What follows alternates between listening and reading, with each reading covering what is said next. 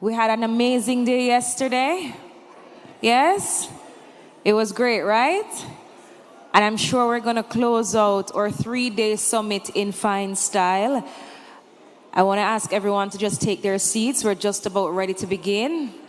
And if you're just joining us and today is your first day, welcome. Welcome to you. Thank you so much for being here as we embark on the final day of the Future of Work and Productivity Summit under the theme Bridging the Gap, Education, Skills, and Economic Transformation, hosted by the Ministry of Labor and Social Security. I know that the Honorable Minister Norman Dunn is here with us. He joined us virtually yesterday, but he's actually here physically this morning. He had some duties in Peru. So the Honorable Minister Norman Dunn, thank you so much for being here this morning. But so far, we have experienced 2 days of compact information, insightful presentations, and meaningful discussions, right?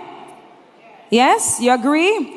About the importance of tapping into the rapid changes we are currently experiencing in this digital era. And of course, how we can collaborate with our agencies, build that framework that is necessary, the underlying system for the movement towards productivity. Of course, bridging the gaps as well for a productive future by creating those important opportunities and upskilling workers while creating a decent workspace, right? So we delved into all of that yesterday because guess what? The future of work is technologically driven, especially in this digital age. Therefore, the labor market must be able to tap into what we're experiencing now and, of course, utilize whatever opportunities we have before us, especially those about artificial intelligence, digital platforms, and e-commerce to transform and enable a more productive Jamaica. So, today, we will be exploring in more detail a topic that I think it's a topic of conversation on a lot of persons' lips. Artificial intelligence, right? Transforming and driving productivity in the workplace using this tool. So, I think it's only fitting for us to get into our first presentation, and we're going to be kicking things off discussing empowering transformation, resourcing for productivity. So ladies and gentlemen, let's welcome the chairman of the board of the JPC, Mr. Omar Azan. Please put your hands together for him. Mr. Azan, are you ready for us? Because we are ready for you. Yes, we're excited to hear from you this morning. Make him feel welcome, ladies and gentlemen. One more time for our chairman, board of the JPC, Mr. Omar Azan. I always have to adjust the mask because I'm a little shorter than most. But thank God we have a short minister with us today, so we're on even ground. Morning, everybody.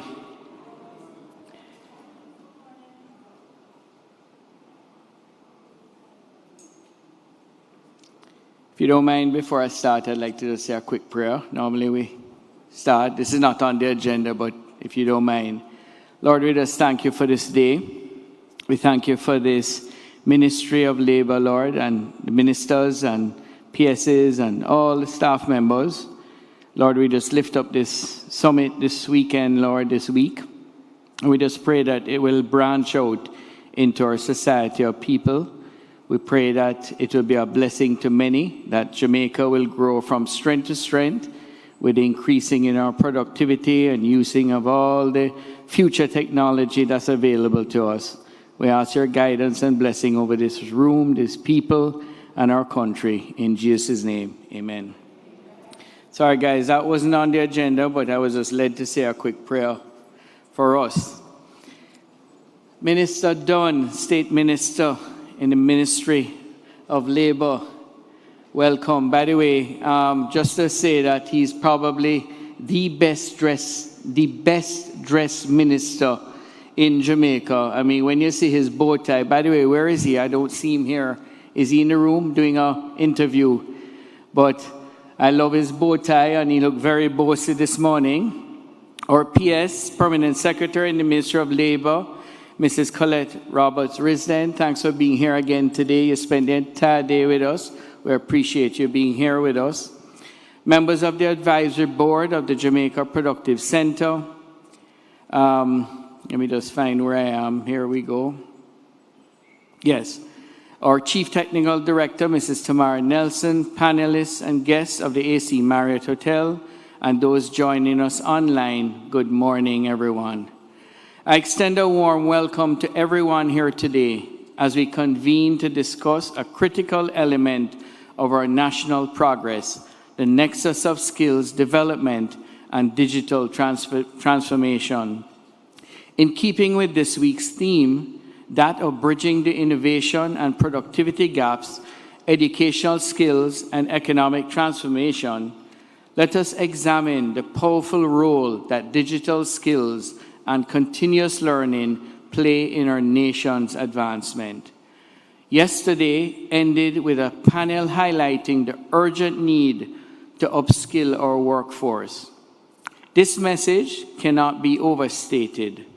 The 2023 World Economic Forum's Future of Jobs survey underscores this necessity, revealing that 4 of 10 workers experience disruption in their skills. 6 in 10 need upskilling, yet only half can do so. This signifies a profound challenge that we must address collectively as a nation. Our journey is far from complete, and we have a long way to go. According to the 2019 Global Competitiveness Report, Jamaica ranks 93 out of 141 countries in ICT adoption and digital skills. This shows a significant opportunity for improvement, one that we must take advantage of to ensure our workforce remains competitive and capable in a rapidly evolving global landscape. Empowering transformation takes a holistic approach to skills development. This journey starts with primary and secondary education, extending through tertiary and vocational training, and continues with lifelong learning opportunities. And I remember there's one panelist that stated yesterday that we need to even think of how we transform our educational system to match the global world that's out there today.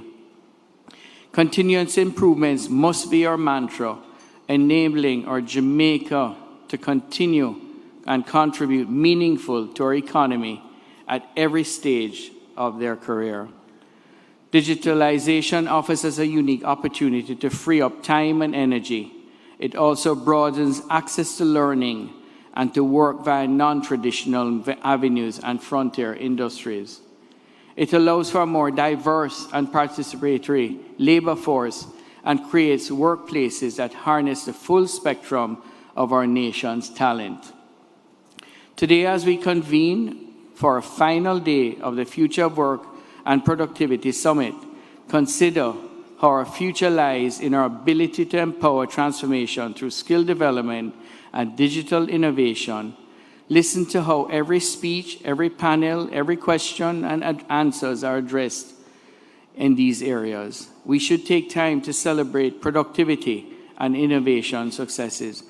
Yet we must also think about bridging our skills and digital future so workers can sustain productivity and seize opportunity ahead. Ladies and gentlemen, I just want to say that this is a great start coming out to the Ministry of Labor. I know it started with our Prime Minister, now it's gone to the Ministry of Labor, and it's feeding into the Ministry of Industry. Minister Hill was here yesterday.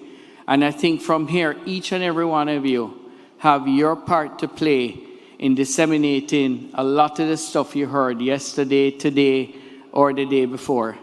And we expect that every Jamaican will start to play their part in getting Jamaica in such a competitive way, because we can do everything we need to do to have the best tourism sector, to have the best manufacturing sector. But if we're not productive as a nation in every sector, in every aspect of our lives, even at home, And I gave this story about my son. Every morning he used to fumble to get ready to be on time. And you know, being on time is part of being productive. So I said to him, Jace, you need to ensure your uniforms are out, your shoes are clean, your bags are packed the day before. And if we can train up from that early stage to get him to be early, every morning he's now ready before me to leave the house in the morning. So just little things like that that we can do as a nation, as a family, as a father, as a mother, as a caretaker, whoever it is, to get our lives productive, we need to do. We hope you enjoyed today. Minister, I want you to just stand. I was bigging you up with your best dress. I think you got an increase in your uniform allowance when you got your increased salary. But Minister, please stand for us, please. We didn't have you yesterday. We wanted to big you up for being here with us today. Thank you. Turn around and show them the bow tie. Thank you all and enjoy the day. God bless you all. Thank you.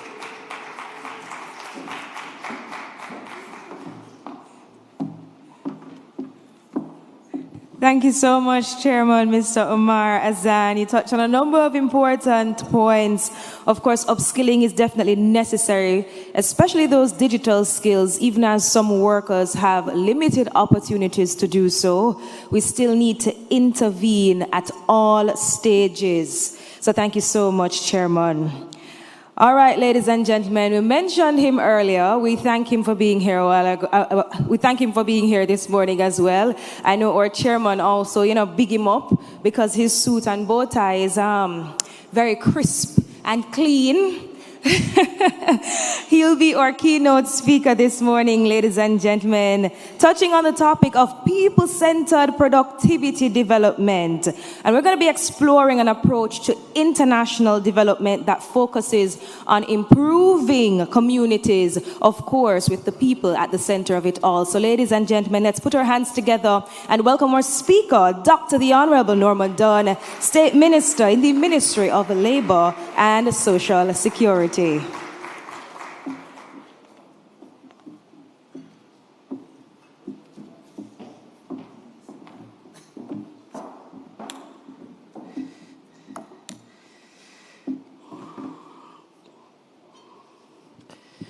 Good morning, everyone. I see the chairman trying to set me up very early. It's too early, chairman.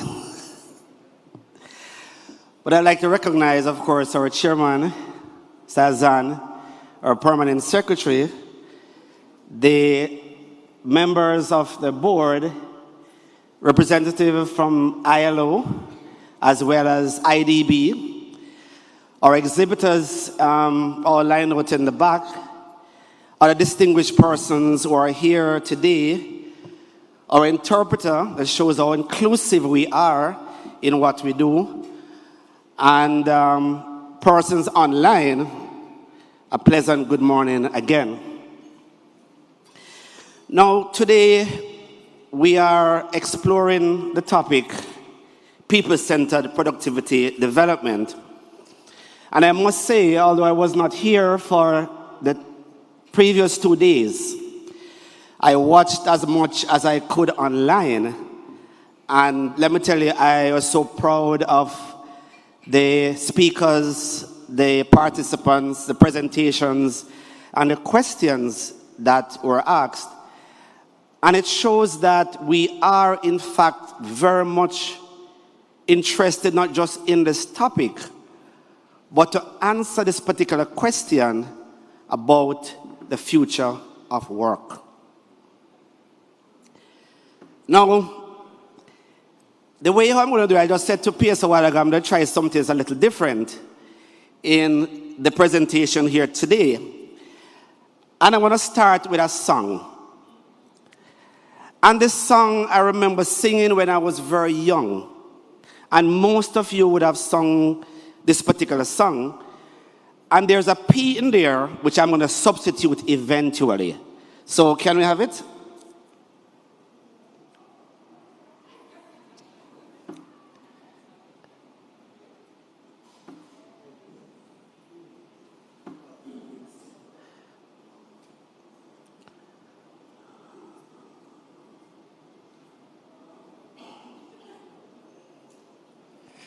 You see, if I could sing it, I would just go ahead and sing. Ready?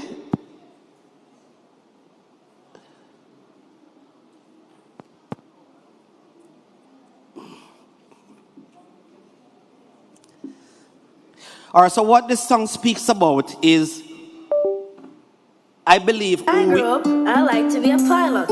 Hey, when I grow up, I would like to be a cricketer. A doctor. A teacher. Could you have some volume, please? We are all going to fulfill our potential, and that's a promise.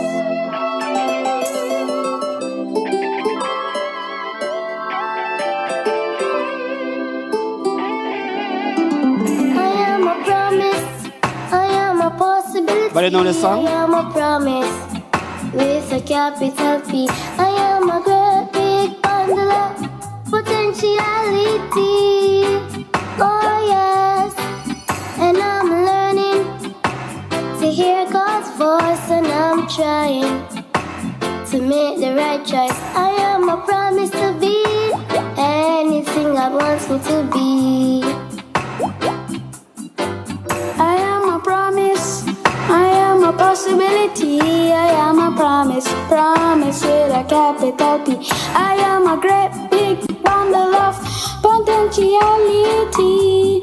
Oh yes. All right, so what I'm trying to convey is that inherent in all of us is a possibility. But we are much more than that now. And this is where productivity comes into play. Because we need to start having this concept of productivity to be a complete part of who we are. So I stand here, of course, thanking the organizers, which of course were CTD Nelson. CTD Nelson, our small team from JPC. And of course, Ad Intelligent for putting this all together. So I'd like to really thank them for this. But in getting the presentation together, there's a picture I'm going to put up now, and I want to ask persons if they know who this picture is.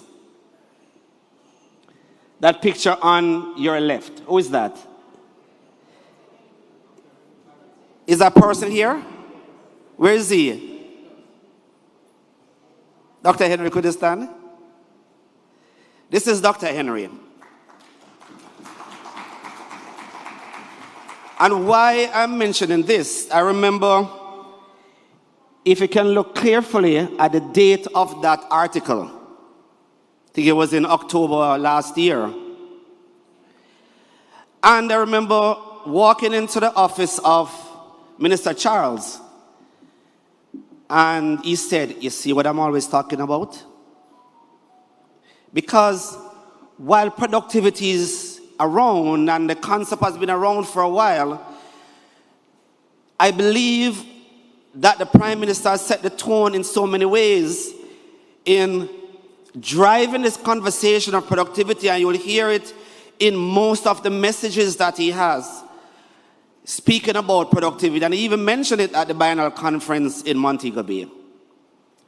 So when Minister Charles came in with this article, he said this is something that he has been working on for a while, and here is an article in the paper just at the right time speaking about this. And we decided that we're going to put together a productivity summit. Other entities I know is in this frame of mind now, because even on my visit to the United Nations last week, speaking on disabilities, and the conference was on disabilities, the future of work, in what they call the Summit of the Future, is what everyone now is speaking about, because there are so much things that are changing right in front of our eyes.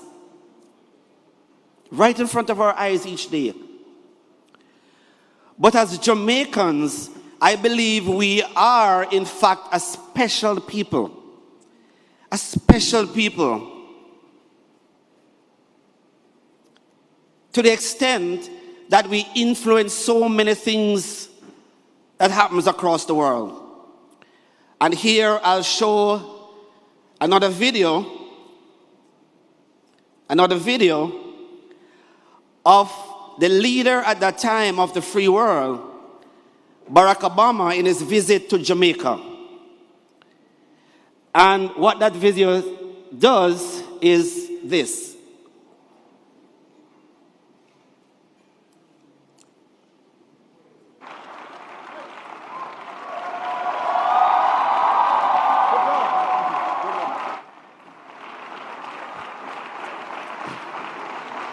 Thank you. Thank you very much. Thank you.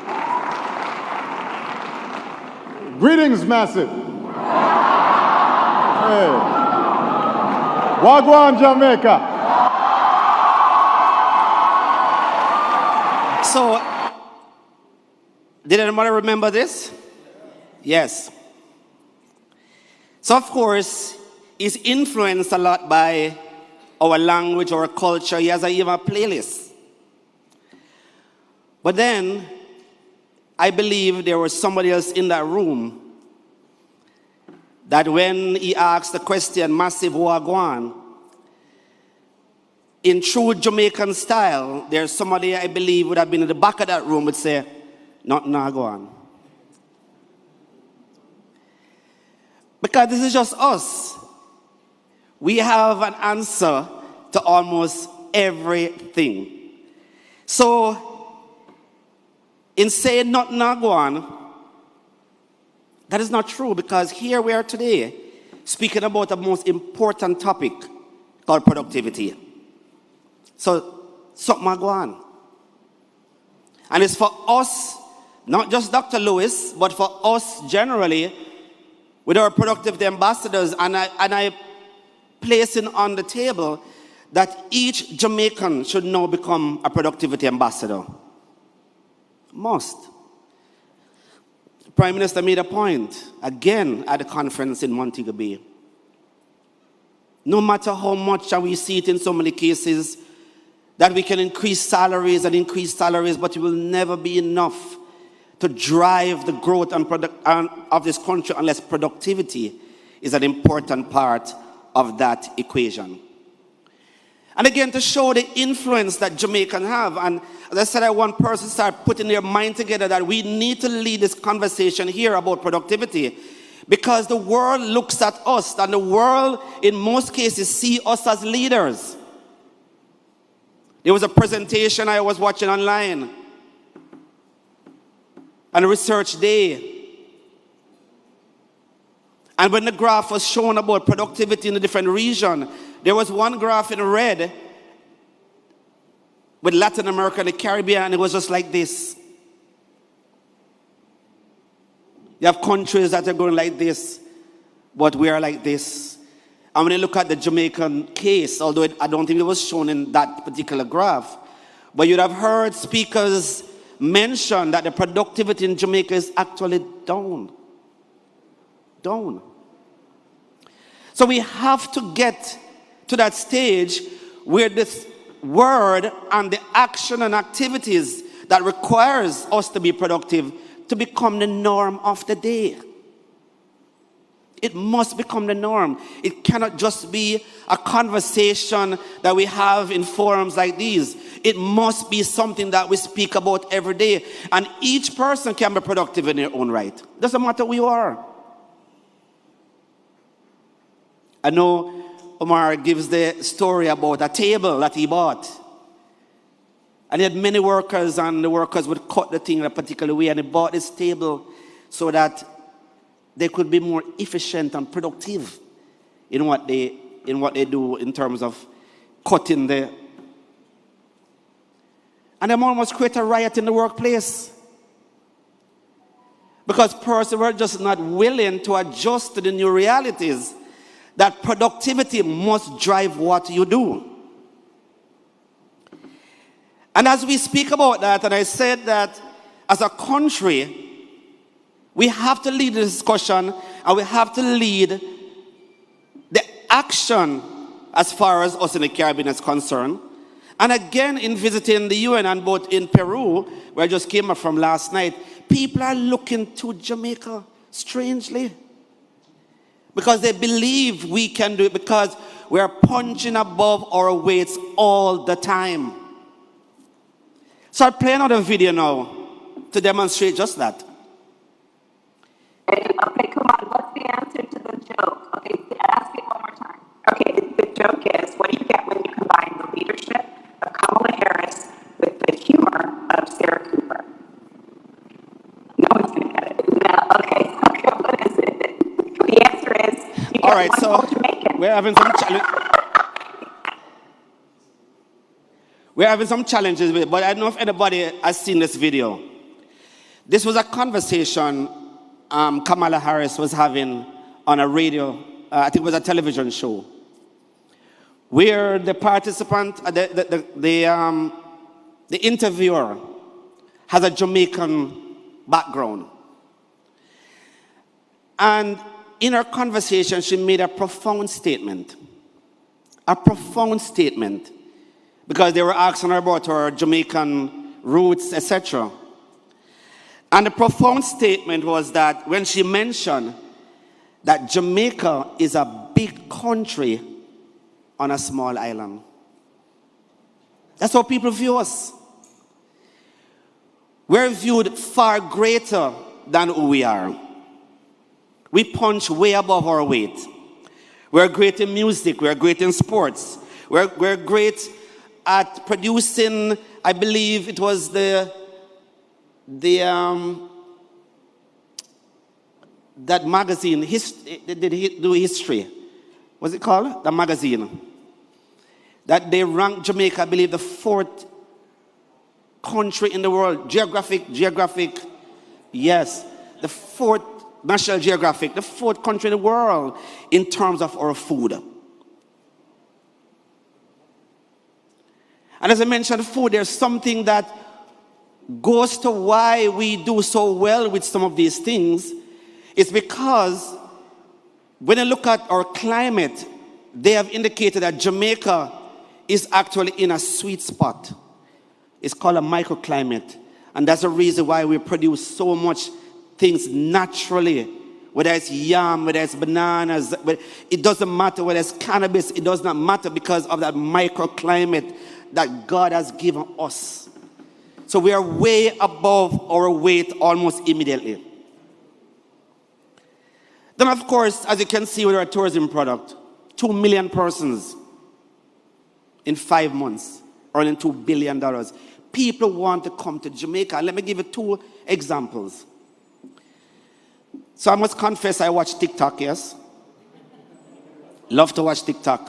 Learn so much from it. Because I have to be in tune with what is going on as well. And I was watching one where there's a gentleman who was in China, black man in China. And the black man was speaking, and he was speaking Chinese fluently. And the Chinese get around him. So I don't know if anybody here has been to China, but when you go to China, I don't know if it's changing now. About 10 years ago, I went to China, and people would come up to me literally and want to touch me. They would come and they barely want to touch you because they wonder if you're real. So when a black person is in China, speaking the Chinese language, people are in awe. And they ask the man, "Where are you from?" And the man said, he's from Africa. I know what the Chinaman said to him? If Africa is a part of Jamaica. That's who we are. Then on my way back yesterday, I was at the airport. And the gentleman that was checking me at the counter, he looked at me and it said that I need to fill out this particular form, which I didn't remember I have to fill out this online form. So he told me where to go and look it up online. And I went and did it. And he said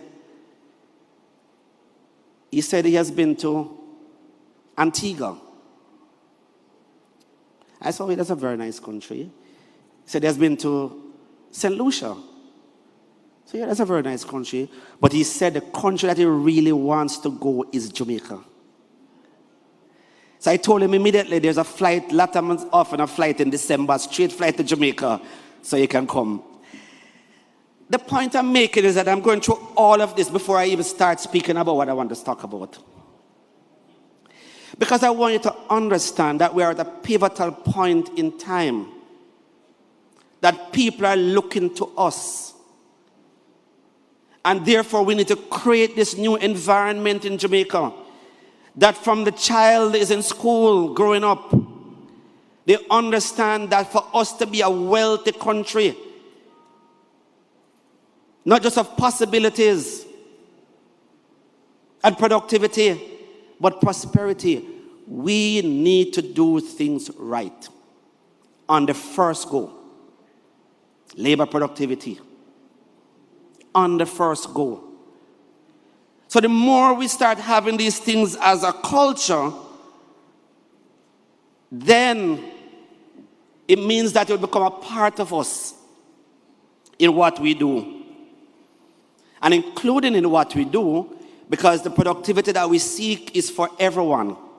The inclusivity that we want is for everyone, including persons with disability. And I will always speak about persons with disabilities because we have to be our brother's keepers, and we have to ensure that we bring them into the fold. They don't want pity. They want possibilities because they are very productive people. And there's a particular bank here that is fostering that. And there was a BPO organization that asked for 200 persons with physical disabilities because they know how productive these people can be. So it's not just us, it's all these persons that we are building and we are including into this concept of productivity. So therefore, one of the things I would like from our ministry, PS, and JPC, is that it's not just a conversation of productivity any at all, not just that. But if you notice, I wear my Jamaican pin. Because it has to start somewhere now. It has to start from who we are, because people are looking at us already and has determined who we are. We are trendsetters, we are innovators, we are creators. So I believe coming out of JPC, and we have just designed a new logo that I'm hoping that CT Nelson will work with us on, is that I believe that every member of staff of the Ministry of Labor and Social Security must wear a Jamaican pin and must wear the productivity logo. Must wear a Jamaican pin and must wear the productivity logo. Because we must start here. We are the ministry that drives it, so it's people-centered ministry. So we must start at home. And I believe, I'm hoping that Minister Charles is not here as yet, but I also believe when it comes to things going to the cabinet, I believe that every single child in Jamaica, just like how they wear a crest for the school that they go, you must have a crest that says Jamaica on it too. It must start somewhere. So every child, no matter which school you go, they must have the little Jamaica. You realize how the police now have it on their clothes? Every policeman have it on their clothes now. Every military person have it on their clothes now. So every child going to school should have it on their clothes. This is our country. Let persons see what we're doing and how we're leading. And this productivity mantra must become of what we are and what we do. So it's an honor to speak before you at this Future of Work and Productivity Summit, where we gather to explore the path towards a future that harmonizes technological advancement with human potential. Our theme today, people-centered productivity, reminds us of the fundamental truth that people are the heart of productivity. As we look to the future, It is therefore crucial to ensure that our strategies and innovations empower individuals and community.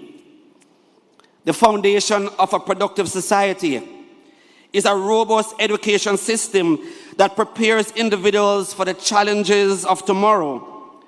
Traditional education models, often too rigid and standardized, must evolve to embrace personalized learning. Adaptive learning technologies, which tailors educational content to the individual needs of each student and providing opportunities that proves to be game-changing. For instance, platforms such as Khan Academy and Coursera uses AI to provide customized learning experiences, helping students to master subject at their own pace. Moreover, integrating practical skills into the curriculum is essential. Schools and universities should collaborate with industries to ensure that the skills being taught are relevant to the job market.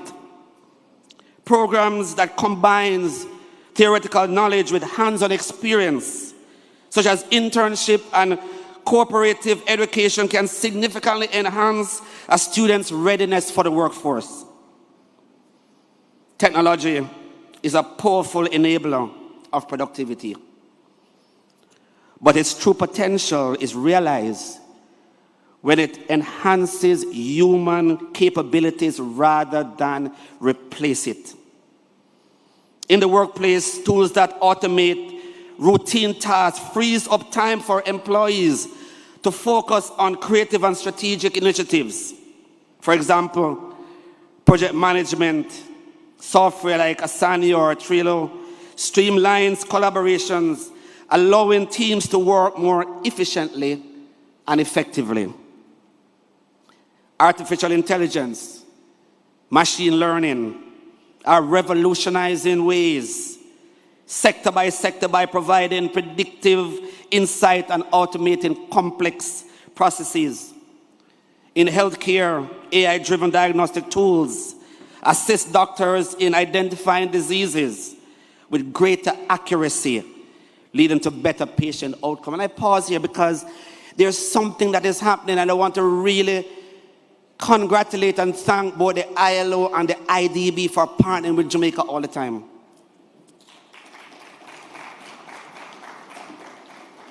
Because they're working on a project right now that I don't know how many persons are aware of it in the healthcare sector, where they're digitizing patient records. By just that one stroke, you can understand the level of productivity that will happen almost overnight. Just by digitizing patient records, because here you can share across the different disciplines in medicine to allow for the diagnosis and the diagnostic tools that is more appropriate to be used at any given time, so that the patient, you, me, us,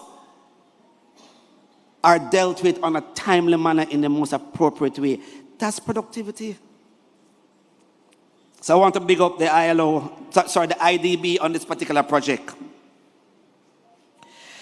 So these technologies do not diminish the role of healthcare professionals, but rather augment their capabilities, enabling them to provide higher quality of care. A productive workforce is one that is continuously evolving and adapting to new challenges. This requires a culture of continuous improvement and lifelong learning. Organizations should therefore invest in ongoing training and development programs that helps employees to upskill and reskill, and HEART is doing a lot of that right now. Platforms such as LinkedIn Learning and Udemy offers a plethora of courses that can be tailored to individual career path. Moreover, fostering an environment that encourages innovation and creativity is crucial. Companies such as Google and Trim, allows employees to dedicate a portion of their time to work on a project of their own choosing, not the company's choosing. We have a clear example here. This not only boosts morale, but also groundbreaking innovation that can drive productivity. The rapid pace of technological changes means that the skill requires for the job market are constantly evolving. Traditional learning programs must be agile and responsive to these changes.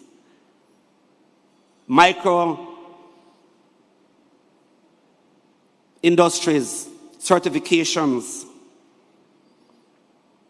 and how we certify those micro-industrial. Again, we see Hart is doing it now that by visiting these sites to certify people. They don't wait until they come into a classroom anymore.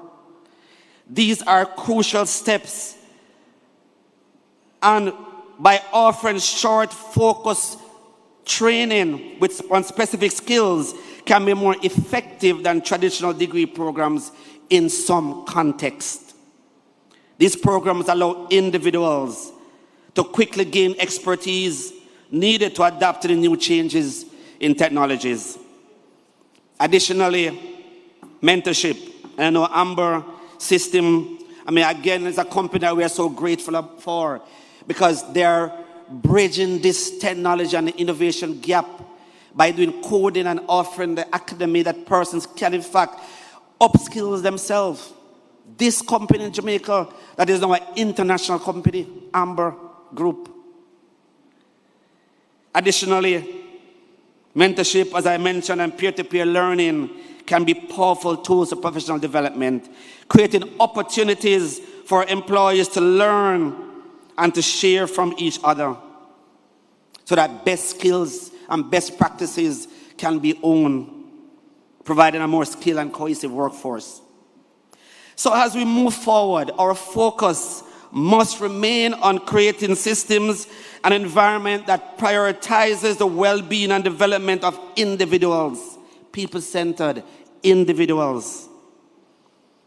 People-centered productivity is not just about increasing output, but about enabling people to reach their full potential. So as we go on over these days and the last day here, by investing in education, leveraging technology to augment human abilities, cultivating a culture of continuous learning, and providing agile training, we can build a future where productivity and human flourishing goes hand in hand together. Let us therefore commit to a future where productivity is not just measured by efficiency of our systems, but by the empowerment and the fulfillment of our people. Thank you very much.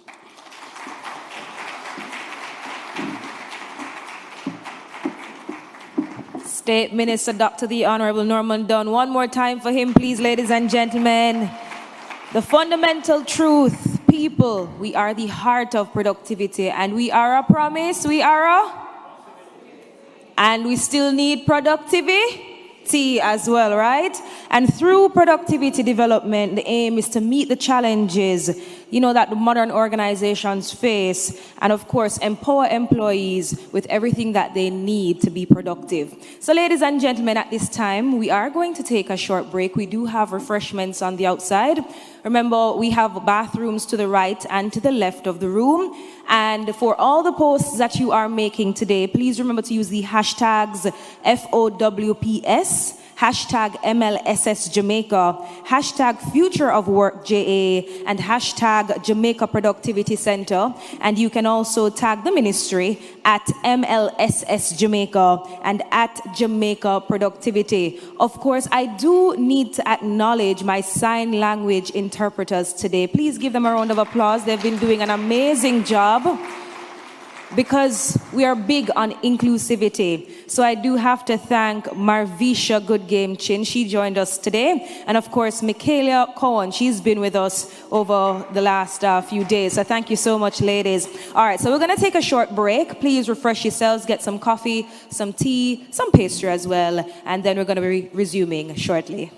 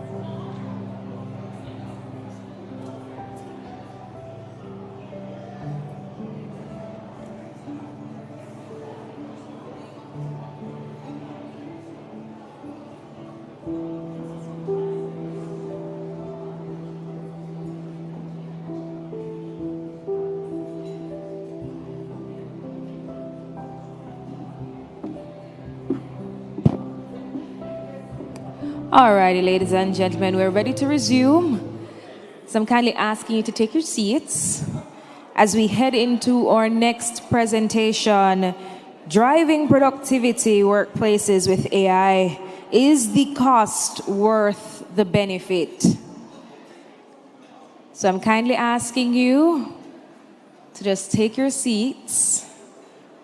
Our next speaker is ready to go. Of course, we do have to thank our sponsors, because without them, we would not be here today. So thank you so much to the Ministry of Labor and Social Security, the Jamaica Productivity Center, Compete Caribbean, IDB, CNW Business. They've provided the internet services over the past 2 days, on our third day as well. Heart NSTA Trust, the University of Technology, Boss Furniture for the lovely seats that you are sitting on, Incomex, EduHub, Check, Adtelligent, Incos, Avanza. Am I forgetting anybody? I hope not. CariMed, with some lovely prizes and gift baskets as well. So thank you so much to our sponsors. We have some AR and VR booths happening as well, and we're going to have them on display a little later on. We're going to show you what's happening. I know the University of Technology, they have some very interesting stuff taking place. So we're going to put them on display so that our viewers online who've joined us and are tuned in can see what's happening. Now, ladies and gentlemen, AI has emerged onto the scene, and some persons say that maybe it's just for a time. Some persons think that it has contributed to the progress of certain, big technological companies, while others have concerns about job losses. Now, the question is, could this technology power future growth through improved productivity? So, ladies and gentlemen, our speaker will be touching on all of that. Is the cost worth the benefit? Driving productivity workplaces with AI. Ladies and gentlemen, let's welcome the CEO of Incos Services Limited, Leslie Lee Fook. Please put your hands together for him and make him feel welcome. Thank you, Talia. Good morning, everybody. Walk on. So, Minister was talking about the black guy who's speaking Chinese. My Chinese man speak patois. So, I'm very excited to be here with you guys today. I always love doing events in Jamaica. And where's Minister? He's not in the room. So, I want you to let him know, Craig, let him know that self-praise is no praise. Right? Because I love doing events in Jamaica, because Jamaica is the most forward country in the region. So I want to big you up a little bit. You guys are all here as a real testament to the fact that you want to take things up to the next level. So give yourself a round of applause. Clap yourself. All right. So I want to be able to give you guys stuff that I really only give to my private clients for that reason. And by the end of the session today, I'll give you guys everything you need to be successful with AI.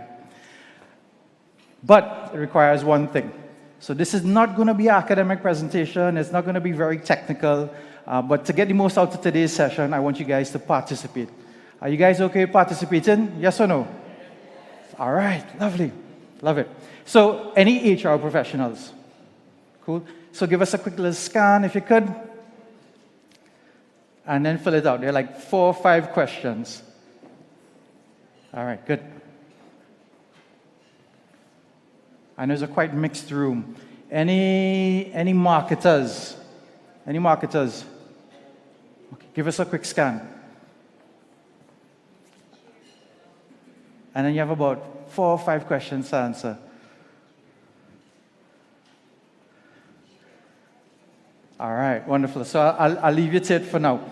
So what we're going to cover today, just a quick outline of the agenda. We're going to talk a little bit about what is AI.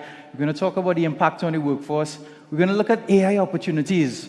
And then we're going to look at the framework that we use with our clients that help us accelerate AI adoption across their organizations. And if we have time, I have a little bit of a bonus for you guys. So we start off with the framework. Now, this is our 6-step framework. This is what we use with our most successful clients. We'll only scratch on the first one. And this is the most critical one. This is the ability to spot those opportunities across the organization. What most people are talking about today is, how do I use AI for marketing? How do I use AI for customer service? But it's a very, very different way. And when you're able to spot the opportunities, you see how you can apply AI across your entire organization. The other stuff is really important, but you have to be able to spot it first off.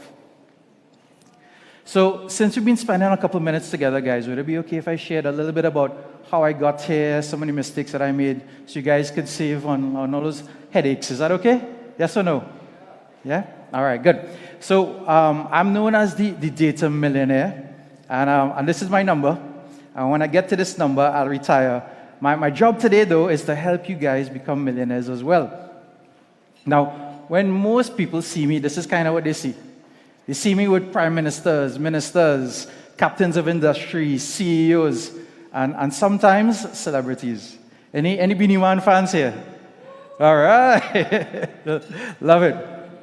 But the reality is it wasn't always like this. So these 4 letters, my mouth is drying up even thinking about this. But it's 4 letters, COXX. Thank you. What's COXX? It's actually, thank you very much, my A-level results. I got a C in GP. I got an O in, no serious thing, an O in chemistry, an X in biology, and an X in mathematics. Now, why am I sharing these extremely embarrassing results with you guys? It's because most people think today, to be successful with AI, you need, what do you need? Maths. You need programming. I didn't even do computer sciences at school. So by about 2018, because of lots of different things, and I'll give you the short version of it today, by 2018, I had established a data analytics practice that was covering the entire Caribbean. And I realized that AI was coming, and it was coming fast. But I had that same problem. I couldn't code. Anybody could code in this room, any coders, any programmers, a couple, all right, the smart folks in your room, a couple people, good. So I can't code, I can't program, but I know AI was coming. So I wasn't quite sure what to do, and I started to, well, when you have tough questions in life, what do you guys do? You Google it, yeah. So I Googled it, and I stumbled onto this company, and what in 2018, when data scientist was the sexiest job on the planet, this company was doing something called automated machine learning. What's that? They were in 2018 already automating data scientists. So I called up the company. I got into a training program, and it was actually a training program with their sales team. I was like, perfect, because I'm not technical. So I go there, and by about lunchtime on day 1 of a 5-day program, I am lost. So we had a little water cooler break, and I'm talking to the new sales staff, and they said, look, I have the minimum requirement is a master's in statistics. So I was drowned in. But on day 5, just after lunch, they said, go to this website called Kaggle. Anybody ever heard about Kaggle? Yes or no? No? Okay. So Kaggle is basically this online data science competition where it attracts the best data scientists in the world. So for example, Netflix will post a data set there, and they will put a bounty, $1 million for the data scientists that could solve this problem. So all the best data scientists go there. So at the end of the training on day 5, they said, go to Kaggle, download a data set, put it into the platform, and then hit this big start button, and then come back 30 minutes on. So I go to Kaggle, download, put it in, click, I go for coffee, I come back, I take the results, and I put it back into Kaggle. And on that day, I became the 43rd best data scientist in the world. Because I could click a big button, basically. But they had already automated the work of data scientists. So I came back to the region, and I started to train citizen data scientists. So people who were not traditionally data scientists, and I think I went off there, guys. Yeah.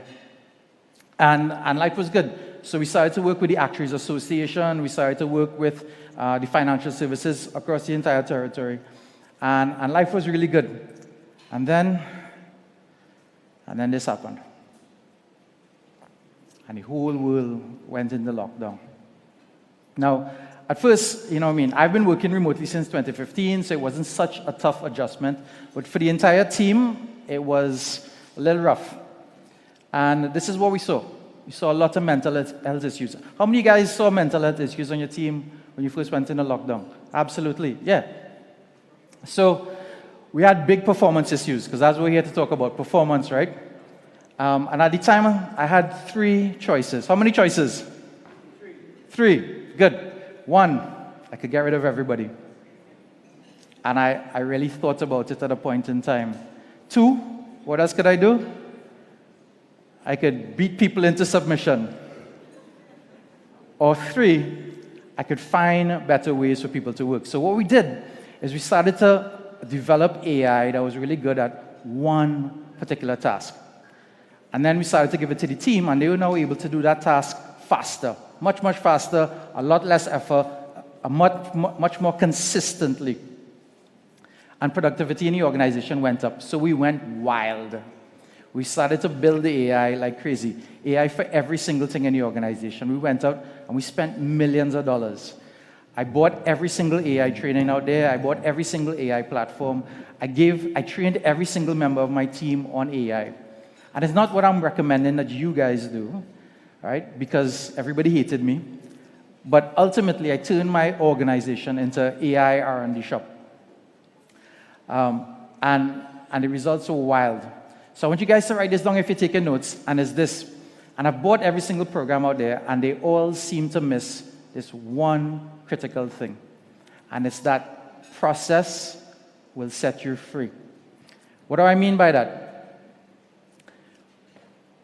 We inadvertently developed a robot army, right? Because we started to create processes and systems for pretty much everything out there. Now, you're probably wondering, like, give me some numbers. What does that mean to me? So, anybody done like productivity training, time management training, and done something called time blocking? Right? That's the big productivity hack. What's time blocking? You have 8 hours in a day, and for every hour you do one task. So the typical knowledge worker does how many tasks a day? 8 in the perfect world. At the end of the year, you've done 9,600 tasks. Today, my AI does autonomously 10,000 tasks a day. That's you work for an entire person for an entire year, autonomously every single day, without a single dollar on payroll. I want that to sink in for a second.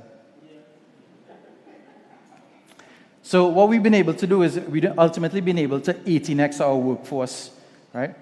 What if you did that in your own organization? What would that mean for your employees? What would that mean for the citizens of the country? What would that mean for the country? So, today we've scaled, we've grown, and we compete with the biggest out there. When I go to market now, I compete with global companies because that's what we really hear about. We want to be able to be globally competitive. Absolutely. So, I have a couple takeaways for you guys, and the first takeaway is this, is that your present circumstances, they do not define your future. My second takeaway is that AI will impact every single person on the planet. And my third takeaway is I've figured out that AI is the number one way to have an unbreakable life, an unbreakable career, an unbreakable business. And this is going to be the future for everybody. So there are 2 paths to AI. What you're going to find is today, there are organizations that are racing towards AI. And they're trying to introduce AI into every single aspect of their organizations. And most of these organizations, they're actually not talking about it. But they will create such a massive digital divide because they're really disrupting their existing spaces that everybody else, they're just not going to be able to keep up. I mean, you guys know this story, right? Now, when I mention all of these things, all of these facts, how many of you guys concerned about job loss? Anybody? I am massively concerned about job loss. Chairman mentioned it this morning. He said 4 in 10 jobs are going to be impacted. And I saw everybody sip their coffee and continue. I want these tables. I want you guys to stand up. In fact, this one as well. This row. All right. So these folks that are sitting down, the degrees that you did, the years of service that you put in, the experience that you have is no longer going to be relevant in 5 years. 4 in 10, thank you so much. You guys are good. All right? 4 in 10 is massive numbers. Now, who's using AI already? Anybody using AI already? Okay, all right. Who's using AI but their boss doesn't know it? Don't raise your hand, give me a wink. All right, gotcha. Cool. So AI is going to make you at least 50% more productive. Is that conservative? Very conservative. And it's because of this, right? There's this gold rush that's happening right now towards AI. And how many guys heard of this first mover advantage thing? Because absolutely. So studies show first movers are going to take 90% of the market. Everybody else, second, third, fourth, fifth, sixth, seventh, eighth, ninth, 10th, everybody else will have to share the balance of the market. So we're seeing this crazy gold rush. Now, some of you guys are thinking about, I know you guys dream and you know Jamaica's on the world stage and a massive brand. But some of you guys are like, well, this is only Jamaica. But the reality is this. If you look at the first movers in any particular market, Coca-Cola, it was created in a little pharmacy in the US. Kellogg's was a breakfast accident in a sanitarium in a madhouse. And most of you guys know the story of Amazon. Amazon was created in a guy's garage. So sometimes people with very little resources, that are the first movers. So it's really about asking yourself the question, do you want to be a first mover or you want to be a late adopter? Do you want to be a first mover or a late adopter? Absolutely. Because this is the 2030 vision. You want to be the best, right? You want to be the place of choice to live, work, raise families, and do business. And there's only one way to do that. It's to be the first mover. So what is AI? And I don't have a technical description for it. So this is how I like to think about AI. So think about AI like the best employee you've ever had. That's an employee that works 24 hours a day, 7 days a week, 365 days a year. They don't get sick. They don't have bad days. They don't call the union. It's an employee that is always learning. Every single task they do, they're getting better, they're getting smarter. And the crazy one that I like, it's an employee that's extremely experienced and adaptable. What do I mean by that? It's an employee that understands marketing, sales, finance, IT, operations, risk. Like you name it, compliance, they understand all of it. So, do you use AI today? And I know a couple of people here that raised their hands. What do you guys use? What do you use? ChatGPT, everybody. Oof. By the way, you know the White House banned the use of ChatGPT? You know they banned Copilot, you guys know that? Just checking. All right, cool. So if I asked that question maybe 2 years ago, I'd have gotten different answers. So who's got the iPhones? Yeah, so I was going to make a joke, but I'm not going to make it because nobody... So I was told a girl in Jamaica is not going to talk to you if you don't have an iPhone. Joke. So, but when you pull out your iPhone, you look at your iPhone, facial recognition, that's AI. When you get emails into your inbox and it gets pulled out into your spam folder, that's AI. When the bank calls you and they say, look, fraudulent transaction or not, that's AI as well. So we've been using these forms of AI, but that's really a class called discriminative AI. What does it do? It discriminates. It makes a decision. And whilst it's powerful, it's different from the stuff that we're now exposed to. So this stuff, ChatGPT, most of you guys are already using it, is really one of a whole ecosystem of platforms. So it's not just about text, it's voice, it's speech, it's music, it's audio, like you name it. I was at a conference in Montego Bay last year, and one of the guys at the conference was the head of medicine at Yale University. Now, I was super excited to meet this guy because I'd love to get my kids to go Yale to do medicine someday. And I get to the lobby and I run into him, and he bumps into me and he said, "Leslie, real excited to meet you." I was like, "You excited to meet me? Why?" Right? He said, "Because AI is impacting doctors." He mentioned that earlier. So his partner was with him, and she's like, "Yeah, AI is also impacting my space." I was like, what do you do? She's like, "I make perfumes." Now, I've never seen AI with a nose, But AI is impacting every single person, even in such a narrow niche. So, how smart is this? Any lawyers here? Talia? All right. Any other lawyers here? So, okay, cool. I'll go ahead, Talia, with your permission. All right. So how smart is this stuff? I want you to look at the third row down. So the third row down is something called the Uniform Bar Exam. So at the end of 2022, they released a model called GPT 3.5. And GPT 3.5 set the Uniform Bar Exam. It's the exam that tons of people take to become lawyers. And it scored in the bottom 10th percentile of all lawyers. 5 months later, the Big Brother version 4, was released. And it sat the Uniform Bar Exam, and now it was in the top 90th percentile of all lawyers. So it's getting smart, and it's getting smart fast. Now, you guys have probably heard a lot about blockchain and all these emerging technologies. So why is this stuff different? Like, how is this even, is it really going to get legs? And these 3 reasons are why this stuff is here to stay. And you'll see. So the first thing, it has broad capabilities. So I mentioned today, it understands every single thing. Marketing, sales, finance, perfume making, medicine, legal, every single thing. In fact, this afternoon, I speak at the Chief Justice's regional conference. Because every single conference you go to, what is everybody talking about? AI. Because it has broad capabilities. It could do pretty much everything. It's easy to use. So the first time you use these platforms, it's like using Google. Who could use Google here? Yes or no? Yeah, everybody. So it's easy to use. And the third thing is the cost. So for the folks that are using ChatGPT, how much you're paying? 0. It's free. And that's why this stuff is here, but here to stay. So this is why I believe the workforce of the future is going to look like this.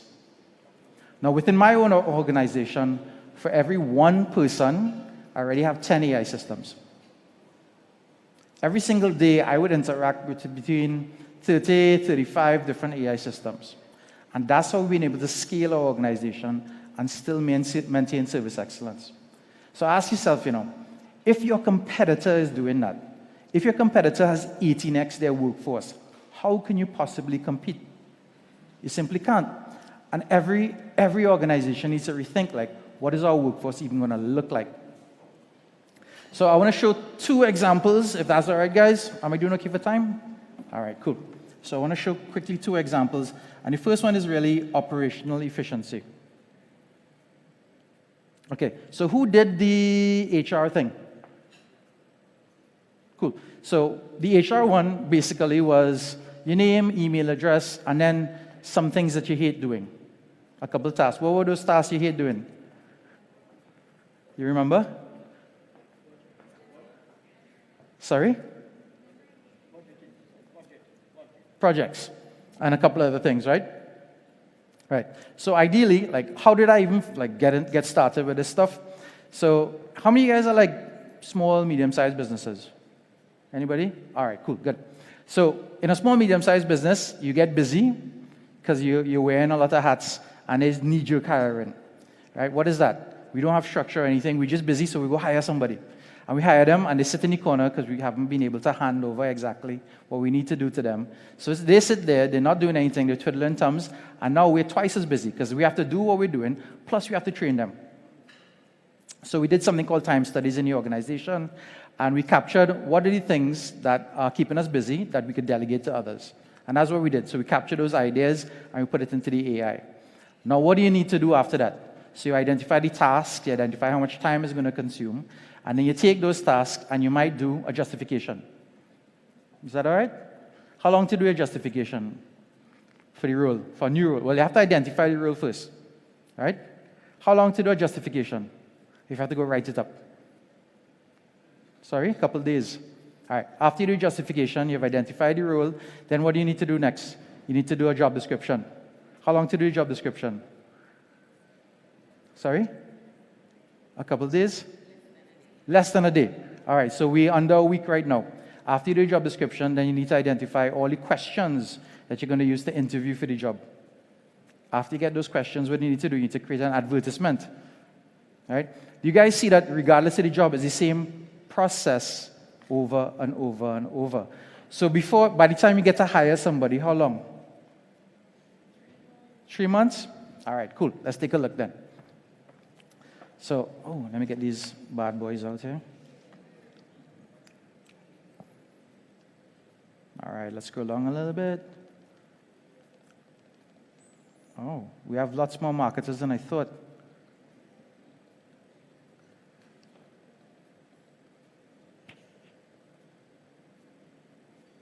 Ooh, lots of you guys responded to my survey.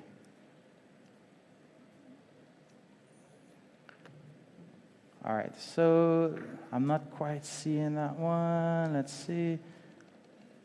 It's gonna come. I turn around, guys, and then they're like, oh, where is it? Here we go. I got like 75 emails. All right, so let's pick on the marketing. Cool. So let's say you're a marketer, because I haven't found that email. Jago's here. Oh, here we go. All right. So is it Loyette? Okay, cool. So for example, here's Loyette's.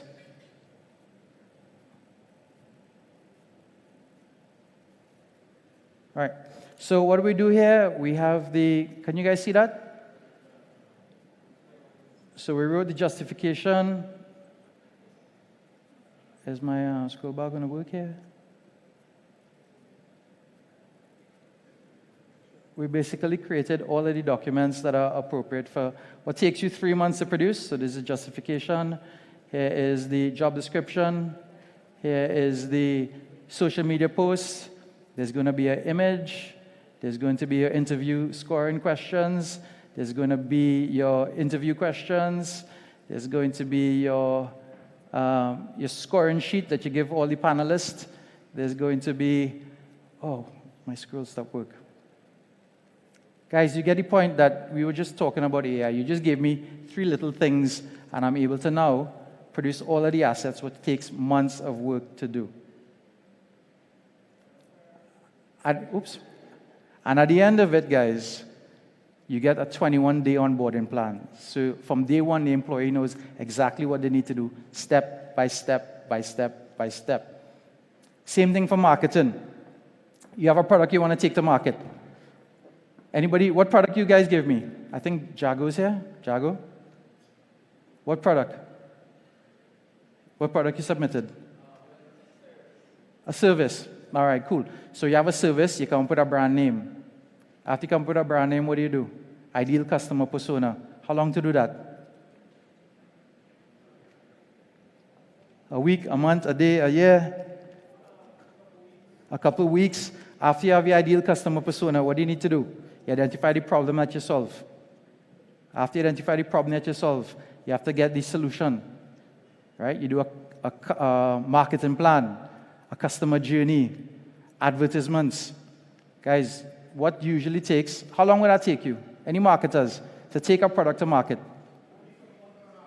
How long? Absolutely. How much did that cost you?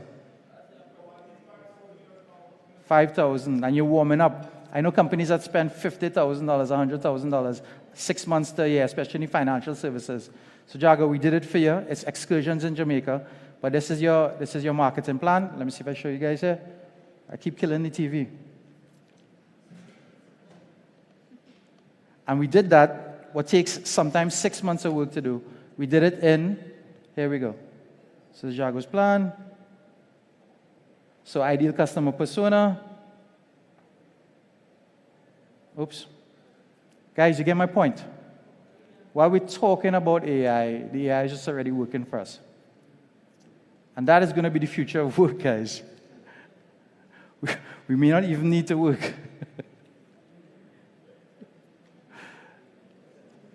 So, I looked at operational efficiency. We could take things that takes teams of people, a couple $100,000 to do, months of time, and we could do it in minutes.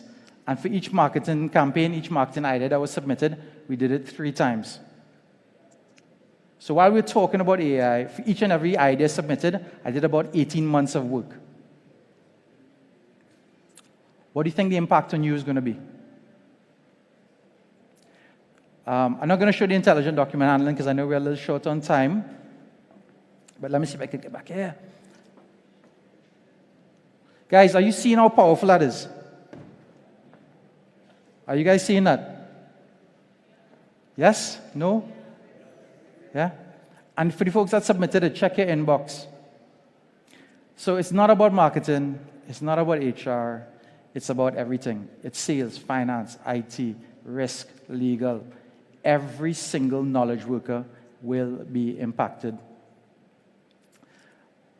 I wouldn't have time to show this because the screen's not working well, but the reality is this. The old technology that we used to utilize would require massive spend, right? And it used to come from the top down. So the executive used to have a strategy, they would allocate budget, we'll do it next year.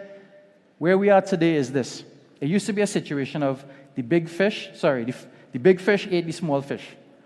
And as a Caribbean citizen, I'm happy to see it's the fast fish that eat the slow fish.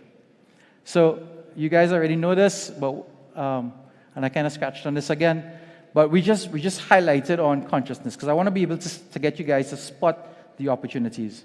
And if you could spot the opportunities, you'll absolutely see it everywhere around you. So what do? We covered what is AI, the impact on the workforce. We talked about the AI opportunities. I gave you a framework. And do we have time for a quick bonus? Yeah? All right, cool. You guys want to play the video?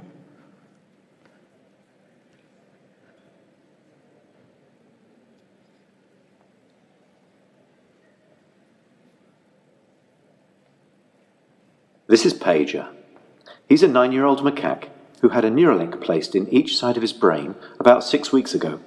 If you look carefully, you can see that the fur on his head hasn't quite fully grown back yet. He's learned to interact with a computer for a tasty banana smoothie delivered through a straw. We can interact with the Neuralinks simply by pairing them to an iPhone, just as you might pair your phone to a Bluetooth speaker.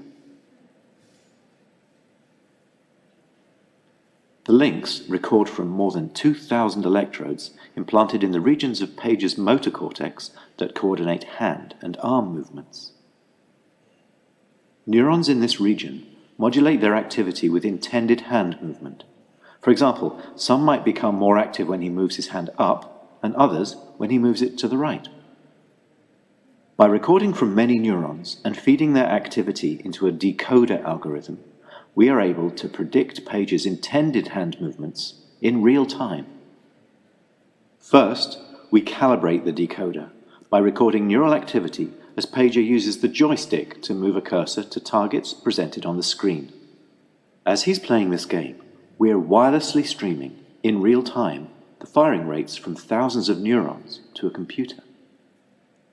Using these data, we calibrate the decoder by mathematically modeling the relationship between patterns of neural activity and the different joystick movements they produce. After only a few minutes of calibration, we can use the output from the decoder to move the cursor instead of the joystick. Pager still moves the joystick out of habit, but as you can see, it's unplugged. He's controlling the cursor entirely with decoded neural activity.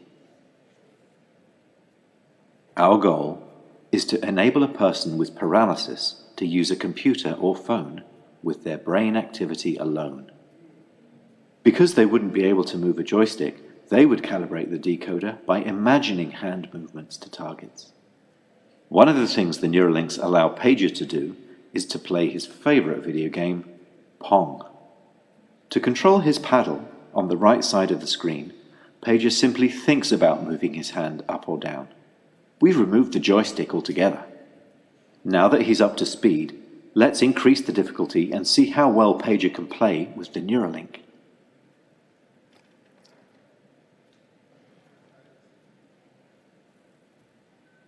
As you can see, Pager is amazingly good at Mind Pong. He's focused, and he's playing entirely of his own volition. It's not magic. The reason Neuralink works is because it's recording and decoding electrical signals from the brain. Yeah. Great game, Pager.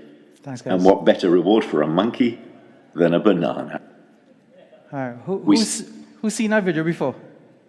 All right, cool. You know the scary part about that video is? It's 3 years old. Last year, the FDA gave approval for human testing. So this is the first candidate who received the chip. Now, guys, we already all have superpowers. This is thousands of times faster than the computer that landed the first rocket ship on the moon. But now we don't even have to take it out of our pocket because we're wirelessly connected to the internet. You're wirelessly connected to AI. Now, the whole premise of this technology is to give people mobility back. But if somebody in your organization gets this chip to get back mobility, they automatically become what? The smartest person in every single room.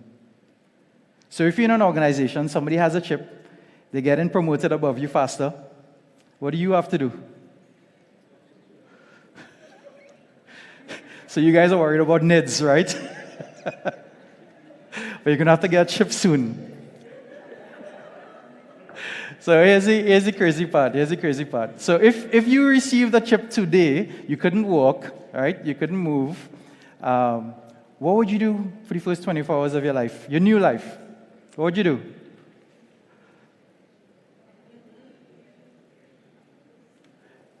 So he played video games. Yeah, they turned him back into a monkey, basically. It's insane. But ultimately, guys, and we probably all heard this, like how do you stay ahead of the curve? It's not AI that will replace your jobs, right? It's a cliche now. It's what? It's the people that use AI that will take your jobs, right? So we have this pretty cool AI intensive workshop that's coming up. I want to be able to give out a couple of seats. So you guys already know who's the fastest country in the world? Absolutely. So this is for the first folks that are fast. So for the first 40 people that register, I'll give you 10 seats per organization. Is that cool, guys? 250 for a seat, I'll give it to you guys for free. But it's on one condition. One condition. You get 10 people in your organization to complete a Mars survey. Is that fair? Is that fair? They complete the Mars survey. Yeah. Is that cool? So tomorrow, where's the QR code for the survey? All right. So it'll be available at the front desk. You guys have to complete the survey and get 9 more people in your organization because we want to get a good sense of where everybody's at so we can help people get there faster. Is that okay? You want a QR code for the workshop? Yeah? No? Okay. Here you go, guys.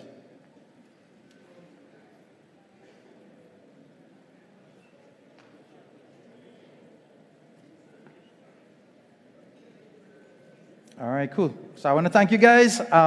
Last but not least, I'd love to get a photo with you guys. Love being here today. All right, guys, say Wagwan. I love it. Thank you so much, guys. You guys are awesome.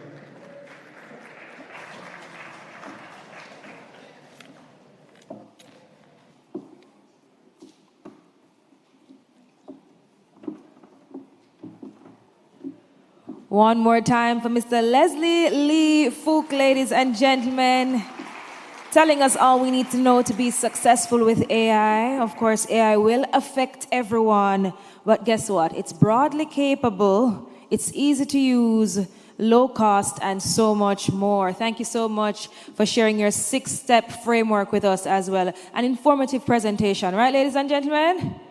You got the QR code? You didn't get it?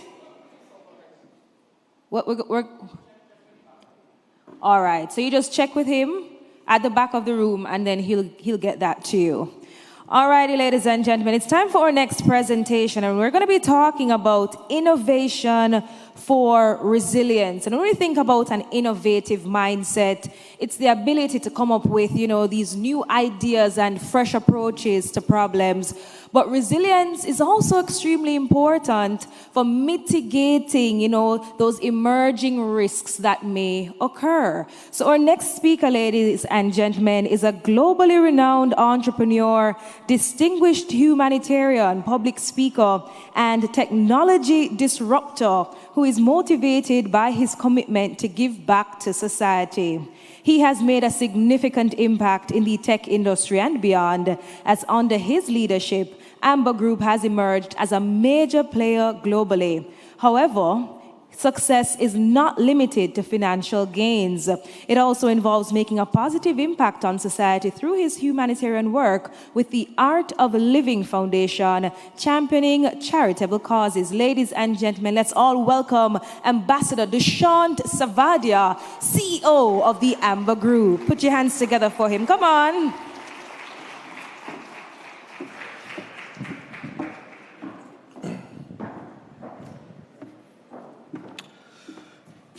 Very good morning, everybody. No, that's not like the morning I want to hear. Good morning! Seems like everybody had some breakfast, which is great news. Ladies and gentlemen, my name is Dushyant Savadia. I'm the founder and CEO of the Amber Group. I'm going to leave this podium shortly, only because I don't feel very confident when I'm having a bad hair day and my iPad, which has my beautiful speech written by my secretary for the last 2 days, is also missing from my hands. No, I'm kidding. And actually, both of them are true. So let's talk about, and I'm not going to show you any PowerPoint presentations. I'm not going to talk about any big technical jargons, but I want to tell the world what's possible out of Jamaica. What have we accomplished as Jamaicans? My face might not say it, but I am a Jamaican citizen. I'm also an ambassador for Jamaica for investments. I'm also a pilot. I'm also a deep sea diver, out of many other things that I do. And I also recently climbed the Mount Everest and etched Jamaica on the top of the mountain too.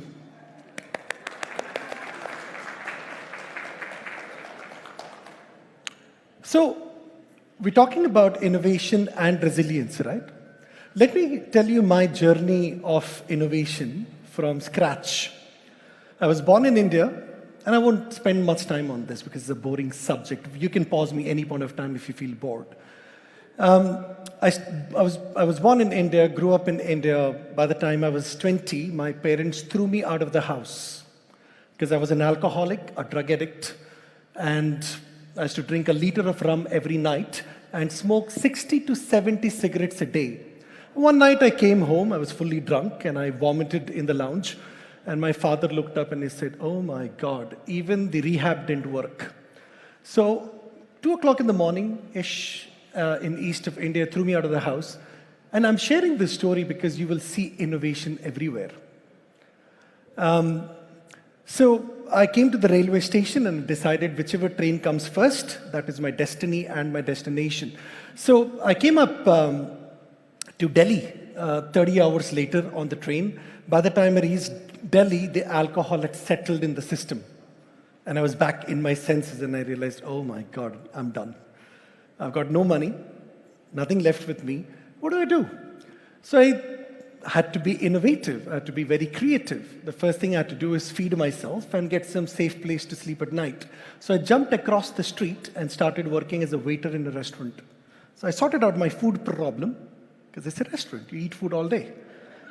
And I sorted out my accommodation because they needed a guard at night also, and I was happy to do it for you. From there, I started working as a call center agent. From there, I started working for Xerox. By 1999, I became the head of Xerox for Southeast Asia for training and development under a massive distribution. And that's when I was introduced to the Art of Living Foundation, which is one of the world's largest non-government, non-profit organization which really teaches stress management workshops. And imagine trying to manage my stress. I was still drinking, still smoking. I was still on the other side of the fence. During the Art of Living, I realized the purpose of my life, and that's when I decided, you know what, I'm going to dedicate my life to humanity from this point onwards. I moved to the United Kingdom. I stayed in UK for about 10, 12 years. And then 2011, I got divorced. I'm single, by the way. I'm not kidding. 2011, I got divorced, and I didn't want to live in the UK anymore, so I decided to go back to India. And I asked the founder of the Art of Living, what should I do? And he said, no, go to the Caribbean. There is a lot of work there. There's a lot of stress there. There's a lot of work that we can do as an organization. So that's what brought me to Jamaica in 2012. And until 2015, I was a full-time humanitarian. I taught nearly 3,000 inmates in the prisons in Jamaica.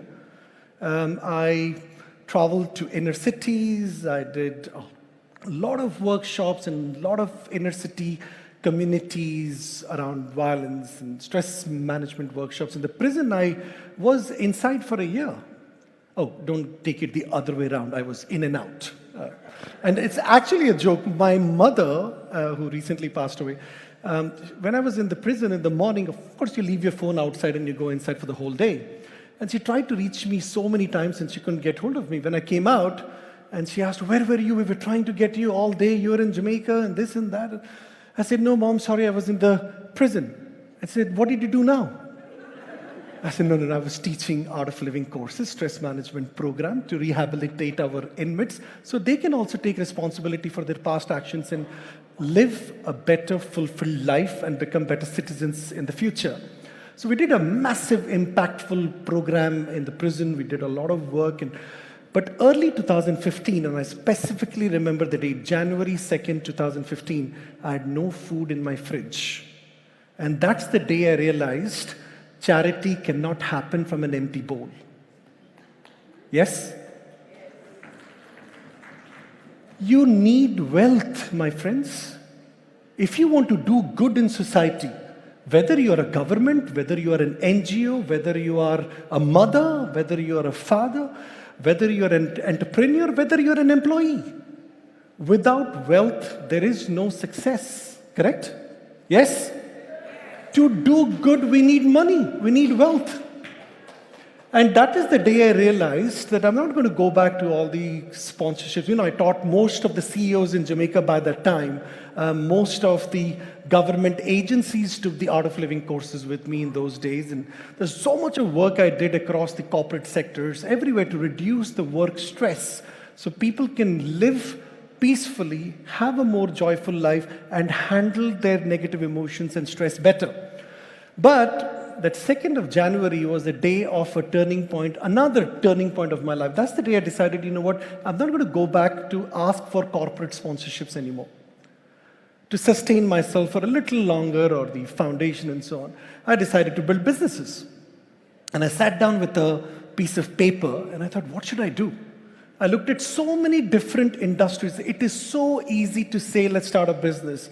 But I tell you, it is difficult to start a business.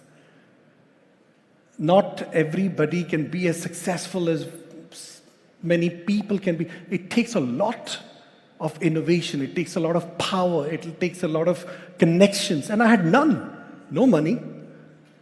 No connectivity. Now I'm sort of recognized in Jamaica. Now, in those days, you don't know anybody at all. And when you don't know anybody, nobody trusts you. Nobody wants to give you any business. What do you do then? So I had to kind of plow the road slowly by myself. So I started with Amber Connect, which was my first product. It's a vehicle tracking fleet management system. And I'm so proud today, Amber Connect operates in 100 countries all over the world, out of Jamaica. We became the largest exporter of technology out of Jamaica into the whole world. No other business operates in 100 countries the way we do. No one. In the Caribbean entirely. And it's a fully Jamaican headquartered, Jamaican founded, and a Jamaican citizen owned business. So I had to first find a little office. I came up with this nice plan of Amber Connect vehicle tracking. And I looked at what the world has done in each of the industries. And I realized we're so far behind in terms of innovation, not just in Jamaica, globally. The vehicle tracking security market was the most uninnovated technology globally. So I focused on that. I got a seed funding from a friend of mine who gave me a little money. I went to China, stayed there for 3 months. I'm a vegetarian, so I could only eat bland noodles. And I stayed in a dormitory with 30 other men in the same room, with 6 shared bathrooms. Success doesn't come easy.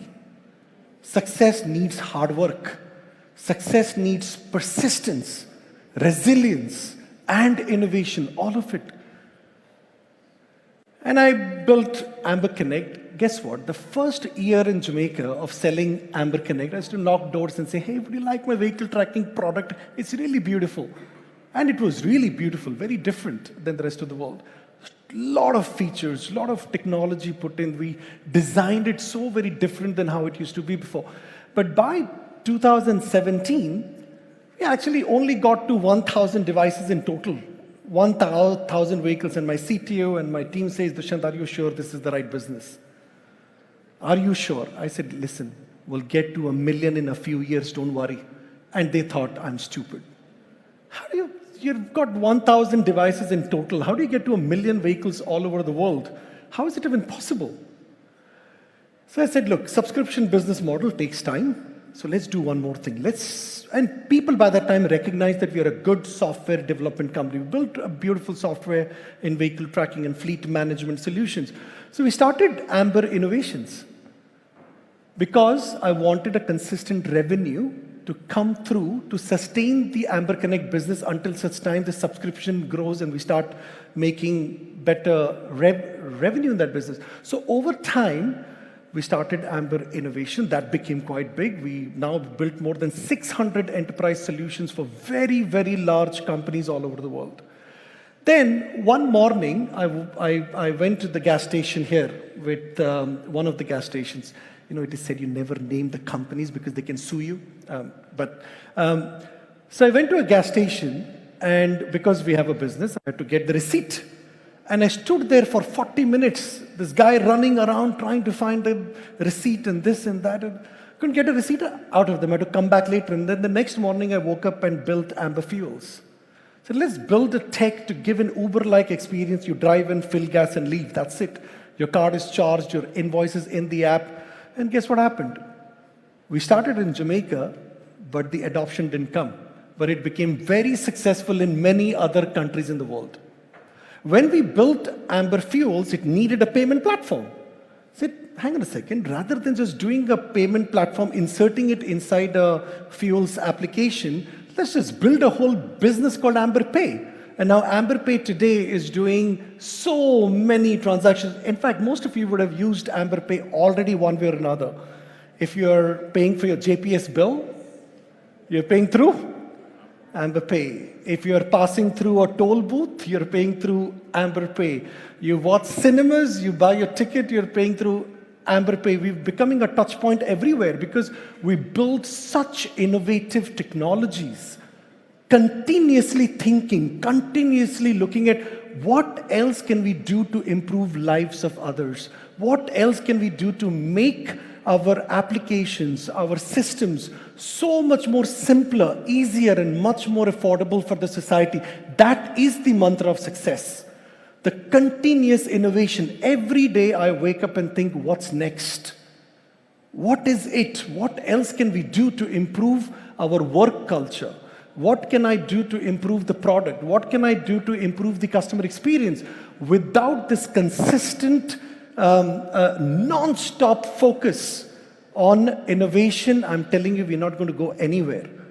40 years ago, when we saw the floppy disk for the first time, you remember floppy disks, right? We thought, wow, 5 megabytes could be stored in a floppy disk. My God. 5 megabytes was holy. This was like the best innovation ever happened in the world. Today, a 5 megabyte floppy is used as a tea coaster.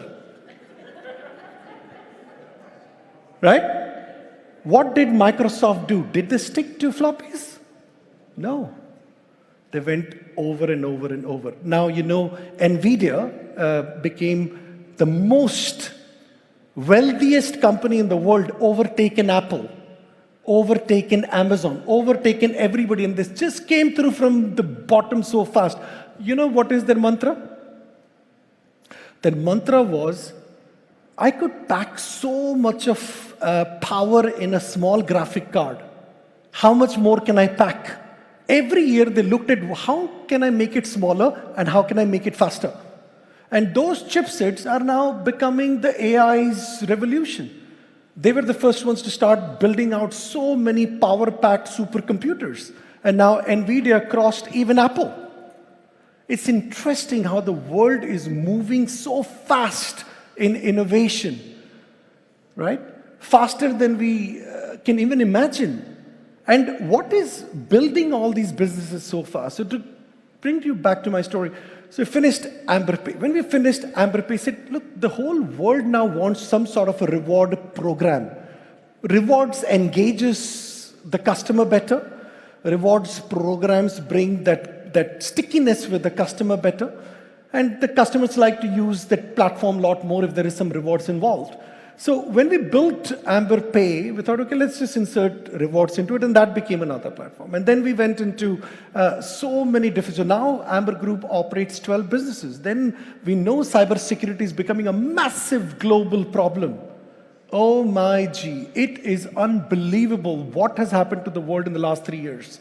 The number of attacks, the number of sophistication that is now present in the world, I've never seen something like this before.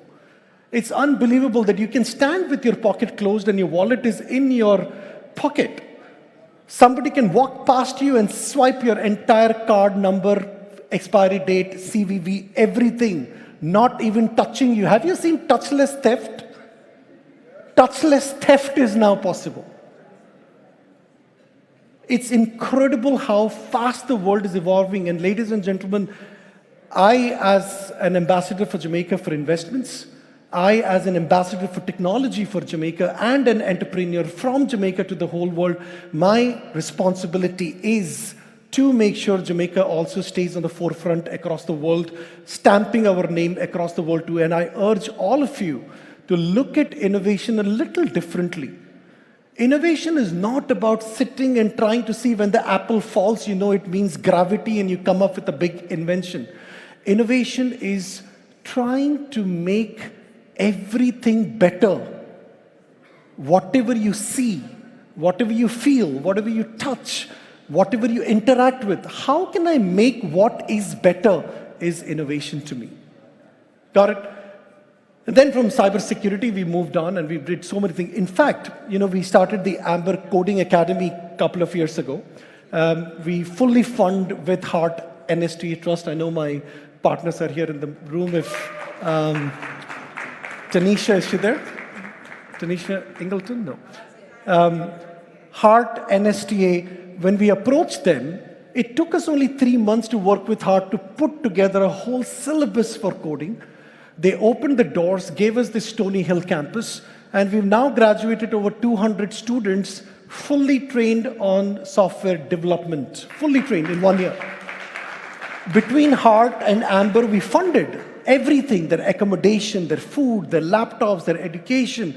We taught them stress management courses. We did everything we could to polish and bring up a new force in Jamaica to stay on top of technological advances that are happening globally. But Heart does not know yet, so please don't tell them. I'm supposed to have a meeting with them later this week or next week at some point. But you know what I've come to a conclusion now? We need to scrap coding completely in Jamaica. And what I'm about to say is going to revolutionize everything that you have thought of before. Coding is history. Coding is no longer required. And we are actually putting together a syllabus now, a whole big syllabus to revamp our Amber Heart Academy, and also we work with the Universal Service Funds. We're graduating another 300 students in October. But what we've trained, but the next generation Do I really want software developers now, coders who actually learn all the programming languages and type 5,000, 10,000 codes a day to put together one screen? No. The world has already changed under my feet in 6 months. So now what we have done is we are looking at building out full syllabuses for prompt engineering, machine learning, and cyber security. These are the only 3 things that we need to focus from Jamaica. And what I'm suggesting to all of you as employees, employers, please, if you can, create prompt engineering workshops in your organizations. What does prompt engineering really mean? Look, there are so many AI tools in the world already. And somebody was representing before me generative AI. Look, there are so many AI tools in the world. You don't need to develop an AI tool. We don't need to do that. We need to use them. It's a big difference. So prompt engineering is when there is an AI tool, it's like you prompt your kids what they must do in their behavioral patterns, right? If the kid is angry, you instruct the kid a certain way so that they change their behavior and calm down, correct? Prompt engineering means exactly that. You're actually instructing AI, what do you really want as an output? It's actually a whole engineering. You need to learn how the computer understands. If I want to build the stage on an AI tool, I need to say it should be white, there should be a chair, there should be green, it should be like this, and I should look handsome, my hair has to be proper. You have to give a lot of instructions. That giving of instructions to AI is prompt engineering. Do you know, in my organization globally, there is not even one email that is allowed to be sent without processing through ChatGPT, not even one. You know why? We all write very fast, broken English. No matter how educated we are, we don't fully, nicely put together our thoughts and explain it very. So what we do now, we've asked our team to actually process everything through ChatGPT. Take that mail. It takes literally 30 seconds. All you're prompting ChatGPT to say is, enhance my mail. And then put your text there. Whatever your thoughts are, it will convert that into such a beautiful email. When the reader reads on the other side, my God, this is a very professional company. Well done. And at the same time, you're conveying with eloquency. It is amazing. But what it is also doing is it's teaching our people how to write better. Makes sense? It's not just about cut, copy, pasting. It's also about educating our internal teams how to write better at the same time. Then, if you look at where the job market is going, let's talk a little bit about that. I've said where we are going to take the training for coding now. We're not going to stop it. We're going to focus on prompt engineering, machine learning, algorithms, and cyber security. These are the 3 forces, I think, which will, if my team, and we're actually doing it inside our organization now, we're building a whole syllabus for a year for our own organizations too, that I need all our staff to know how to use prompts. Because the better they know prompts, I don't need to code. There are softwares which will give me the whole code as long as my team knows how to give the prompt for that code.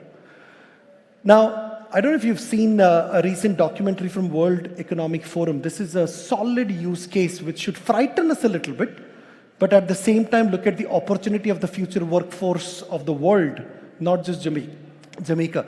You've heard of IKEA? IKEA, the shopping furniture brand.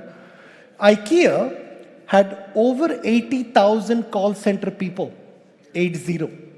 Because they've got 43 countries, it's a very vast network. 80,000 BPOs, 80,000 odd employees in their call center. About 3 years ago, I think it's 2021, they reduced that workforce to 10,000. Significantly, they reduced it down because they started using chatbots. Now, when the chatbots came in, it started taking over a lot of work that all these engineers were doing, all these BPO staff were doing.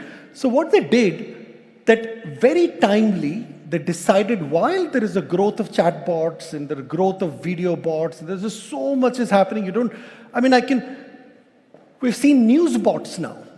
There is a company called Newsbot AI. You can actually have a video presenter which is not a human. An AI presenter which is gathering all the information of news from all over the world, converting that into a 30-minute news piece and speaking it itself. And it's an AI avatar. If the world is replacing all of these workforce so fast, what are we going to be useful for? Now, our use is what IKEA did was a benchmark. They didn't let go of those people who they removed from the call center. They upskilled them very fast to do interior designing for their customers. And IKEA made $2.7 billion selling that service, using those call center employees, upskilling them to use AI-based design tools and help the customer on a video to design their homes. What an impressive way to move their own internal economy.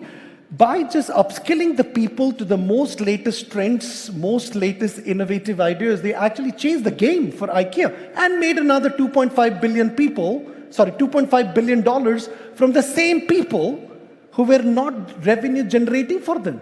Isn't it interesting? We have to learn. Open our eyes and learn. The world is slipping away so fast into technology. And if we don't focus, we don't catch up, somebody or the other will keep disrupting. Somebody asked me, Dushyant, you've built so many software, you've done so much of work, but aren't you worried about somebody copying your IP and copying your products and launching the similar product in the market that will, slow down your business? I said, no, I'm not. You know why? Because I innovate every moment. In fact, I didn't even have a speech when I came up. I'm innovating as I go along. I'm reading what is happening and speaking from the intuition. Very important for innovation. And I'll leave two things. I don't know if my time is up. Is my time up? Yeah. So I'll leave you with two more things.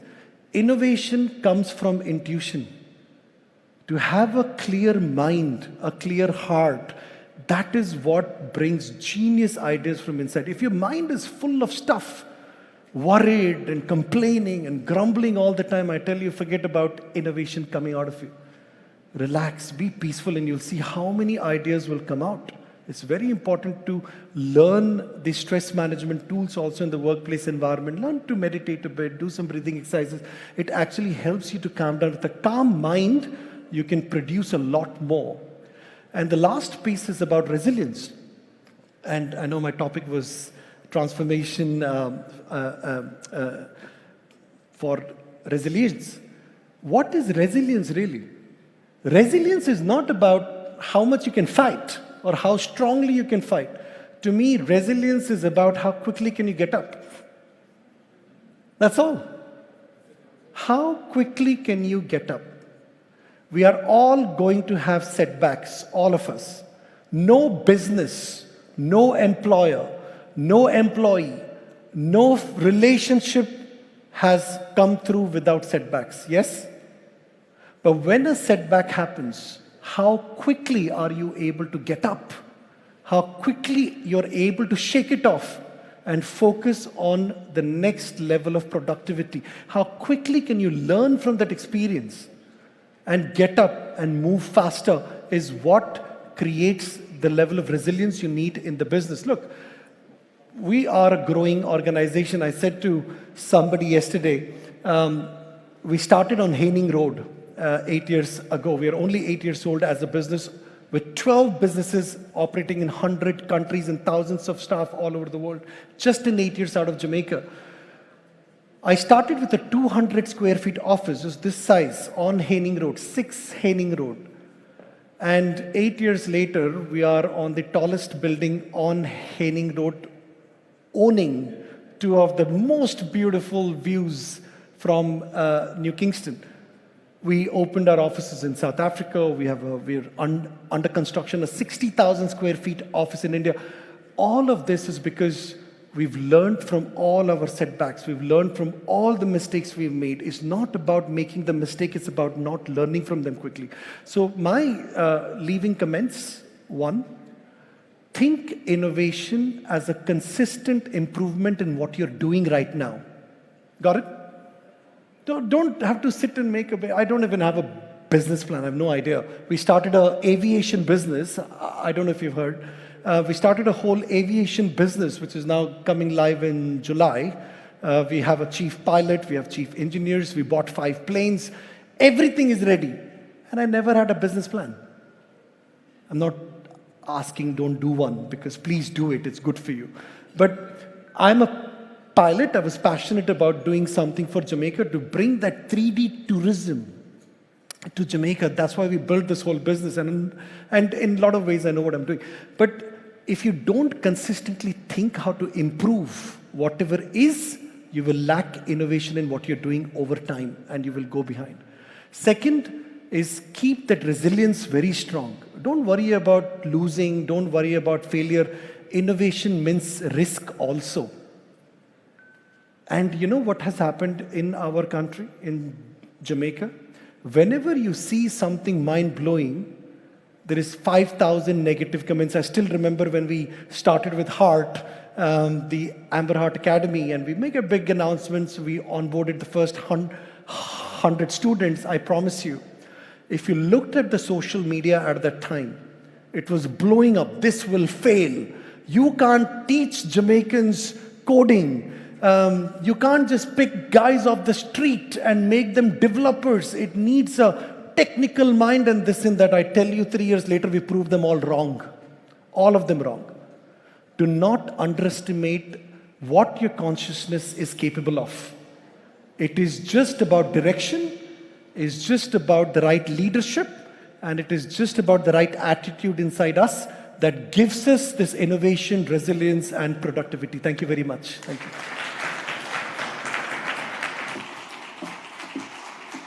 Ambassador Dushyant Savadia, ladies and gentlemen. Ambassador, I know we have a few questions. Thank you so very much. Resilience, how quickly you can get back up. Thank you for sharing your personal testimony with us about Amber Group, how you've grown, how you've managed to stay resilient throughout the years. Isn't he an inspiration to us all, ladies and gentlemen? So I know we have one question here for you, Ambassador. Go ahead. Oh, can we get a roving microphone, please? Oh, it's right here.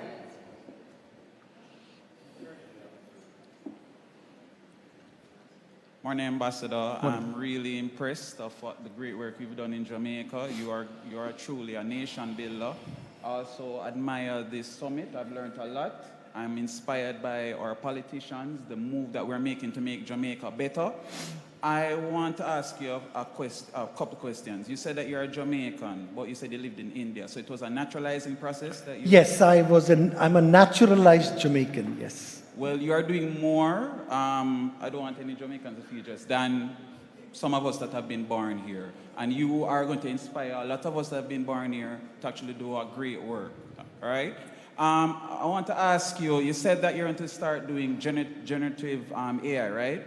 I would say that if it goes wrong, right? If the program starts to have a problem, how are you going to fix it if you don't have a programming background? So what I'm saying is that I think coding is still going to be important. I was at Halfway Tree Primary a few years ago as a primary school teacher in science. And what we did innovations in science. So we taught them genetics, we taught them everything in science. So anyone here at SRC or Petroleum Corporation would have known the work that we've been doing.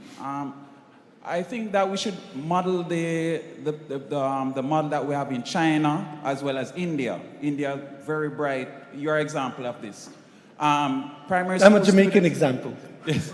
Primary school students should be shown how to program and how to integrate programming from that age. Don't focus on just secondary, and don't focus on tertiary, and don't focus on the workplace. We need to start at the ground level. Einstein said that we can compete and do anything once we have imagination. So that's my mantra, sir. That's what I believe in. So I'm saying to you, sir, what you think is how we can implement this on a governmental level, primary level, and what are your future plans for this country? Thank you. Very good question. That was your first question, I suppose. Yeah, okay. So about a year and a half ago, we started a program with the Ministry of Education in Jamaica, where Amber took the responsibility to sponsor coding education from grade 7 to grade 13 all the way. We are a 100% philanthropic company. Yes, we need money to do philanthropy, but our heart is in the right place. We just want to do good with the money that we make. So we started 2-3 initiatives around this. Of course, the Coding Academy, which is a huge success now. In fact, it's the only proper coding academy in Jamaica, which is a partnership between Heart and Amber, that gives you a full NCT-VET certification too. It's quite astonishing that we built a whole curriculum, got it certified by the government of Jamaica, certified by many international affiliates that we had to certify that the course is in the right direction for the future. And in 1 year time, just in 1 year, we pushed them so hard in that year, because to me it was important that we take them into a job very, very fast. Not learn for 3-4 years, 5 years, and then they still can't find a job. Yeah, for doctors, engineers, all that is easy because you're studying hard, because you need to learn the entire subject. So we fast-tracked that learning to go straight into jobs. And that is how we kind of manage that. But we've started working with the Ministry of Education. We did a pilot last year or a year and a half ago with about 100 schools, about 20,000 kids participated. We ran that program for 6 months to see whether the Jamaican kids are able to adapt the language of coding and start understanding and enjoying that stream or not. And I tell you, 99.99% of every single participating kid loved it. So it tells me it's in our blood to be innovative. It's just unfortunate that our crime has gone so up and the innovation is used in the wrong place. But if we brought all this talent back to do the right things, I think we'll do the right thing. Another initiative I forgot to mention, that we just a couple of months ago, March first week, we launched the Amber UTech Launchpad. So we partnered with University of Technology. And we said that there's so many bright entrepreneurs in Jamaica, so many, it's unbelievable. You sit with any person in this room, all of us Jamaicans here, you sit with any person, tell that person, give me one bright idea that you think you want to do in life. I tell you, it will be unique by itself. We have the capacity to think. We have the capacity to even execute, but we don't have the funding to do it. And that is where most of the entrepreneurs stall. So what we said to UTech, that Amber will sponsor all the costs. And I launched a program with UTech, Amber UTech Launchpad, to sponsor 100 startups in 1,000 days. 3 years, I want to see 100 digital startups in Jamaica. Because without digital startups in Jamaica, our economy will not progress. And it is sad sometimes to see, and no offense to the government or anybody else in the business, as Jamaica, we need to learn, whether it is a Jamaican company, whether it is government, we need to learn to engage our own people in jobs and business opportunities both. How much of outsourcing we are doing out of Jamaica? It's incredible. All levels, we are outsourcing so much. The deficit of trade between Jamaica and what we're spending to pay out and what we're receiving is a big gap. So to me, that's why we said we'll sponsor 100 startups, bring about 100 good digital startups that we can export out of Jamaica itself. So there is a lot of work happening. I'm not sure you know, but the government of Jamaica at this point of time, I am very pleased to say that I have enjoyed working with the government so far. They are innovative, they are bold, they're taking some very, very calculated but big steps to move Jamaica faster. And I think that's what we need. All of us have to embrace this move, embrace. And look, whenever there is evolution, it is hard to understand at that point. There's a lot of misunderstanding when there is evolution. If you be a little patient, you will see how that effect will trickle in the country too. So yeah, I think we are, as a country, I can certainly say we're heading the right direction. Economically, in terms of our prosperity, in terms of our stability as a country to provide better resources for living. And yes, there is a lot of work to do, and that work can't happen from anybody else. It will happen only by us in this room. We have to think, we have to grow, and we have to work harder. That's the secret behind. Good. Any other questions? I don't think we have any more time for any more questions, Ambassador, but thank you so much. One more time, ladies and gentlemen, Ambassador Dushyant Savadia. Thank you so much, Ambassador, for closing off on such a lovely note. All right, so it's time to head into our panel discussion, and it's all about inclusive and effective workspaces. Now, we heard from our ministers yesterday, and the ministry was actually referred to as the people ministry, because it's so important to create environments where everyone feels welcomed, valued, respected, regardless of your background, regardless of identity, ethnicity, disability, as of course this will only motivate and encourage the output of high quality work. So ladies and gentlemen, we're going to get right into it. At this time, I'd like to invite our moderator for the session, our board director at the JPC, Mr. Rhys Campbell, and our panelists, Donna Duncan, Dr. Christine Hendricks, and Dr. Henry Lewis. Please put your hands together and make them all feel welcomed.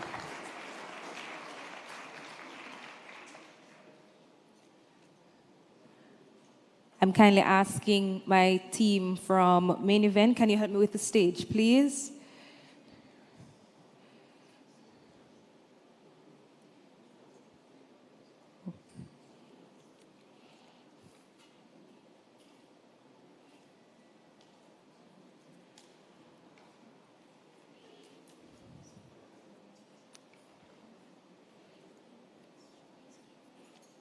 Rhys, check in with you. All right. Everyone is here?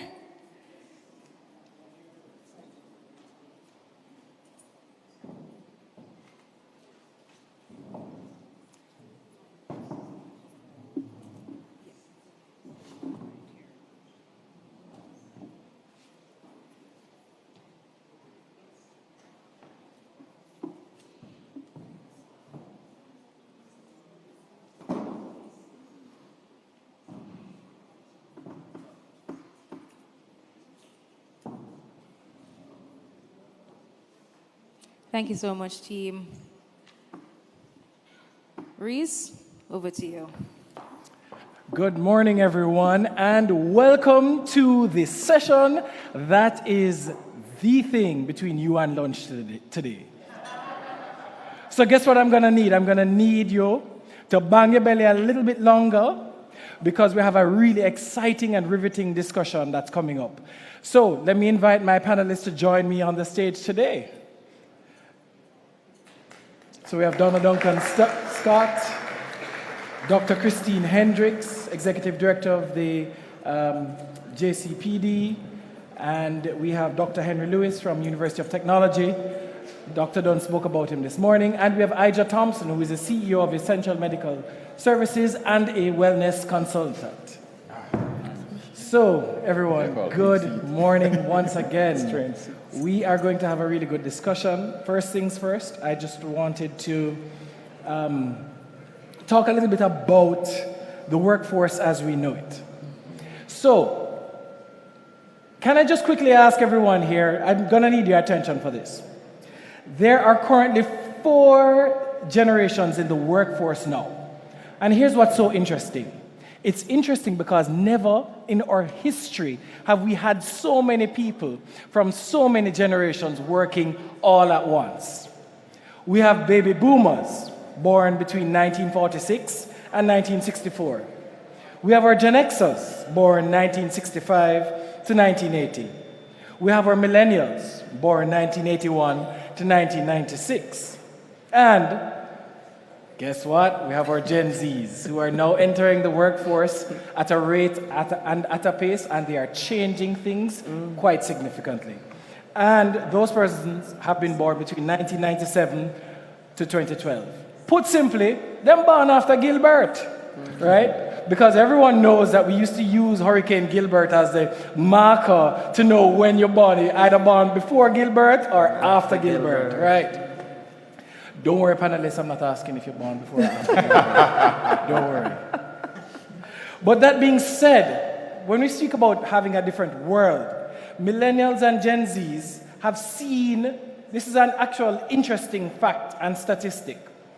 Millennials and Gen Zs have seen more layoffs from their parents, friends, and peers than any other generation. So if you are a millennial and you are a Gen Z, you have already seen something. You've been through a pandemic. Everyone went through the pandemic, granted. But you have a very unique vantage point. Because when we start to talk about technology and the importance of technology and the workplace, what we are witnessing today is unlike anything that has ever happened since the work week was created, since bread got sliced, since we discovered patties needed to be hot to be served. This is a really big thing for our workplace. I'm so sorry, I'm giving you a lot of trouble there, my sign language moderator there. But it's not all doom and gloom. That's the good news today. And one of the things that I want to probably highlight, things we can learn from millennials and more specifically Gen Zs, there are 4 key things that we need to also keep bearing into consideration when we're talking about inclusive workplaces. We need to think about our inclusive spaces. We need to think about training, open communication. How judgmental are we? And more importantly, we need to think about wellness. And guess what? Today, I have the panel of 4 persons here who are going to speak about exactly that. They are going to guide us on a journey of looking at all of the above. So, allow me to turn over to you, Donna. Oh, okay. You're up next. All right. Everybody hearing me good? We're hearing you perfectly. I'm hearing. Okay, great. Okay, so I have 7 minutes to share what I'd like to contribute to the building. So my thing is on the screen yet? You can put it up, the slide. Okay, all right, everybody see it? So I just wanted to share I'm from GMMB, everybody know that, right? And we are a great place to work. That's right. All right? We actually get certified. We're a certified great place to work. That's the Jamaican operations. And the DR operations, actually, we hit it out every benchmark out of the park in terms of being a great place to work. You know that company that certified companies. And Trinidad, Trinidad operations, we only missed it by 1 percentage point. So so I match that up next time. So I'm going to share from my experience in terms of creating, because that's important to us, an inclusive, safe, enjoyable and nurturing workspace. That's what we are standing for. So 3 things, the purpose and the vision. Oh, this is to click. No man, Craig, have helped me. This is my nephew. He's going to help me. Yeah, he's going to help me. I'm not good at that. Right, so we create purpose and vision declaration. So I'm going to share for you some of the things that we do at GMMB that really, really work and make a difference. I think I'll do something to the mic. It's too much here. Okay, good. Thank you, guys. So purpose and vision declaration. 1, people selection. 2, preparation and practices. You're not working? Okay, we're doing a 7-minute presentation. So what I wanted to share now is listen to some things that our team members said when we asked them, what is unique about GMMB? Listen to this. One person said, this is the first company that I have worked that says they are a family, and I actually feel and am treated like family. Another one said, yes, everyone treats everyone with respect. No one is more than anyone and is treated with love and respect equally. Right? More. What I think is unique about GMMB is the ability to be yourself and still feel accepted and loved. You are encouraged to be another person, to be the best version of yourself, even if it means leaving GMMB to pursue your purpose. Okay? The company, and then, yes, we go on and on. One more I want to say, unique about JMB, the atmosphere of love and family and togetherness. The feeling of not only working as an employee, but you are treated with love, care, integrity, respect, and honesty. And the same is expected from you on how you would relate to others. So that sound like an inclusive workplace? That sound like what we're going for? All right, so just like how Mr. Amber said, he's a Jamaican. This is a Jamaican. All right, the vision of love, that's what we have. This is it on the screen. This is a graphic representation of vision of love. So the first thing I said was you have to declare who you're going to be as a company, what your vision is, what your purpose is, your why for your company. So that when you go to select now, you're going to select team members who also are in alignment with that. So you talk about the Gen Z, all the generation, they need to connect their why with the why of the company. All right, so that's the first thing. So what you're seeing on the screen is a graphical representation of our vision of love that was created by every single person in the company way back in 1996. And this is what we said we want to be. And we just put it in graphics so we can see who do we need to, what are the values at the bottom? What are the ways of thinking that we need to inculcate? Who do we need to be? What do we need to do? And what are the results that we are looking for? So that's how we broke it down, and that's what we are looking for. So therefore, that's the first thing. And the way that it is written, it's written like a declaration. So this is who we are, full stop. In the present, not something about the future. That's how we declare it. So that's number one when you're building out your culture that is inclusive, right? Second now, other slide. So this is just this is a synopsis of the vision of love. So we said, this is our people success model. You can't read it so clearly. It says you have to have the right people in the right place.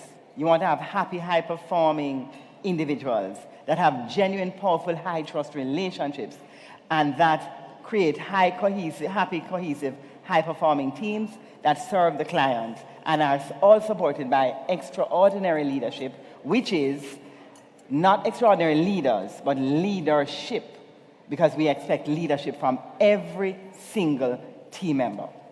It's leadership. Leaders have their responsibility, but you expect leadership. So quickly now, so you got that. So now we're going to build this effective culture. Important, two things I want to share. Right fit, right role. So remember the first thing, the right fit. So we need to have a high level of congruence of the individual values and beliefs with the company values and beliefs. So we need to have that. We need to have team members who fit the job. They're passionate about it. Like the lady just before this, I had to go and tell her, that was making the translation. But that job requires a lot of passion because you have to express the people emotion and that kind of thing. And I really think it's amazing. I had to congratulate her. I was really impressed. But you have to have passion for what you do. So that is, we have to get the right people, because once the right people connect their why with the why of the company, then you're going to be creating that culture that you want. And then, finally, effective practices, training and practices. So we need to, in order to have the high level of alignment of the team member, their actions with their values, then we need support. You need training. You need to look at building their self-awareness and that kind of thing. Teaching people how to, same thing you said earlier, standing for the greatness of yourself and others. That's what we need to do. So we need practices that support that. So I'm just going to give you a couple of those that we do at JMB. Already spoke to the selection process. And then we have a cultural orientation program. We have something called institutionalized cleanups. So you are talking about judgment and being able to be in a place where you feel like you can be yourself at work. Yeah. Right? That's important. You can't leave yourself home. Absolutely. Absolutely. And you don't want to be one person at work and one person at home. So we have things called cleanups, where we have conversations, hard conversations, uncomfortable conversations, where our team members will share what never worked for them, why them feel hurt. You know what I mean? Why are they up in their feelings to share it in a way, but in a way that can make a difference. So you're not just sharing to just dump, but you are sharing in order to build a relationship, because there's one principle that we keep pushing. As I'm talking about the practices, you have to, one thing at JMA we say, we need to learn to trust intentions. Look behind the actions and look to what is the intention, so that we can restore relationships and build very strong relationships. So that's how we can come to the place where a team member can say they just feel like they're a family, that they're a family. That's why they can feel like they can be their best selves at GMB, because we're going to have those conversations. When something don't work, we're going to have the conversation. And we're in the middle of, I'm just going to wrap up now, but we're in the middle, oh no, I have to tell you about this. We have the Conversations for Greatness. Now that is Jamaica. That's from Jamaica, our brand. Conversations, and we actually do it in schools, where this is the GMB way. We have to understand there's greatness in each of us, and how do we stand to realize our own greatness and the greatness of others? How do we stand for the greatness of others? That kind of training. So, you talk about fact and interpretation, some very important transformational distinctions that we share in the training. But I want to give you one last concrete example, because you shared it. I don't know how much my time gone, but let me tell you one. When you said about redundancies, right? I'm going to share with you something, because I'm very proud of it. It just happened. So you guys know that the financial sector, the high interest rates are giving us a clobbering, right? Everybody know what, right? So all the financial sectors have to look at their cost structure and what they're going to do differently, because the interest rate now come down. At 2 years now, we are waiting for it to come down, right? So although we're hoping it's still going to come down, right? But anyway, the bottom line is this. So if we look now, how do we really make sure that we are much more resilient? So if we look together. So when I'm talking about wellness and inclusiveness participation, how did we do it at GMMB?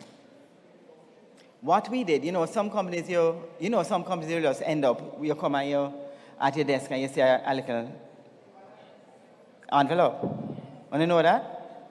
All right, how we do it at JMMB? Because we're coming from the values of love, and we know what our vision of love is and what we are standing for. So we said we're going to do this alongside a voluntary separation program. Because remember, we're already standing for team members realizing their dreams, right? So we know that we encourage that already.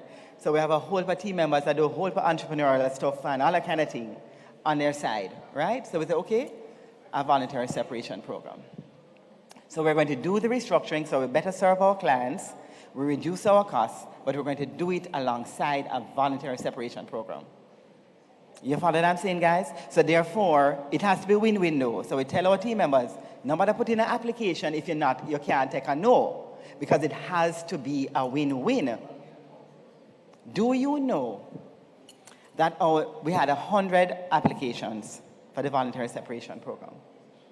We had 46 voluntary separations that we could approve that were win-win for both the company and for the team member. Right? Some of them we save money on, some of them we need that role, we need to upskill it anyway, and some of them really and truly was just really straight compassion because the team member have their medical situations in their families that they need that space to attend to. So we had 46 voluntary separation. How much involuntary redundancy do you think we have? Give me a guess. Who says 0? No, man, 1. 1 involuntary redundancy. You see what I'm saying? So this is what I'm talking. Clap it, man. Clap that. Because it means that. And just today we sent out the email with 19 people who are leaving, 20 people who are leaving in June. You know what I mean? And they feel good about it. We're going to miss them.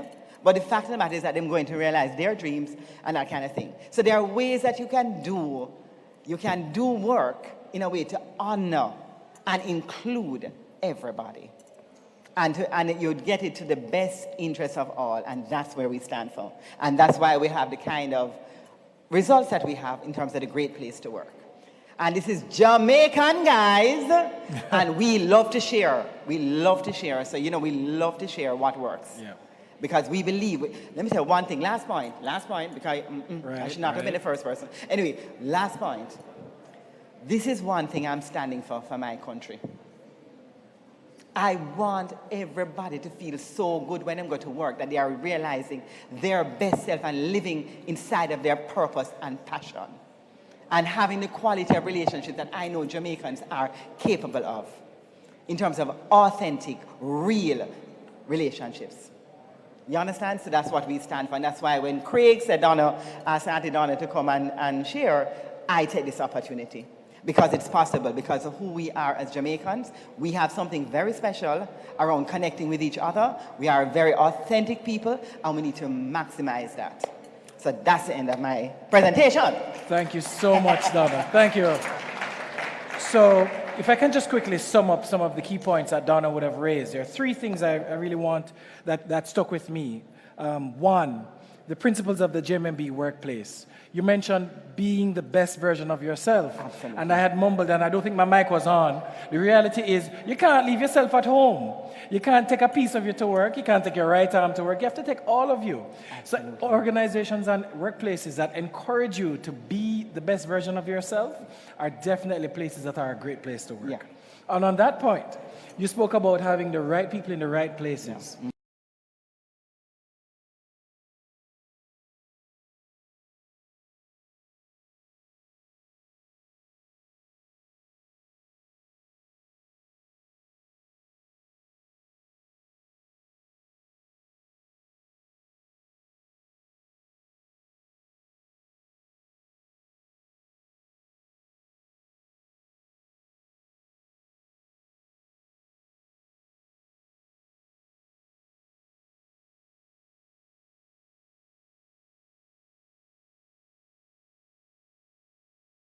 Be better off. And on that point, I would like to pivot to Dr. Before I go, Donna, I did not introduce you properly. Oh. I should have introduced Don Duncan Scott, who is the Group Culture and Human Development Officer at JMB. Forgive me for not introducing her formally earlier. Yeah, man. All right, so over to you, Dr. Hendricks. I think you're coming up to the podium. Yeah. All right.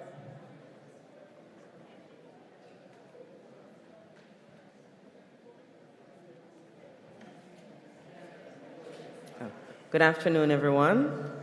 It is such a pleasure to be in this setting, this productivity summit, and so I want to congratulate the productivity team for putting this very important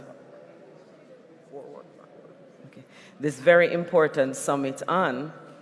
Now, earlier, when I was listening to the presenter talking about AI, I thought to myself, oh my goodness, how am I going to fit into this conversation? How will persons with disabilities fit into the conversation when we're thinking about robots taking over? But then the second to last slide came in, where it was demonstrated that persons with disabilities, whether you can use your hands or not, your feet or not, you can be valuable in the AI workspace. And so this afternoon, we're going to be looking at disability inclusion in the workplace. And what does that mean? It is simply ensuring that persons with disabilities have an equal opportunity and are fully integrated into all aspects of society, including but not limited to education, employment, social activities, and public services. It involves identifying the barriers that would prevent persons with disabilities from participating fully and creating an environment that will support their full inclusion and participation. And so the JMB that Donna spoke about just now sounds like a good place to be and a place that many other Jamaican workplaces need to practice. Who do we talk about when we talk about a person with a disability? I know that sometimes persons think of the worst case scenario, but if you look on the screen, you will see people that are ordinary people. And if you look at me, you will see a person and you will say, oh, she's fine, she doesn't have a disability. But I do. And so persons with disabilities are persons who have long-term impairments, whether they are physical, mental, intellectual, or sensory, which, and this is the key word, may hinder their full participation in society on an equal basis with others. Many times we think about persons with disabilities, and the first thing we think of is that, no, they're not able to. However, I'm sure if you look at the persons on the screen, you will see persons that can do many things, including myself. Now, it's very important in a workspace that we recognize that there is a legal framework that surrounds disability inclusion. Of course, persons may know, or if you don't, Jamaica was the first country to ratify the Convention on the Rights of Persons with Disabilities. And this convention is a 50-page or 50-article document that speaks to what are the fundamental rights that persons with disabilities have. And are they any different from the rights that any other ordinary citizen have? Certainly not. They are the same as anyone else or any other right that we all have as citizens. The right to education, the right to employment, the right to travel and to be participating in society. We also have the Disabilities Act that was passed in the Parliament in Jamaica in 2014 and became effective on February 14, 2022. So we do have a legislative framework around which we have to function. And these legislative frameworks indicate that persons with disabilities must be included on an equal basis with others, without any discrimination. What is important in the workplace to ensure its accessibility is, or to ensure its inclusion, is accessibility. And that is ensuring that the physical spaces, the digital platforms that we've been talking about, communication methods are actually accessible. Most persons, when we speak about accessibility, think about a ramp and a rail, most often than not. However, sometimes the ramp and the rails are in place. However, when you get to the doorway, there's a step in to this space. And so the consideration has to be how to ensure that the entire space is accessible. The signage, how the environment is set out in terms of its design, the restrooms and the ability to utilize that comfortably, and of course sign language interpretation that we have been experiencing today to ensure that persons who are deaf and hard of hearing can understand and participate in the discussion that is taking place. And also importantly, most companies have websites, and it is ensuring that these websites are accessible so persons who are blind and visually impaired can navigate. And you know, the good thing about it is the fact that when you make a space accessible, it's not only for persons with disabilities. Every single person benefits. And I can use the ramp and the step in coming in this morning through the door towards my left. There is a ramp and there are 2 steps. And I'm sure most persons who came in here this morning utilized the ramp, didn't you? Yes, most persons didn't go up the steps. And most buildings, if there are ramps, persons will choose to use the ramps. There is also what is called reasonable arrangements. The Disabilities Act speaks to the fact that to make a space inclusive, there needs to be reasonable arrangements to facilitate persons with disabilities. And these are the necessary arrangements or adjustments that need to be put in place to ensure that the person with the disability can participate, can exercise their right, can get their benefit and their interests, and can also, be able to participate fully. The benefits of an inclusive workspace is the fact that there will be diversity of thought, diversity of ways and methods to do things differently. And that is something that I'm sure that workplaces would want to encourage. Enhanced employee morale and productivity. I did a study some time ago and found that companies that employ persons with disabilities, the level of morale is very high. And we look at places like Digicel, we look at places like Grace, Kennedy, and you can feel and hear the difference and know the difference even if you don't work there. The kind of workspaces that there are include persons with disabilities, and other people benefit from having people with disabilities around in the place or in the space. There is access to a larger talent pool, because the truth is, persons with disabilities comes with talents and skills that sometimes others might not have. And so it is important that they too have a place at the table. We all have a place at the table, so we can introduce some new things and we can bring to the table other ideas that were not thought of. Many persons in hesitating to employ persons with disabilities would wonder, how do I do it? But the best way to do it? Talk to the person. And you will find that what you think would be costly is actually no cost at all.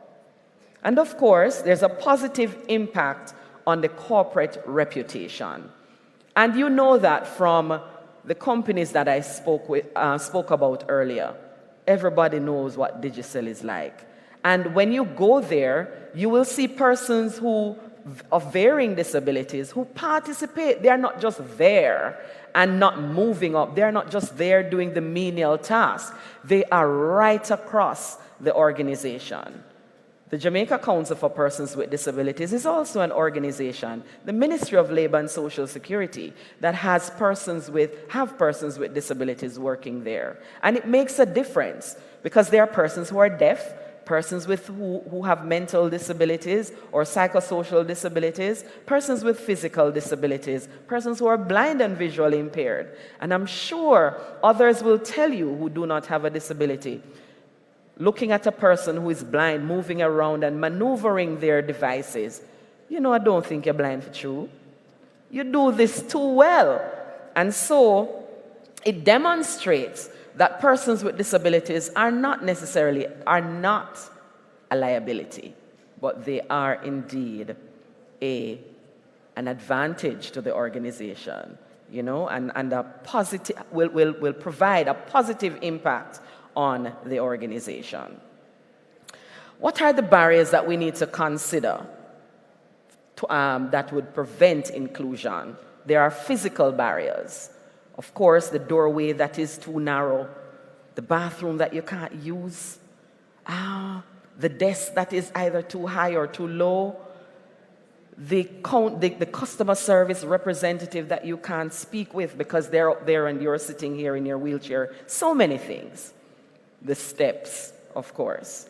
Communication barriers, whether without sign language or simple language for persons with intellectual disabilities who will not be able to comprehend complex conversations and directions, but simplicity.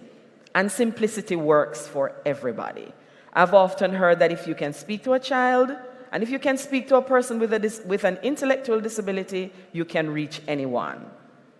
The greatest barrier that there is, because once we can knock down stairs, we can put up ramps and rails, but attitudinal barriers are those barriers that are the most difficult to remove.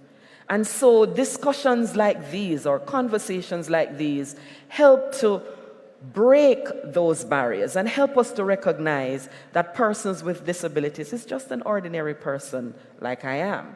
And once given the opportunity, can make good in this space. And of course, there are technological barriers. But the good thing is that in this day and age that we live, technology is being made such that everybody can participate. It is accessible, so you can turn on and off the accessible features. And so the strategies to utilize would be based on what we said earlier, looking at the physical accommodations and making the changes there, flexible work arrangement, which has become the norm, assistive technology, which everybody uses, and so it's not particular to persons with disabilities, and of course, training and sensitization programs to ensure that people do not feel that they need to tiptoe or walk on eggshells around a person with a disability. It is okay to tell a blind person, look here, or a deaf person, listen to this. It is okay. So the best practices in workplace inclusion, universal design principles, and that is creating products and structures and environments that everybody can use from the cradle to the grave. Mentorship and support programs, reasonable accommodation policies, and employee resource groups. Have the people with the disability talking, have them as part of the conversation, and they will bring much to the table that I'm sure you might be surprised. And so my recommendation to all of us in this room and those who are listening elsewhere, ensure that your organization has a comprehensive accessibility policy. Provide consistent and ongoing training and education for your team members, and establish partnerships with organizations that serve persons with disabilities if you need guidance. And of course, as I indicated, the Jamaica Council for Persons with Disabilities is here to help, to guide, and to provide what is required to allow you and all of us to have that inclusive workspace, because nothing about us without us, including the person with a disability, will make your workplaces so much better. I thank you. And thank you very much. Oh, sorry. Thank you very much, Dr. Hendricks. I really appreciate that. And if I can just sum up some of the key things that you would have shared. You spoke about the importance of being valuable in the workplace and the fact that we are all valuable. Yes. And you spoke about the fact you actually helped to give a definition of understanding what a disability is, long-term impairments, which may, and you said may, not June, may hinder their ability to perform. And one of the things that stuck with me, and I'm sure stuck with many of the persons in this room, it's more than just a ramp and a rail. Yeah. We need to see beyond that. And we need to really assess our accommodation strategies if we're going to really drive our inclusion and inclusivity in our country and in our nation. Thank you very much. Let's hear from Dr. Lewis. Dr. Lewis, the floor is yours. You can stand, sit, anything you want. No, I have We're to inclusive. stand. I have to stand based on what I want to do. All right. All right. Afternoon, everyone. Now I have 7 minutes, and I'm going to use my 7 minutes differently. 2 things I'm going to ask you to do. One is to just reach over to somebody and tell them, look them in the eye, and tell them, you matter. Donna, you matter. No, just find somebody else now. Just find somebody else. And then smile this time. Smile this time. Give your best smile. You smile already? You matter. You matter. How do you sign that? You matter. You matter. I'm learning. All right. You matter. That's just one. And the second thing I'm going to do is to prepare you for a story. All right? I want you to stand and think of an animal that you would want to be, but don't tell anyone until. All right? Just stand quickly, because you're going to have to do something. If you can't stand, that's fine. Think about an animal you'd want to be in an animal kingdom. All right? So which is the one to the next slide?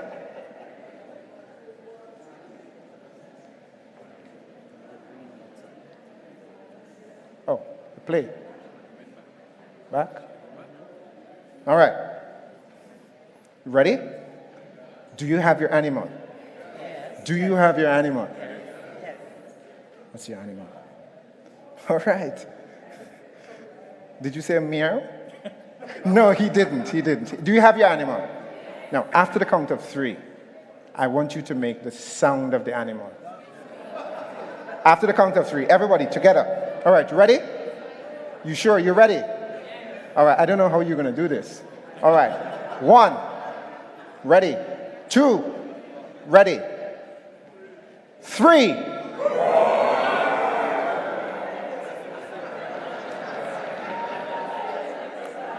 This kingdom is not working out. I don't like this kingdom. Let's go again. I want to hear some distinct animals. So if you want to be recognized, I need to hear you. Let's go. 1, 2, 3. Nice, nice. Please be seated. Nice. Any elephants in the house? Any elephants? Any elephants? I didn't hear one. Nice. Any dog? Right. Not a mongrel. German Shepherd. You don't look like a mongrel. No. What kind of dog? It doesn't matter. A big dog. All right. Of course it matters. A big dog. All right. Any seals? Not Navy, but any seals. No seals in the house? Any monkeys? No monkeys in the house? Any lions? Come on, lions, roar for me. All right. Yeah. Any meows? Any cats? Any hawks? Eagles? I heard a sound. I'm going to tell you a story. One day, the animals came together. And the instructor of animals, in fact, they were in animal school, the instructor of animals said to all of them, all of you must take this new curriculum that we have. It's called all of you take the same curriculum for the animals. And at the end, you'll have to do a test. And what's the test? Well, the test is all of you will have to climb a tree. Well, trouble broke out. Serious trouble. In fact, big arguments. Because they felt this was bias towards the monkey. This is discrimination. How on earth are you going to ask me, big elephant, to climb a tree? This is not happening today. And so they had this big quarrel about this unfairness in the school, and they protested in front of the school gate, we need a transfer. We need a transfer. Question. Do they have a case? Come on, people. Do they have a case? All of them have a case? Why? Is it fair? It's not fair. Let's all agree. Everybody say it's not fair. No, hold up. You have to say it with attitude. This is not fair. It is certainly not fair, but guess what? This happens every day. And I'm here to say to you today, it is not fair. I'm saying to you managers, you HR people, it is not fair. I'm not I'm an elephant, but I can't climb a tree. I'm a seal. I'm a good seal. I want to be a productive seal, but don't ask me to climb a tree. It is not fair. I'm vexed. I'm not presenting anymore. It's just not fair. We talk about inclusiveness, but we still function like the plantation society. Everyone take a machete and cut the cane. Everyone. You hear me? Everyone must do the same things. And we talk, oh, we are inclusive. No, you're not. You're not inclusive because you're asking every single person to do the same thing without recognizing uniqueness, individuality, personality, style. This is what inclusiveness is all about. We see the tip of the iceberg of inclusiveness. Age, disability, what else? Gender, yes. That's just the tip of the iceberg of inclusiveness. There is a whole other phase, a whole other part of inclusiveness below the surface that talks about that person, and I was saying this on radio a while ago, that how do we deal with the introverts at work? It's always the loudest that gets the attention. Do we have a policy, a strategy to deal with introverts at work? People who could do fantastic work? I was working with a company and doing a focus group, and one of the introverts says, in fact, the manager says that this is the most hardworking person in this company. Yet, that individual does not want to be at work every day, in the office, negotiating for some flexi time, can't get it, hardest worker. It's not fair.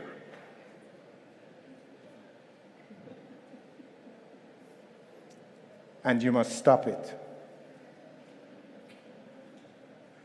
I'm not scolding you. I'm challenging you that how we train our managers, again, I was making this point earlier. We train our managers and we tell them all these nice things. And then they go back to the office and they become masters all over again. Why? Why? I mean, just this one slide alone I can stay on, but I just want one more slide. And there's just one question I want to ask you, and I'd probably sit down. There are other slides, but I don't need to.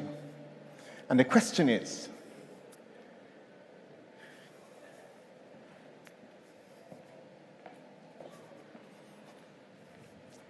everyone seeing over the fence?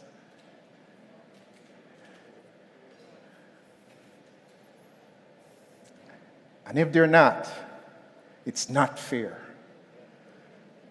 But you jump up, oh, we've given all of them computers. Yes, you talk inequality, but all of them can't see over the fence. It's just not fair. You need equity. Then you can boast.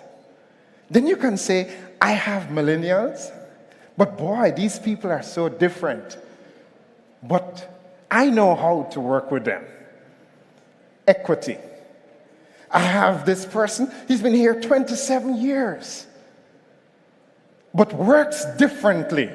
I know how to work with this person. But we jump up and we say, oh, we've made investment in this, and we've give everybody this. But they can't see over the fence. But we want them to be productive. We want them to make the same outputs like the person who's seen over the fence. But the fella just can't see over the fence. It is not fair. I'm done. It's not fair. Dr. Lewis, thank you so much. Thank you. I have a very difficult task to try and sum up that scintillating presentation, but I'm going to try my very best. The high point? It's not fair. It's not fair. Yeah. That's it. Yeah, that's it. My friend Aisha will tell us what is fair. Yes. But perhaps let me take a shot. You spoke about the importance of understanding that you matter. We're all here, we're individuals, and you spoke about the importance of inclusivity. And inclusivity is recognizing that one size fits all is an outdated and archaic method of thinking and the single most barrier to us moving towards a prosperous and productive society. I heard that loud and clear. Well said. And I also heard you basically say that thinking that one size fits all is pretty much like what Dushyant was speaking earlier about using a floppy disk. Mm-hmm. They're just obsolete. Mm-hmm. I dare anyone to find any machine that can accept a floppy disk today. You won't find it. Yeah. So thank you very much for that. But I just want everyone to know that when Dr. Lewis was asking for the animal, I was making my sound and he didn't ask. I was a silent owl. Oh. Not fair. Over to you. Good afternoon, everyone. It's lunchtime, isn't it? Yeah. Who's feeling hungry? Show of hands. All right, I'll be quick. Only one person. Well, being inclusive, we're going to take that person and use them as the guide, right? So, I've been asked to talk on wellness and how wellness can help to increase effectiveness. But I want to hear or see by a show of hands how many of us feel that we are the most effective in our workplace. How many of us feel like we're the best worker at work right now? Show of hands. How many of us? Show of hands. Don't be shy. It's all right. We had lions. We had big dogs. We can boast. How many of us feel like we're okay workers? Show of hands. Okay workers? All right. All right. I guess if we had time, we could go around and get from everybody else what they are. But I'm sure no hands will go up if I ask how many of us are the least productive workers at work. Oh my, we have some brave souls, right? Inclusiveness is about how do we bring all people of all forms to produce at their best at work, whether it be gender, whether it be physical abilities, or otherwise. But I do believe that there are some workers that we often miss completely the power that they have. And these workers come in all shapes and sizes. And I believe these workers are our future selves, our best potential of who we can be. And how do we bring our future self and our future workers to work requires one of the least used workers in our Jamaican society, and that is wellness. Wellness, for the most part, in Jamaica is largely utilized to remove problems. And if you agree with me, and by the way, let's look at it this way. How many of us are wellness program at work? How many of us? Wellness program is at my workplace. Show of hands. Wellness program is at my workplace. Show of hands. Let me start. Keep the hands up. Awesome. How many of us, these wellness programs are about ensuring that we eat right, exercise, and sleep well? How many of us, our programs are more than that? What's your program about?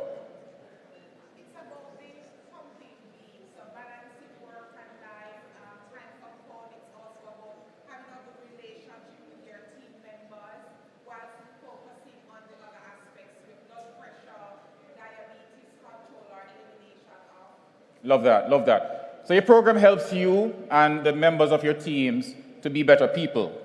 Yes.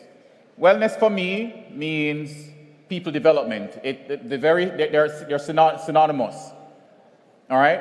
However, what we find is that when we believe that wellness is simply about helping a person to just be a better performer or to reduce the problems that they may have. So they are tired at work, so we need to ensure that they're exercising more. Or we realize that they are not so much connecting with each other, so we need to teach them how to converse a little bit more, have some team building activities with them, right? And ensure that they can move. I'd call that level 1 wellness. That my two gentlemen that put up their hands there, yeah, show me your hands again, awesome. I think that's how wellness is being used there. Wellness across the globe has been shown to be so much more when it's thought of more holistically and more developmentally. How do we really develop our people to become their best potential in the future? Let me pause a little bit. How many of us are in HR here? Great. If you mind, how do you develop your people to be the best they can in the future?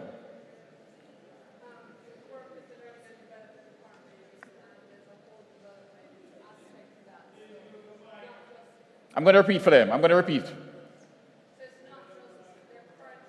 Yes. Yes. Yes. You think about career path, you think about their work, their journey with the organization and how to move them through. How many of us think of wellness like that? You know, how do we not just prepare them for today in terms of what they need to eat, exercise, and so forth, but what they'll need tomorrow and what we'll need for the future for organizations? How many of us think of wellness like that? One hand. The workplace is the performance arena for every worker. If you think about it, Usain Bolt and all our athletes, their performance arena is either in the stadium or in some nice performance stadium, right? But every one of you and every one of the people who work beside you, their performance arena is the workplace. But how many of us take the time to pause, to think about what does it take to prepare my team member, myself, for the level of performance it will take to be at our peak performance in a year, in 3 years, in 5 years? How many times have you heard that conversation? And I'm so sorry, let me catch your name. Michelle. How many times have you heard that conversation around wellness? All the time. I love that. Which company are you from? You're from ITEL. Obviously, you have a powerful program. But being one in the room, I want us to start to envision wellness as something that needs to be included, not just at the individual level, but wellness to be included at the team level and at the organization level and at the strategy level in the boardrooms. Because wellness, when it's done well, wellness works.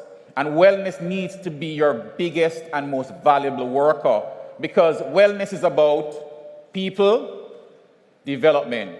And if we're going to develop our people to be their best, not just physically, but also mentally and socially, their relationships, and occupationally, how they project their careers, and spiritually, how they find purpose and connection, as Donna spoke about earlier, that they become your best driver of the peak performance that you seek to sustain over the not just 2 years or 3 years of your tenure, but the 10 to 30 years that we need our country and this world to become its best state. Not just divided as we find ourselves in so much wars and crisis, but built as an individual within a embryonic and fertile ecosystem that they can now flourish into the best human beings they can be right where they are in your workplace, right where they are right here in Jamaica. We can have the best team members, we can have the best workplaces, we can have the best teams right here in Jamaica if we put wellness to work in the way it works best. And so, with little time left, hopefully my message is clear. Your best workers who raised your hands and those you know are great. But there is a worker and many versions of them that sit with you and is right here in this place that is waiting on you to unleash the way in which you use wellness to increase inclusivity, increase performance, and increase the way in which we create the best in the world right from where you are. So, to summarize, wellness may be at its lowest level of performance right now, but I'm hoping as you look to the vision of the panel, inclusiveness and effectiveness, that you will bring wellness to a more holistic state, not just the holistic individual, but the holistic team and the holistic organization and the holistic Jamaica, that we will have the best of all people and their potential built right here in Jamaica for the rest of the world to see. Just like Usain Bolt can run the world record time that will hold for the next generation, we can build that here if we use wellness in the right way. Thank you so much, and I encourage you guys to keep thinking on this. Awesome. Thank you very much, Ija. And I promised when I was introducing Ija, I would not call him by his hall name, and I will still hold that promise. But if you want to know his whole name, you can check me after. If you buy me a ginger ale, I can tell you, right? No problem. But Dr. Thompson, you spoke about our future selves, and our best version of ourselves must include wellness. It has to. And it's a holistic approach to wellness that we really need if we are going to ensure that we have a future workplace that is inclusive. Indeed. And moreover, one thing that stuck with me is our performance takes place every day at work at your desk.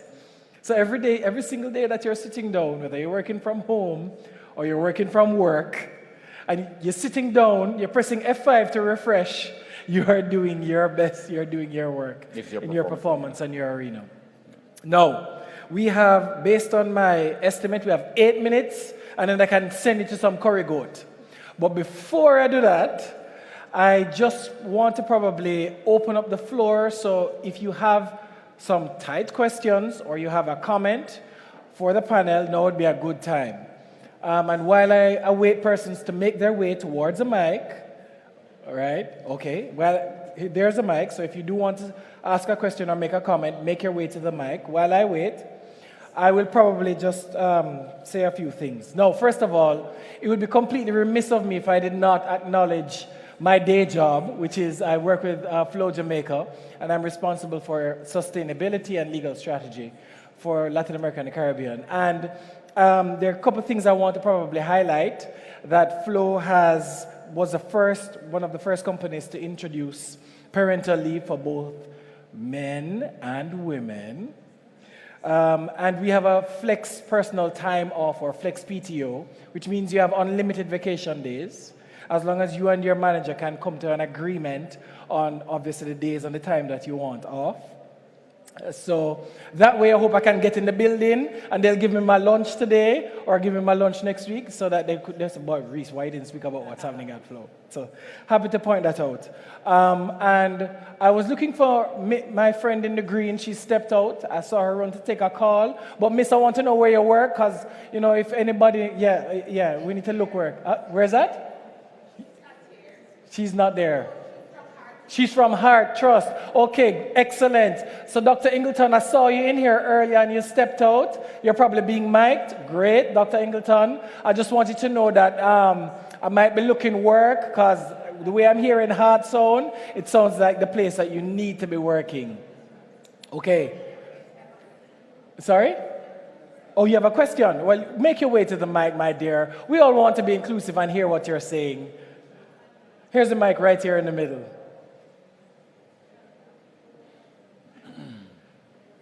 And if you don't mind just telling us your name. My name is Marcia Rowe Amonde. I'm from Heart Trust as well. Okay, excellent. You see, Donna, when you speak, I believe what you speak because I have had to do business with JMMB and I see it in practice. So the authentic aspect of it comes in. Can you just elaborate a little on that kind of environment and its relationship with productivity? Oh, yes. Because I think leadership and that kind of environment is so important, even as we work with various sectors at heart. The GSS sector recently asked us to do some program development and delivery in leadership and management. So how does that translate into productivity at JMMB? Oh, yes. You know, the productivity, like we have the vision of love, and it says we have decided what kind of company we want to create. And then when anybody comes, that was way back in 1996, but anybody coming on after that now have to agree that this is the kind of company that you want to create. And the thing is that it's not really, we don't focus on the, it has to be best interest of all. That is the bottom line. Best interest of the shareholder, best interest of the company, you know, the all team, and best interest of the individual and the client.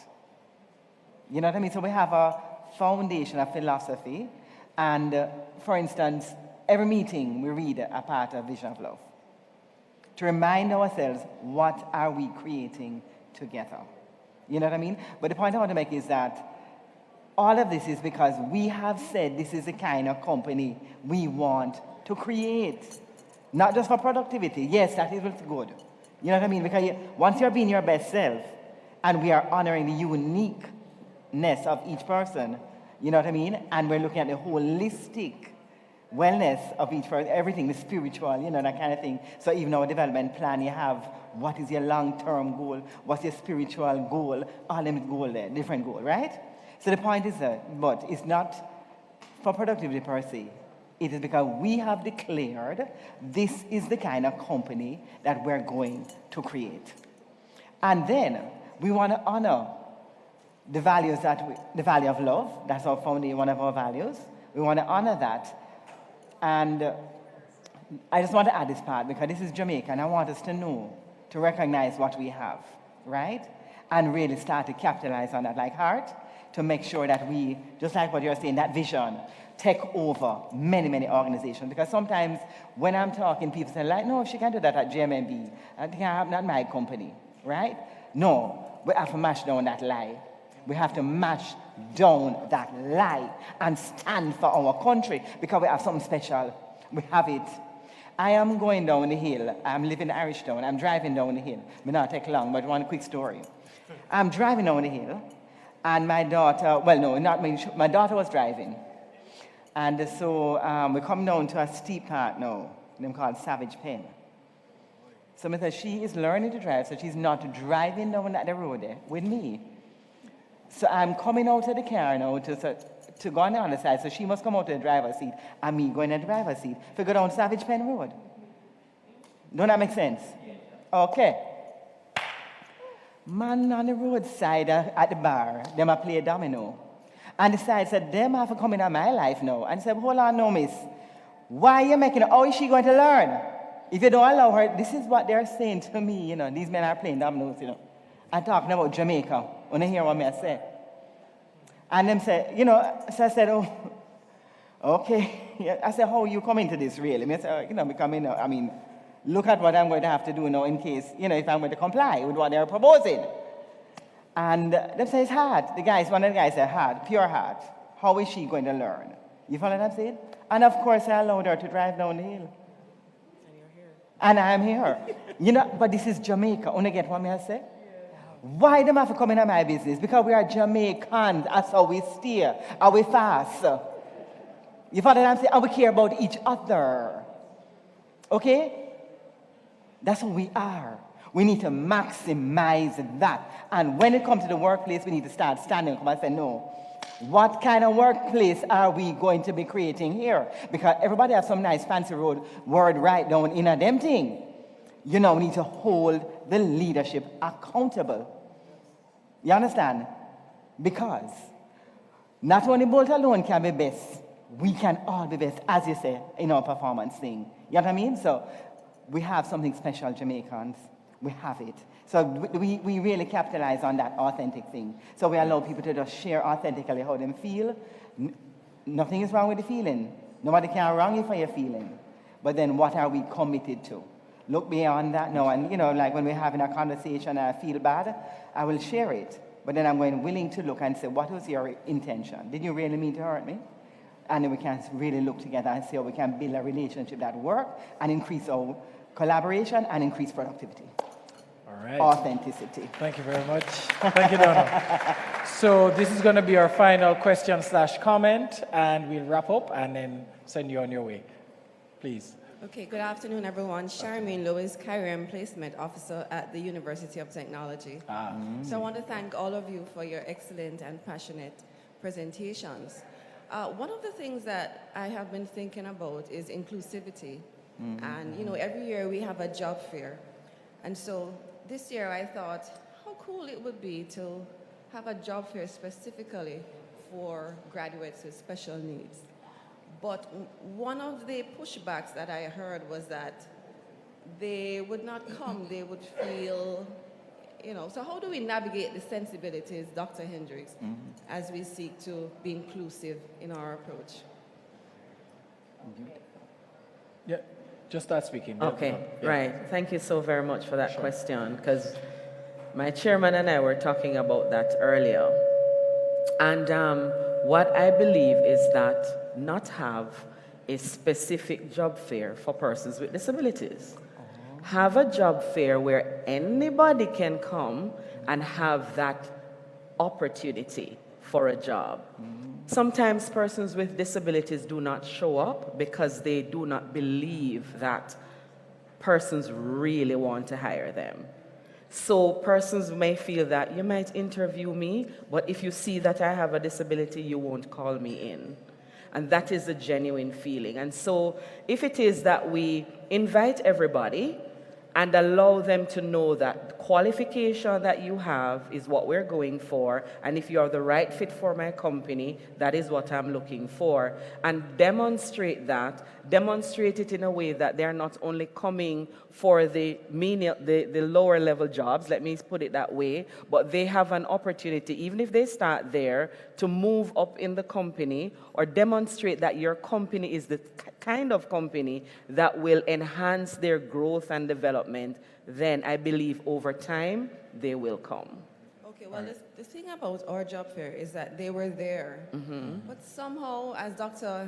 Lewis said, it just didn't seem fair because, So it depends on what was there. So if deaf person showed up, did you have interpreters to have that conversation with them? If persons with intellectual disabilities or persons who were blind showed up, were they able to, interact with the space and the information that you're providing in a manner that they can have that dialogue with you? All right. Thank you very much. I am so sorry. We can't take your question in this formal environment, but we're very happy, all of us panelists, to come down and have a quick discussion with you about your question or your comment. We're out of time. So just to wrap up, there are 3 things to remember and 1 thing never to forget. Number 1, there's a lot of unlearning we have to do as a country, as a nation, as a people to enhance productivity. We have to shift our attitudes to simple things like our ways of learning, vacation. Are you a morning person? Are you a night person? Parental leave. We have to ensure that we are moving into the 21st century and beyond by recognizing the unlearning we have to do. Number 2, diversity, inclusion. It makes us better. Every single person on this panel just summed it up for you quite nicely. And thirdly, most importantly, we have to remember that wellness matters. It's holistic. It's end-to-end. It's a full 100. You have to ensure that it's not just mental wellness. You're taking care of all aspects of your wellness. And one thing to never forget, ladies and gentlemen, leadership matters. You must have an interest and take an interest in your people, in their wellness, in their development, and in promoting an inclusive workplace. And that, ladies and gentlemen, is how we're going to move into the future of a productive workplace. Thank you very much.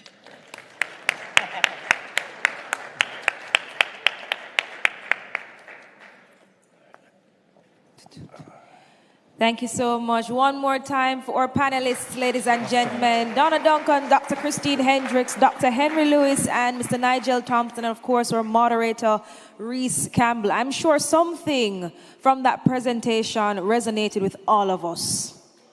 Yes? I am 100% sure.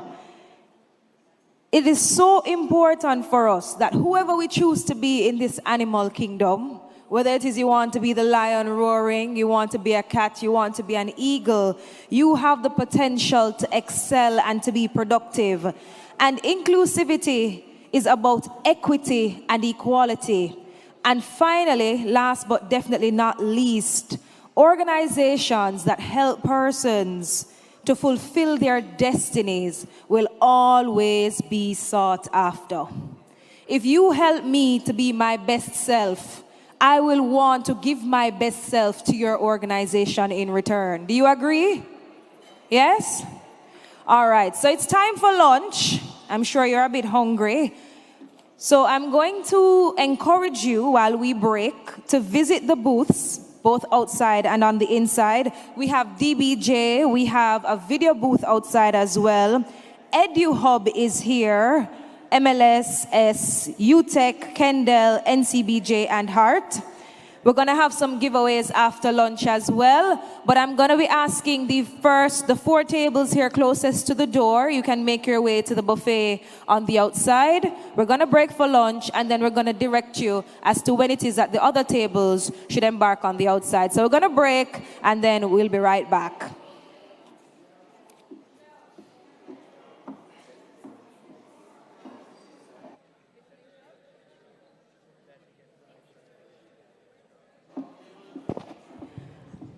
And one more thing, during lunch, we have a saxophonist who will be entertaining you. So please welcome Daniel Jackson. He'll be playing some tunes for you while we break.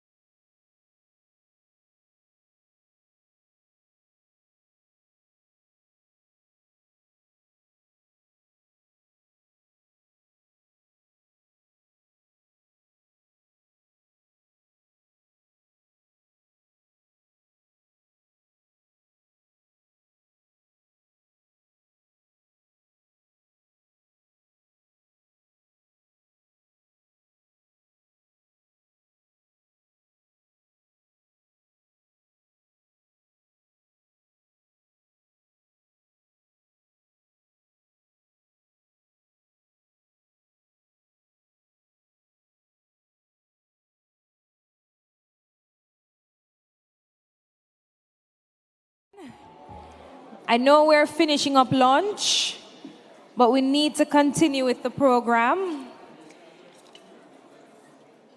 I know that you've checked out the booths, the Heart NSTA Trust, UTEC, the Development Bank of Jamaica, CARMED, which is on the outside as well.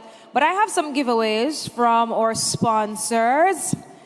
So the first giveaway, I need somebody to answer this question for me. To which division of the Ministry of Labor and Social Security does the Jamaica Productivity Center belong?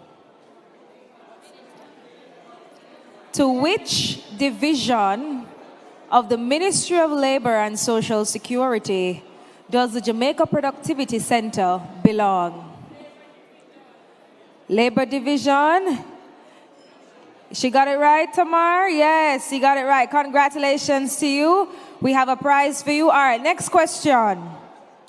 How many regional offices are there within the Ministry of Labor and Social Security? Regional offices. And if you are from the ministry, you cannot enter. I see one hand over here. 13, no. Let me see. 12, no. Regional offices, you know. I see your hand. No, my friend right there in the black at the table, yes. 3, Tamar? No? Yes? Oh, he got it right, Tamar? Yes, okay, all right, so it's 3. Congratulations to you. So we have one winner here, one winner right here at the table at the front. All right, another question. Let me see if I can find somebody from this side of the room. How many top managers surveyed by the JPC could identify skills needed for the future of work over the next 5 years?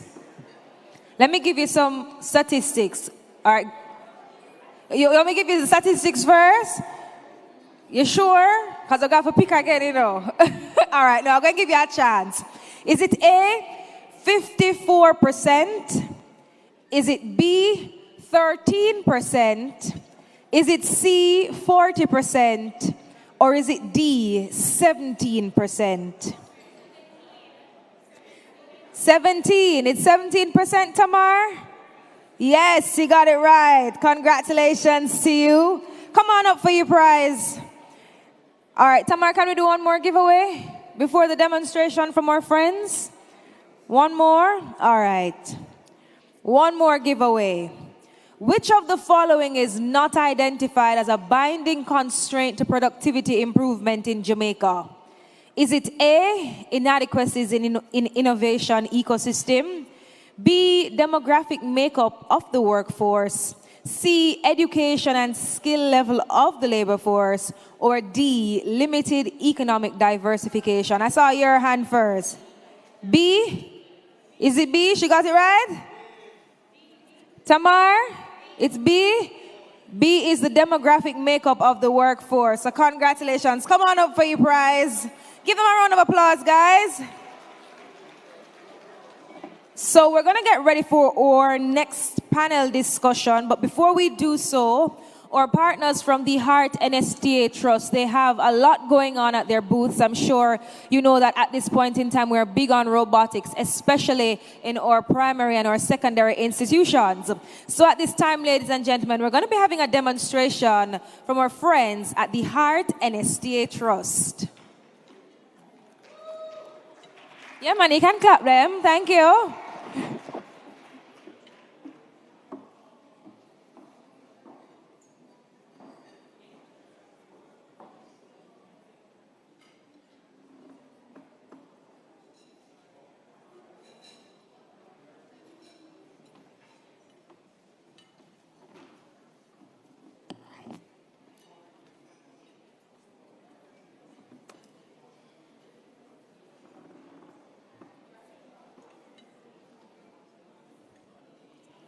Hi, good afternoon, everyone. Okay, I'm Rafiq Mior, robotics instructor, Heart, National Tools and Engineering. And also, we have Draved Dixon, our demonstrator. Draved Dixon. Okay, Dravid, if you could just do a quick movement of the robot.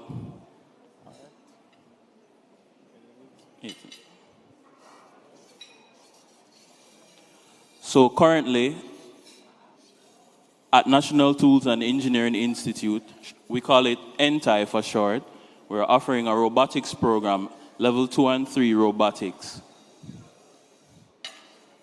The full name of the course is Autonomous Mobile Robotics, and HEART is pushing now an initiative to have our students ready with skills that will be needed in the future.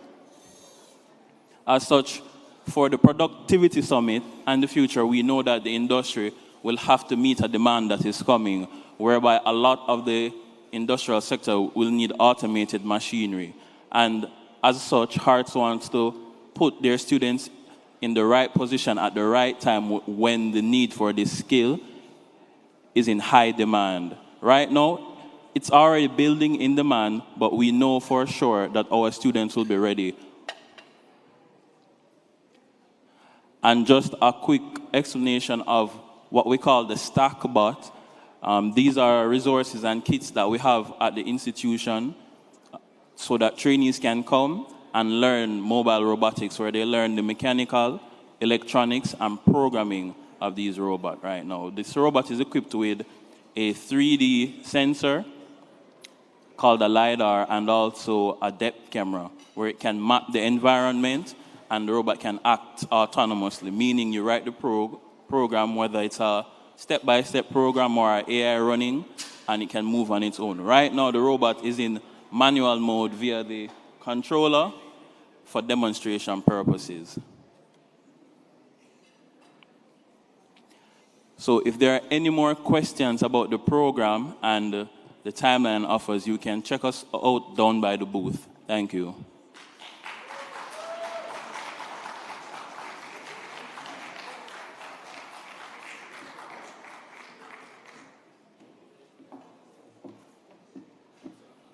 Thank you so much, gentlemen, for that demonstration from the HEART NSTA Trust.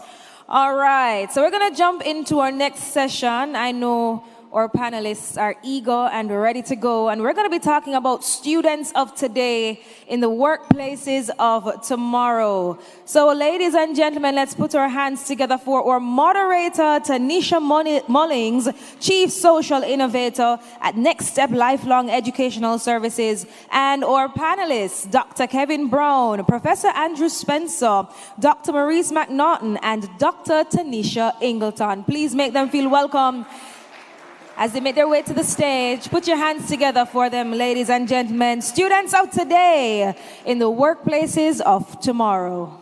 Let's go. All right, all right. Hi, everybody. It's after lunch, so everybody should be doing well, yes? Oh, you could use it if you want to. So we're going to be switching the narrative, because usually after lunch, what happens?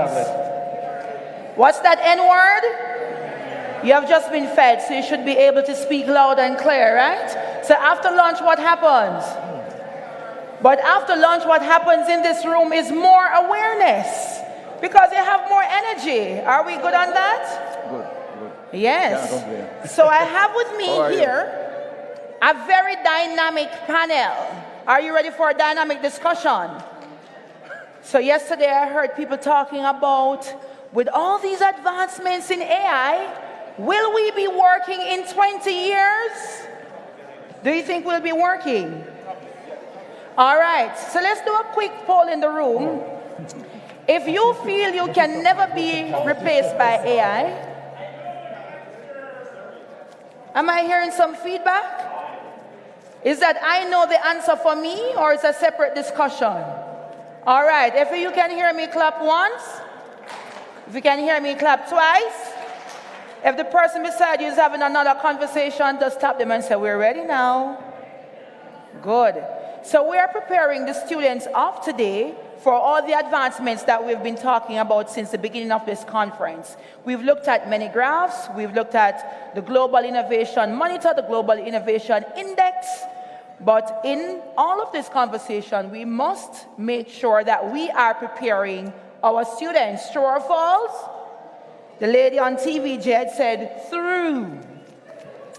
All right, but true, right? I'm sitting with some distinguished professors, heads of schools, and movers and shakers of the education space in Jamaica. Let's have a round of applause for them all. So we have Dr. Kevin Brown, president of the University of Technology. He dare not make a mistake on that one. Elizabeth Birdie said he was to be somewhere else, but he thought today was so important that he must be in the room. Give him an extra clap for that. And by now, everybody knows the lady with the blonde hair, right? But that's not what we know her for. We know that she is a mover and shaker, and she works where? All right, heart is always loud and proud. They say skills pay the bills. So she's driving the ship at the Heart Trust NTA. And I heard her recently, boy, Heart is gonna be loud and proud. I heard her recently talking about how there are digital skills included in every single program at Heart. Whether you do plumbing or you're doing cosmetology, digital skills are included in every program. One clap for Heart. I know you'd have done many claps. All right, we also have Professor Andrew Spencer. And where is he from? CMU is also loud and proud. What is CMU? I see you, you see me. Caribbean Maritime University. All right, not institute. So give him a round of applause. We're going to be hearing a lot from him. And we have Dr. Maurice McNaughton, Director in the Excellence and Innovation at University of the West Indies. A round of applause for Dr. McNaughton. All right, so Jamaica is making sure that we are front and center and that our students are prepared at every level of education. Sounds good? So this panel will demonstrate that this is not just talk, but it's a reality. So we're gonna have a quick intro to the conversations from each of them. What we're trying to do is to keep these conversations, the introductions, brief, so there's more time to interact with you. Sounds good? All right, so I will start with you, Dr. Brown. Good afternoon, everyone. Can you hear? Oh, there you go. I'll start again. Good afternoon, everyone. I hope you enjoyed lunch and you're really excited about this session because it's a very important one, because as you can see on the platform, we have some of the major public education institutions on the platform. And our reason for existing is to produce Jamaica's next workforce. That's the mission. For the University of Technology, for 65 years, we have been producing work-ready graduates. And we have an alumni of 60,000 strong. But the challenge for us is, what will the graduate of tomorrow require to compete and survive and succeed in the workplace? A workplace that is rapidly changing, a workplace that is technology-driven. And make no mistake, our institutions are not producing only Jamaica's workforce. We're producing the workforce for the region, we're producing the workforce for the globe. 80% of Jamaicans with tertiary education leave Jamaica. So not only do I have the challenge, or my staff, my team have the challenge of ensuring that the curriculum is ready for what Jamaica requires, but we have to ensure that our students can go out into the global marketplace and compete and succeed. And we have been doing that. For UTech, we offer, some of the programs we offer are only offered at UTech in terms of the Caribbean. We are the only university with a public health school, for example. The largest architecture school in the Caribbean is right here in Jamaica. So we have that responsibility regionally. Now, what I want to do quickly is just to talk to you about the challenges that will enable us, the challenges we face rather, to enable us to get to a workforce for tomorrow. When you talk about STEM education, you may have seen some of the fancy kit that Heart NST has on display today, right? And there they have a very strong STEM content, so do we. But we're funded in different ways. And so the challenge for us is, how do we fund STEM education, right? And that is a conversation across the entire education ecosystem. How do you fund STEM education such that every student in Jamaica, tertiary or otherwise, is exposed to the latest and greatest technology so that they're ready? The next thing is the staffing. Are our teachers, are my academics ready? Do they have the skills and the teaching methodology to deliver to students for tomorrow? Back in my time, the lecturer would come with him notes, and he reads to me, and I write it down. Who remember those days? Can I teach like that anymore? No, right? And for STEM education in particular, it's about experiential learning, it's about project-based learning. So now we have to ensure that the academic staff are also ready for that transition. And then the other thing, beyond the student to add to the student experience, for UTech in particular, and something personal to me, is how do we ensure that the university campus has a technological ecosystem that reflects our mission? So all our business operations, when you walk onto campus, do you feel the technology as well? And so, I can see Minister is probably making notes, so I'll just say to Minister that funding this transition is going to be one of our biggest challenges. And it is not going to be only down to the government. I'm going to call on the private sector, I'm going to call on the stakeholders, and I'm going to call on the alumni to say that you will now have to support your institutions to be ready to prepare tomorrow's workforce. So those are some of the challenges. They're not insurmountable. And I think that for me, it's about partnership. All of us here, every single one of us sitting here, are public institutions. And what we want to do and will be doing, at least that is my hope, is that we will work together and perhaps share resources, both technical resources and human resources, right, to ensure that Jamaica, in the end, Jamaica wins. So I'll just leave you with those opening remarks.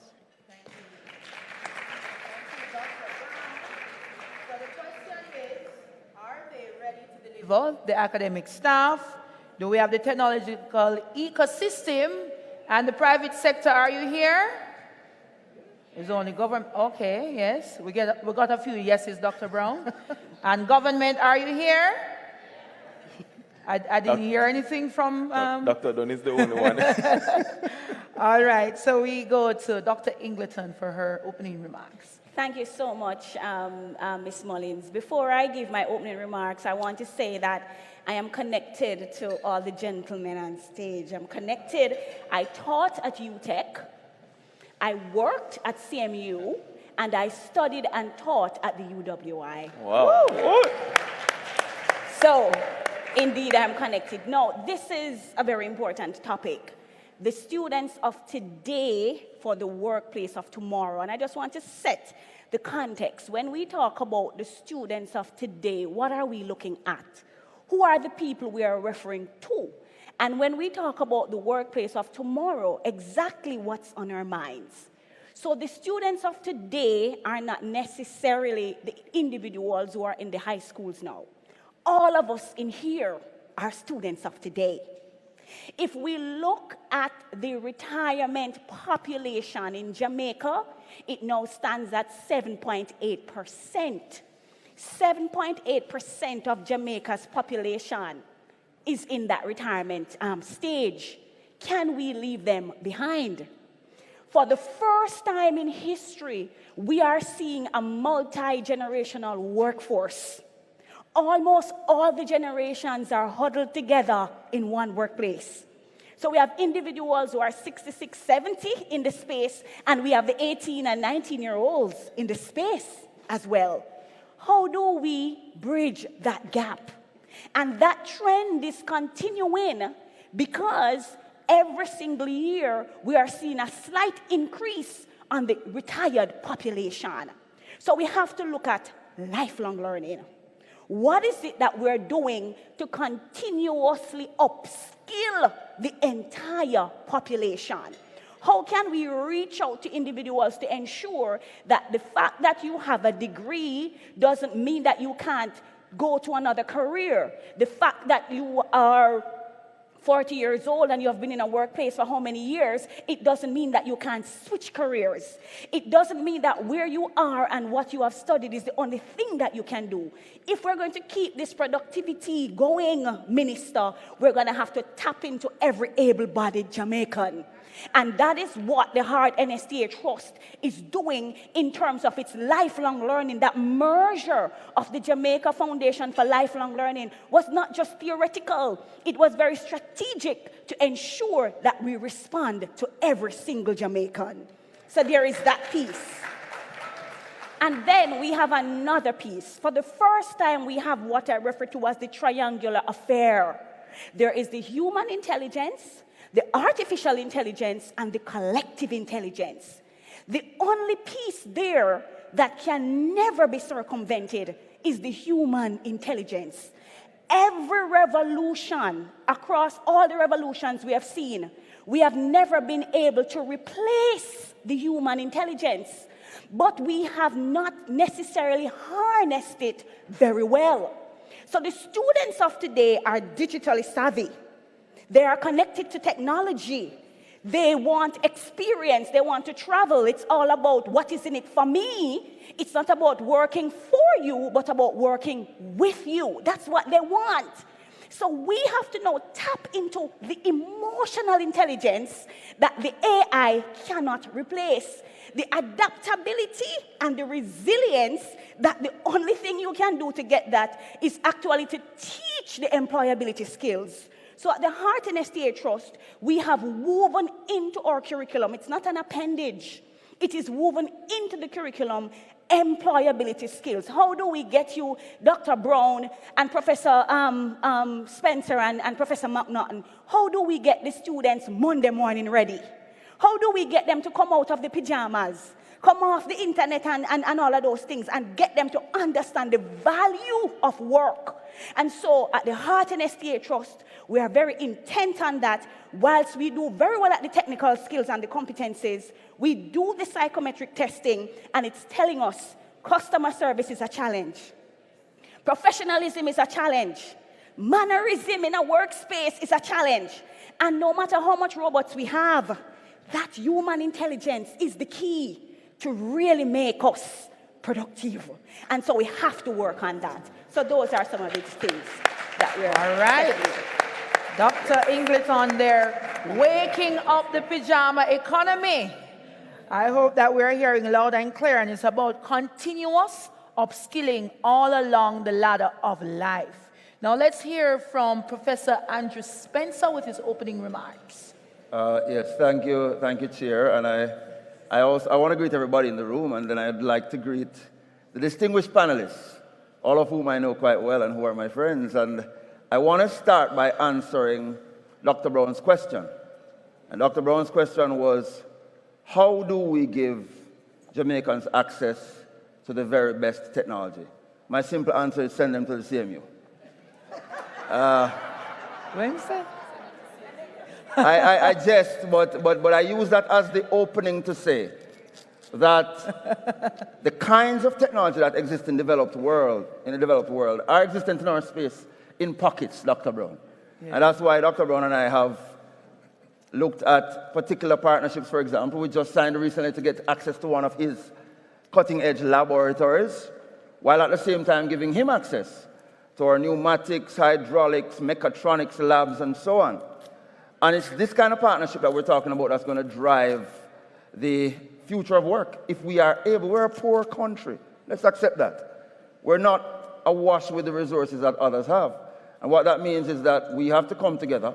The Patterson report says that if we're to move anywhere close to developed country status, we need to be at about 45% minimum access to higher education, and we're at 27%. So I use this when talking to my colleagues to say we're all failing, right? And I don't say it in a bad way. I say it so that we all step up our game in ensuring that Jamaicans have this kind of access. I also wanted to say that I quite like the fact that Heart is ensuring that they touch every Jamaican. And I give the team applause for that. And here's why that is particularly important. And Dr. Ingleton gets it. She downplayed it a little bit and said, I worked for CMU, but she held one of the most critical roles there, actually, as the VP of Administration. So you'll understand that was everything, and registrar. And so what I like that I see happening, for example, at Hart, is that many of the areas where we have unique degree offerings at the CMU, in mechatronics, in other areas that are quite niche but can meet the needs of multiple sectors, is that Hart, at another level, is doing much of that and having a greater reach, expansively, right? So what that means is that once she's done reaching them, we'll be happy to take them off her hands. And it's that kind of pipeline that we're talking about. It's the ecosystem. It's the ecosystem that's on the stage right now. And that's what I want to tap into. And colleagues, as I don't want to make the opening too long because I know we want to get you to ask some questions. But the one other thing I would say is that it is going to be the borderless thinker, and this is how we train our students now. We say to them, yes, you're in the Faculty of Marine and Nautical Studies. Yes, you are in the Faculty of Engineering and Applied Technology. Yes, you're in the Faculty of Shipping and Logistics. But guess what? Your degree in Customs, Immigration, Freight Forwarding is as much a degree in Operations Management, and you better know it. And we've said to students that those of you who are doing programs in areas that you would not think could touch areas outside of where your focus has been, you need to think a little bit differently. Now, evidence of that. Last week we had a conversation. Michael Lee Chino was at CMU talking about what? Employing only logistics and engineering graduates for the financial sector going forward in his business. How outside of the box is that, right? And so it's that kind of borderless thinking. What are the skills that you will apply? And the point he made, which I thought was poignant, was, Amazon can move millions of packages a day, and he's having trouble handling 300 ABMs. He says what he needs for that are solution-oriented engineers, and he needs logisticians who can run routinized processes without blinking an eye. And so, ladies and gentlemen, I have a lot more to say in my opening, but we're all being kind to each other now, and we're very aligned, and that's what excites me about the future of Jamaica and the Caribbean, is that we have alignment in thinking, but we're not only thinkers, we're not only thought leaders, we're doers, and very rarely do you have on any one stage or in any one room people who can think, who can be cognitively agile, but who can also execute and implement at the rate that we're doing it. So again, back to what Dr. Brown says, fund us and we'll make it happen. Excellent, excellent. This panel, ladies and gentlemen, is defining what ecosystem means. Do you agree? Yes, ecosystem in action. Dr. McNaughton, your opening remarks. Okay, thank you very much, Chair. Colleagues, it's a pleasure, privilege in fact, to be sharing this stage with distinguished leaders of institutions. And I should mention that I'm actually representing Professor Denzel Williams, who was invited but was not, unfortunately, unavailable. So I'm going to ask for one slight adjustment to our panel. We refer to the students of today and the workplaces of tomorrow. I want to slightly adjust workplace, and let's speak in terms of workspace. Because workplace connotes a kind of traditional physical place that you go to work for somebody, right? Workspace is the globe. And with digital technologies, we really are preparing our students for the workspace of tomorrow. Indeed, the workspace of today. And so there are three things I want to just reference in terms of what we have to do. And if you could pull up just a quick slide there, if that works. But there are three things that we've been talking about: productivity, entrepreneurship, innovation. What problem are we trying to solve? I think it's a fundamental question we as institutions have to answer, because we're preparing the student for the workspaces of tomorrow. Are we trying to solve a productivity problem, innovation problem, or a problem of entrepreneurship? And I would like to suggest to you that the obvious answer may seem to be all of the above, but I think the greatest of the three is innovation. and building an innovative capacity. And I always say, you know, Jamaica is, and Dr. Brown, I think it's a study coming out of your institution, the GEM report, which suggests that we are one of the most entrepreneurial places in the world. And we're spinning up entrepreneurs constantly, but there's a challenge with sustainability. And again, for me, thank you, entrepreneurship without innovation is little more than hustling. All right, so we have to build innovation in everything that we do. Innovation, if you want me to prefer, this doesn't work. If you want me to prefer a definition, innovation is, okay, go back. Innovation is the ability to create.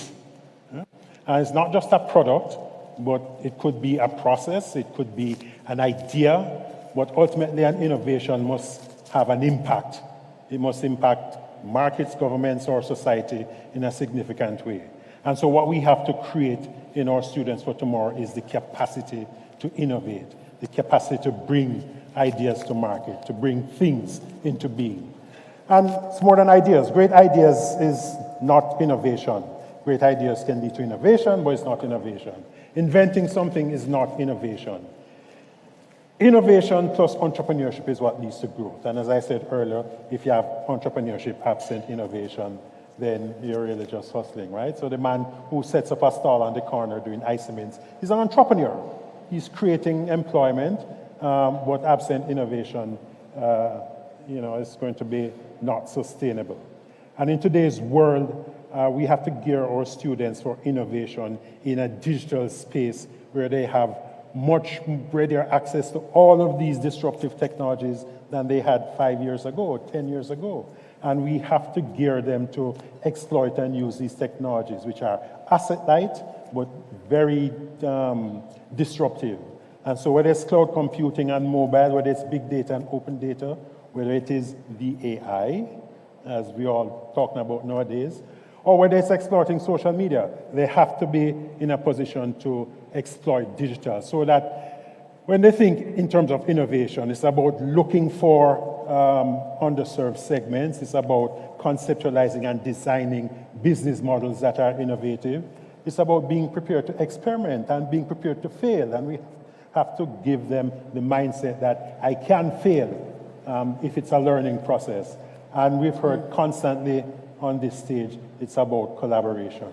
So building an innovation ecosystem is critical for all of our institutions in terms of collaboration. I mean, you probably can't make out what's on this slide, but it speaks to the idea of an ecosystem that involves government agencies, academic institutions, the private sector, a whole bunch of actors that are essential for innovation to thrive. And I think that's where our collaborative efforts have to be centered on. Yes. Innovation. All right, great. A round of applause for all the opening remarks. So I'm sure that there are many questions brewing. So yes, you can make your way over to the microphone. So while she's on her way, I realized that I introduced the panel and did not introduce myself. My name is Tishana Mullings. I am Chief Social Innovator at Next Step Lifelong Educational Services, where we're teaching life skills from the primary level all the way up to corporate. And of course, we're currently working on an AI learning model where we're looking at people's learning gaps and organizing micro-learning units. You know, like how Duolingo works? Right, so it would have a super scheduler in there. It's coming soon. So stay tuned. All right, so we already have a question on the floor. Go ahead. Hi, everybody. My name is Khalifa Clark. I really appreciate that we're speaking more about people-based productivity. Like, that's beautiful. But in this conversation, what I am realizing is that we have placed a very great emphasis on STEM education, right? And that's great. AI is coming, fine, cool. We need technology, great. But the arts are dying. They are literally dying. Investigative journalism is on a low in this country. We have different arts. People don't see the point of a gender studies degree, even though we are a developing country that has a lot of gender-based issues. the humanities and the social sciences, things like that. What are we doing to ensure that we foster a situation where people see the validity of those degrees? And what are we doing to ensure that these degrees can be put into the working world, right? Bring it home for us. I'm so sorry, there's a lot. It's a compounded question, right? Yes. The other day I saw where our Minister of Education, she spoke about the fact that we're seeing less people doing CXCs in vocational training. I did agree, it was beautiful.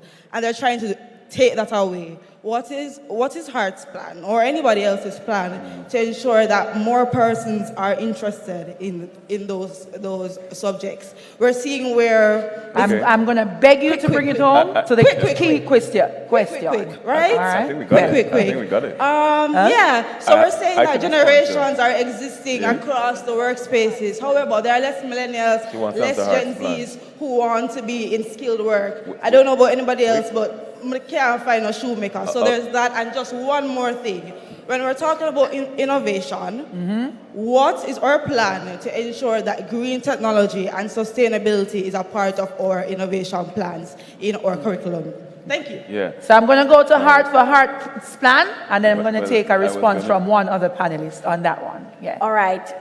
Thank you so much for those questions. It's clear that you're very passionate about all the areas you mentioned. I'm going to speak to the second part. And I really want us to listen, because we're dealing here with a mindset problem that we have to own, that we have created. Why is it that there are so many people, as she indicated, may seem not to be interested in vocational areas to the point where we had a challenge that we would have seen the other day? It's a mindset challenge that we have created. We have created a false dichotomy, which indicates that a traditional academic route is superior to moving the way of skills. We've created that. We have instituted systems that perpetuate that. We are at the stage now where we are seeing that the individual who is skilled is able to live and have a meaningful and productive life, demand his salary, it not being communicated or given to him, because the person with the skills tell you, you have to pay me X to do Y.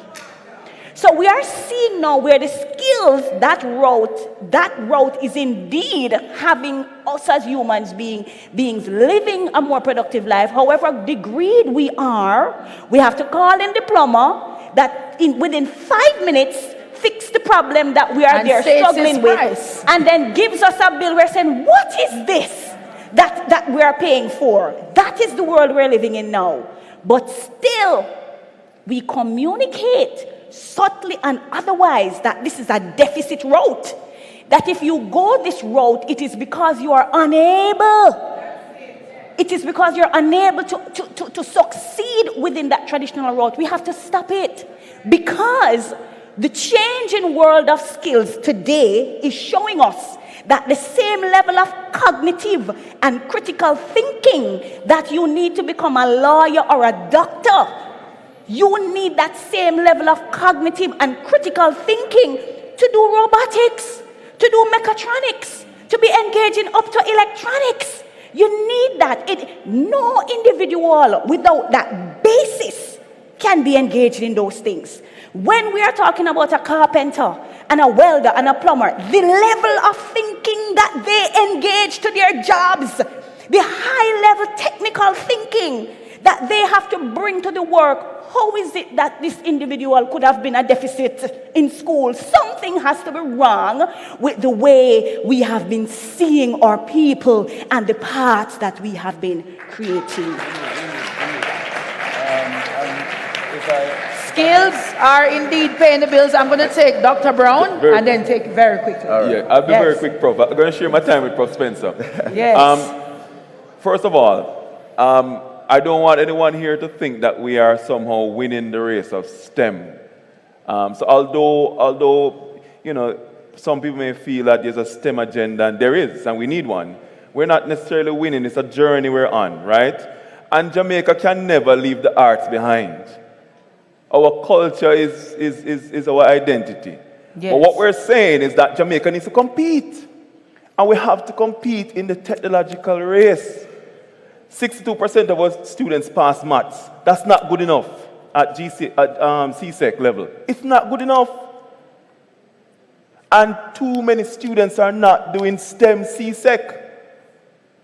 So we are on this journey for STEM. It's not either or. We're not fighting with the arts. We're saying we have the arts, we need STEM because Jamaica is going to compete technologically. And let me tell you something. Where Jamaica needs to go next is an island that is known for producing STEM graduates. We're known for tourism. We now need to shift. Why? Because we are producing STEM graduates. And they are leaving these shores and doing great things overseas. But it is not part of our national narrative yet. And this is why we need to strengthen our tertiary institutions around STEM.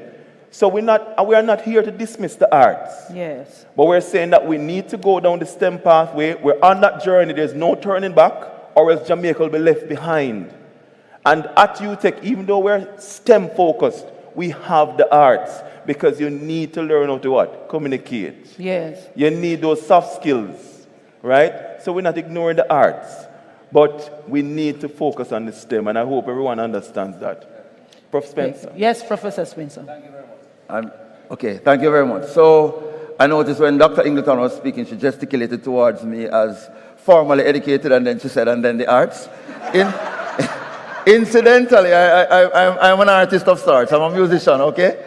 But I use that as a segue to say to my friend whose passion I understand and embrace, that Doc is right, that a lot of the skill sets that are required to execute in some spaces are the very skill sets that are required to execute in the spaces which you speak of. So here's this one, for example.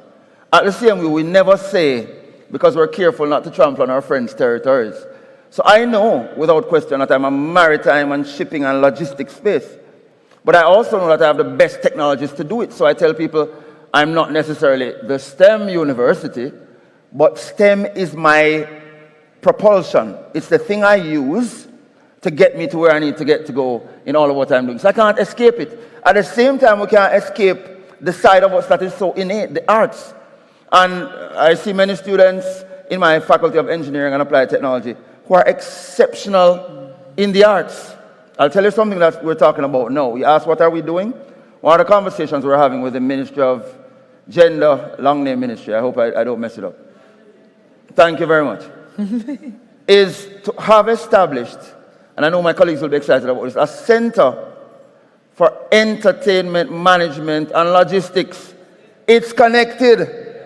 Again, we are embracing it. We know it's not our wheelhouse, but Jamaica needs to pay attention to it. So here's what's happening, my friend. And I'll close with this since we're sharing time. Here's what is happening. Jamaica has ignored STEM for too long. And what tends to happen, say the same thing. I think you are a genderist. If you're not, the same thing that's happening now with STEM is what would have happened in many cases as we dealt with the gender imbalances and issues. When you're trying to correct a system, sometimes initially you have to, what people consider to be, you have to do an overcorrection to get the thing in the right direction, but you're not leaving the other elements behind. What you're trying to do is make sure that you're doing right by those who need to be a part of it, and we're doing right by the nation.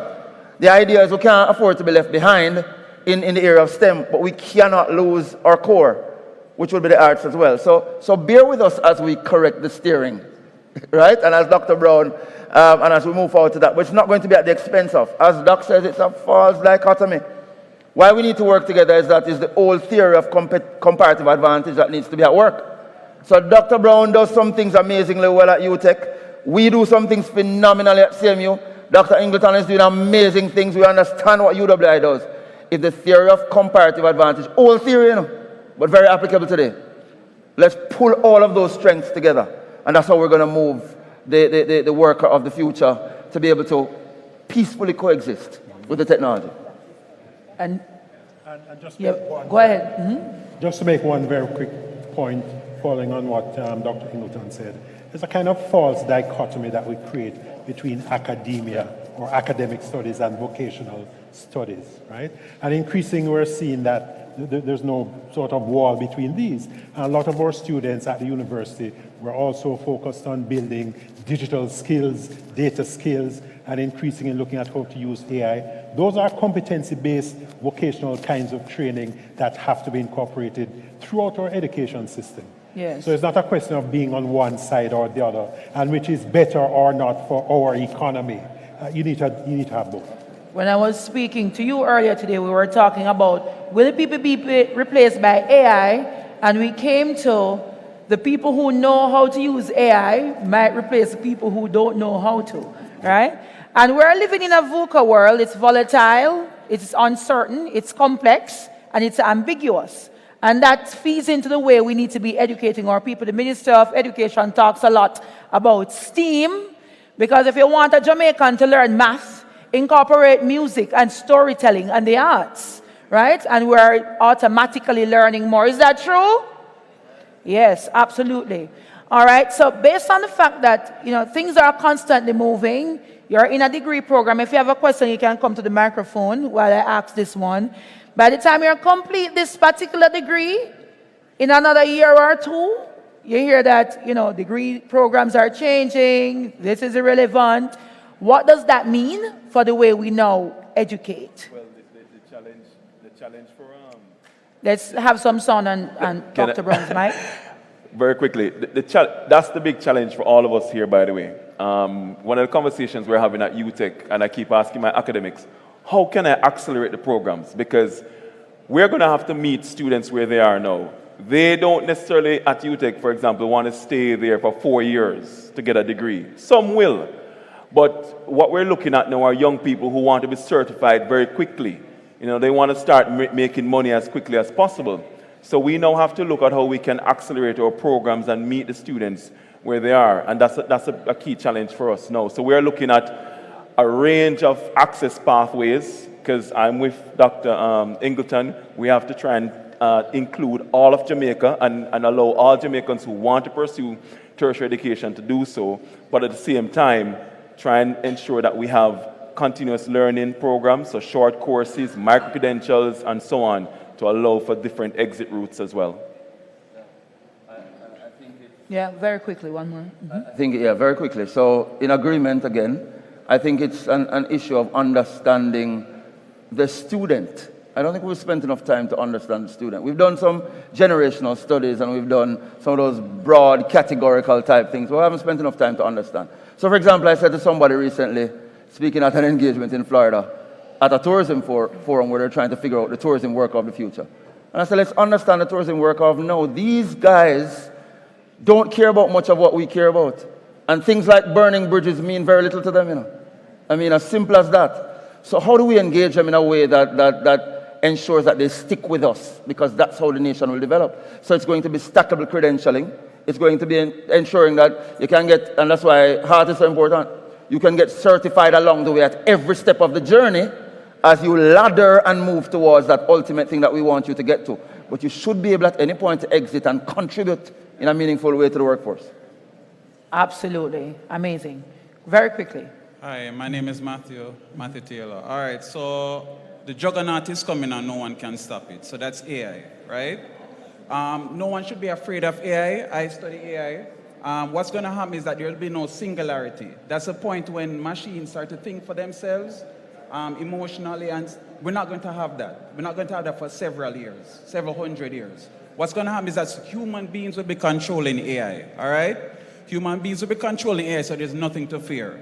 We need it in our government processes so that we can cut down on bureaucracy. AI can go through thousands and millions of papers instantly, right? So that will cut down on the turnaround time in all industries. STEM, we need STEM, right? I'm seeing Jamaica that we should be viewing how to go to conquer the space age. The first Caribbean country going into outer space, setting up satellites. That's where we need to see Jamaica. We need visionaries. In terms of heart, yes. You guys have changed my life. You guys have changed my mom's life. I sent her to do level 1, 2, and 3 in cooking, right? So heart is the foundational model for the future.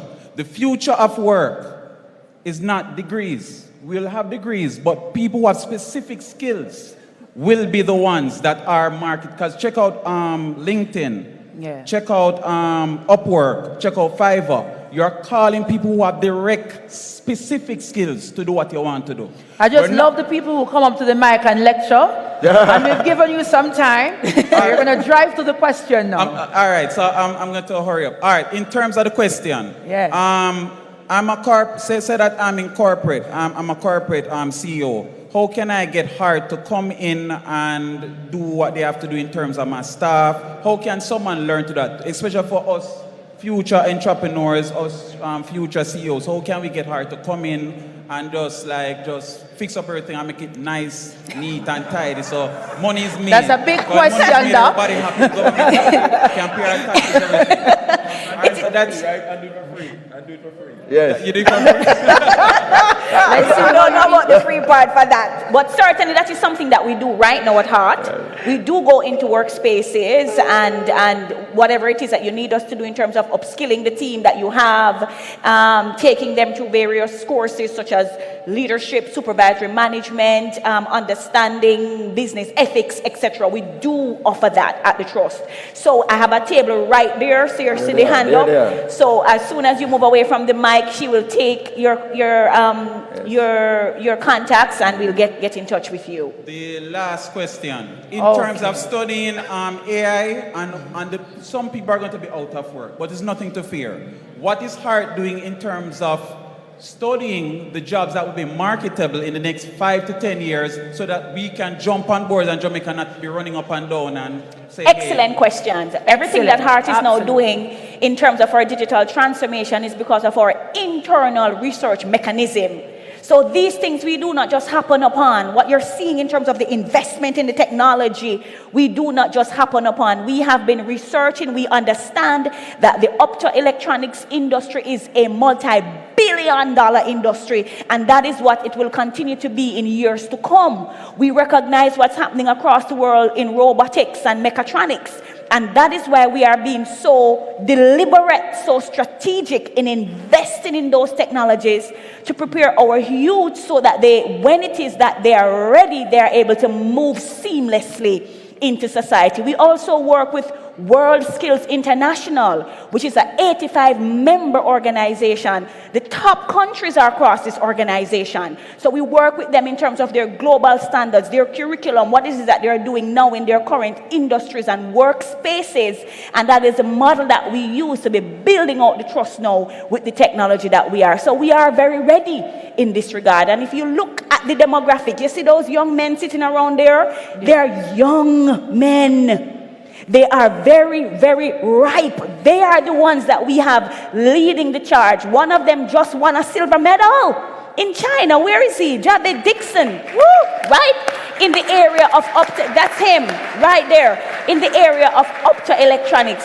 They are moving from being trainees to becoming experts. We have something in Heart called the Teach for Heart initiative, which is essentially an apprenticeship program where we're taking our trainees, building them up, profs, throughout the system to reach the level of instructorship. That's what we're doing with them. So we are retaining them because this kind of talent we need in Jamaica ministers. And if we don't retain them, they're going to go abroad, go make big monies. So we have to find a way to retain them so that they can feel that confidence and support in staying with us here in Jamaica. So those are some of the things that we're doing. Excellent. I want to applaud everyone on the platform, though, because there's something else that, as Doc spoke, it struck me. That you asked what is Heart doing in terms of its internal research. Yes, Heart is going to do that. But Heart also benefits, and Heart never refuses the research that's coming out of the universities. Correct. And if you look at an area like mechatronics, for example, which, when Heart took a team to World Skills some time ago, the CMU had a team.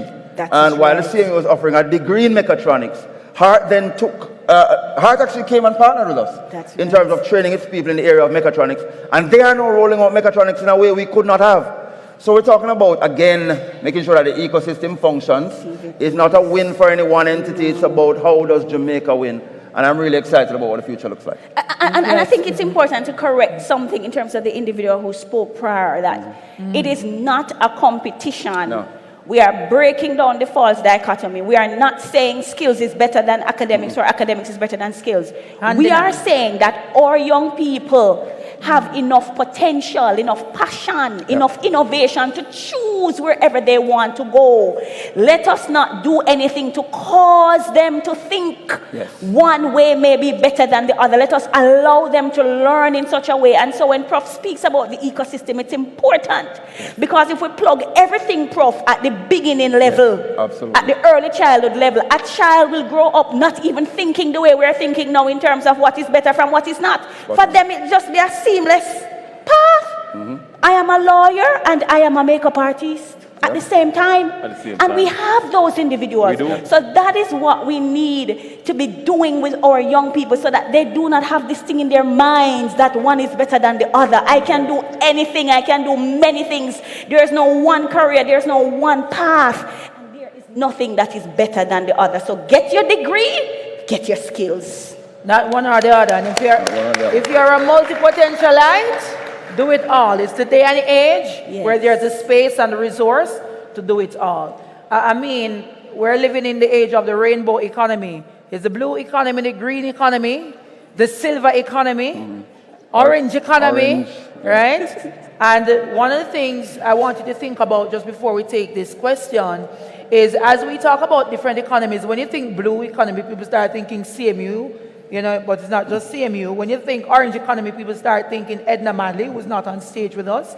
But what I want us to think about is, have we been doing the work to make sure that whatever the future of work surveys are saying, do we actually have those partnerships where we're looking at the areas that we need to train our young people in, and ensuring that we're morphing our courses in the universities to match those areas? Right? So I want us to think about that question, but let's have this question first and then close with that. Go ahead. Yeah, good afternoon, everyone. Helene Davis White from... Down a little. Pull it down a bit. Yes, Helene Davis White from the trade union movement. Dr. Ingleton touched a little bit on it. My concern really is in terms of where we are getting, where are we going to be getting the pool of persons from to be able to deal with skills and higher education, when some of the latest figures show that at the primary school level, close to half of the persons, the children, are graduating illiterate and innumerate. And it isn't any better at the secondary school level, and then the participation rate at the tertiary level is far below our competitors in the region and elsewhere. So what I'm wondering is, if we are talking about developing our people, I think we have to have that kind of linkage between where it starts and where we are ending. Yes. And it seems to me that the focus is not enough at the beginning level, early childhood. I think the study showed that probably 70% of children were enrolled in some kind of preschool, but most of them are privately run and not properly structured. So, you know, a lot of these supposed preschools are places where parents basically go and leave their children for the day. But whether or not they are actually being engaged and their minds are developing, because a lot of what we're talking about has to start at that level. And I think the tragedy for me is that for a lot of these children, they are quite intelligent, but they're not being engaged, and the structure is not there that ensures that we have, leaving our early childhood sector or primary sector, children who have been engaged from day one, and that they can actually build on whatever is there, and at the end of the day, come to be able to participate in whatever programs are done at that level, at the higher level. All right, so I'm going to ask Do you want to take that, Dr. Proper Norton. McNaughton? Yeah.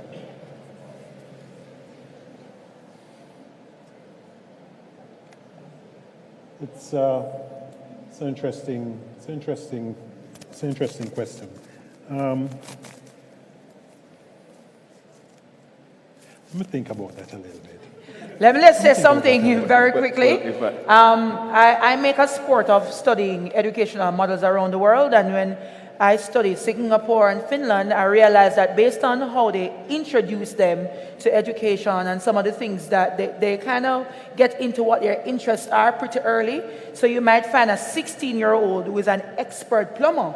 What that does is when you go to CMU or UTech, you can actually be making money to fund your own self from even first year, second year, because you already have a working skill.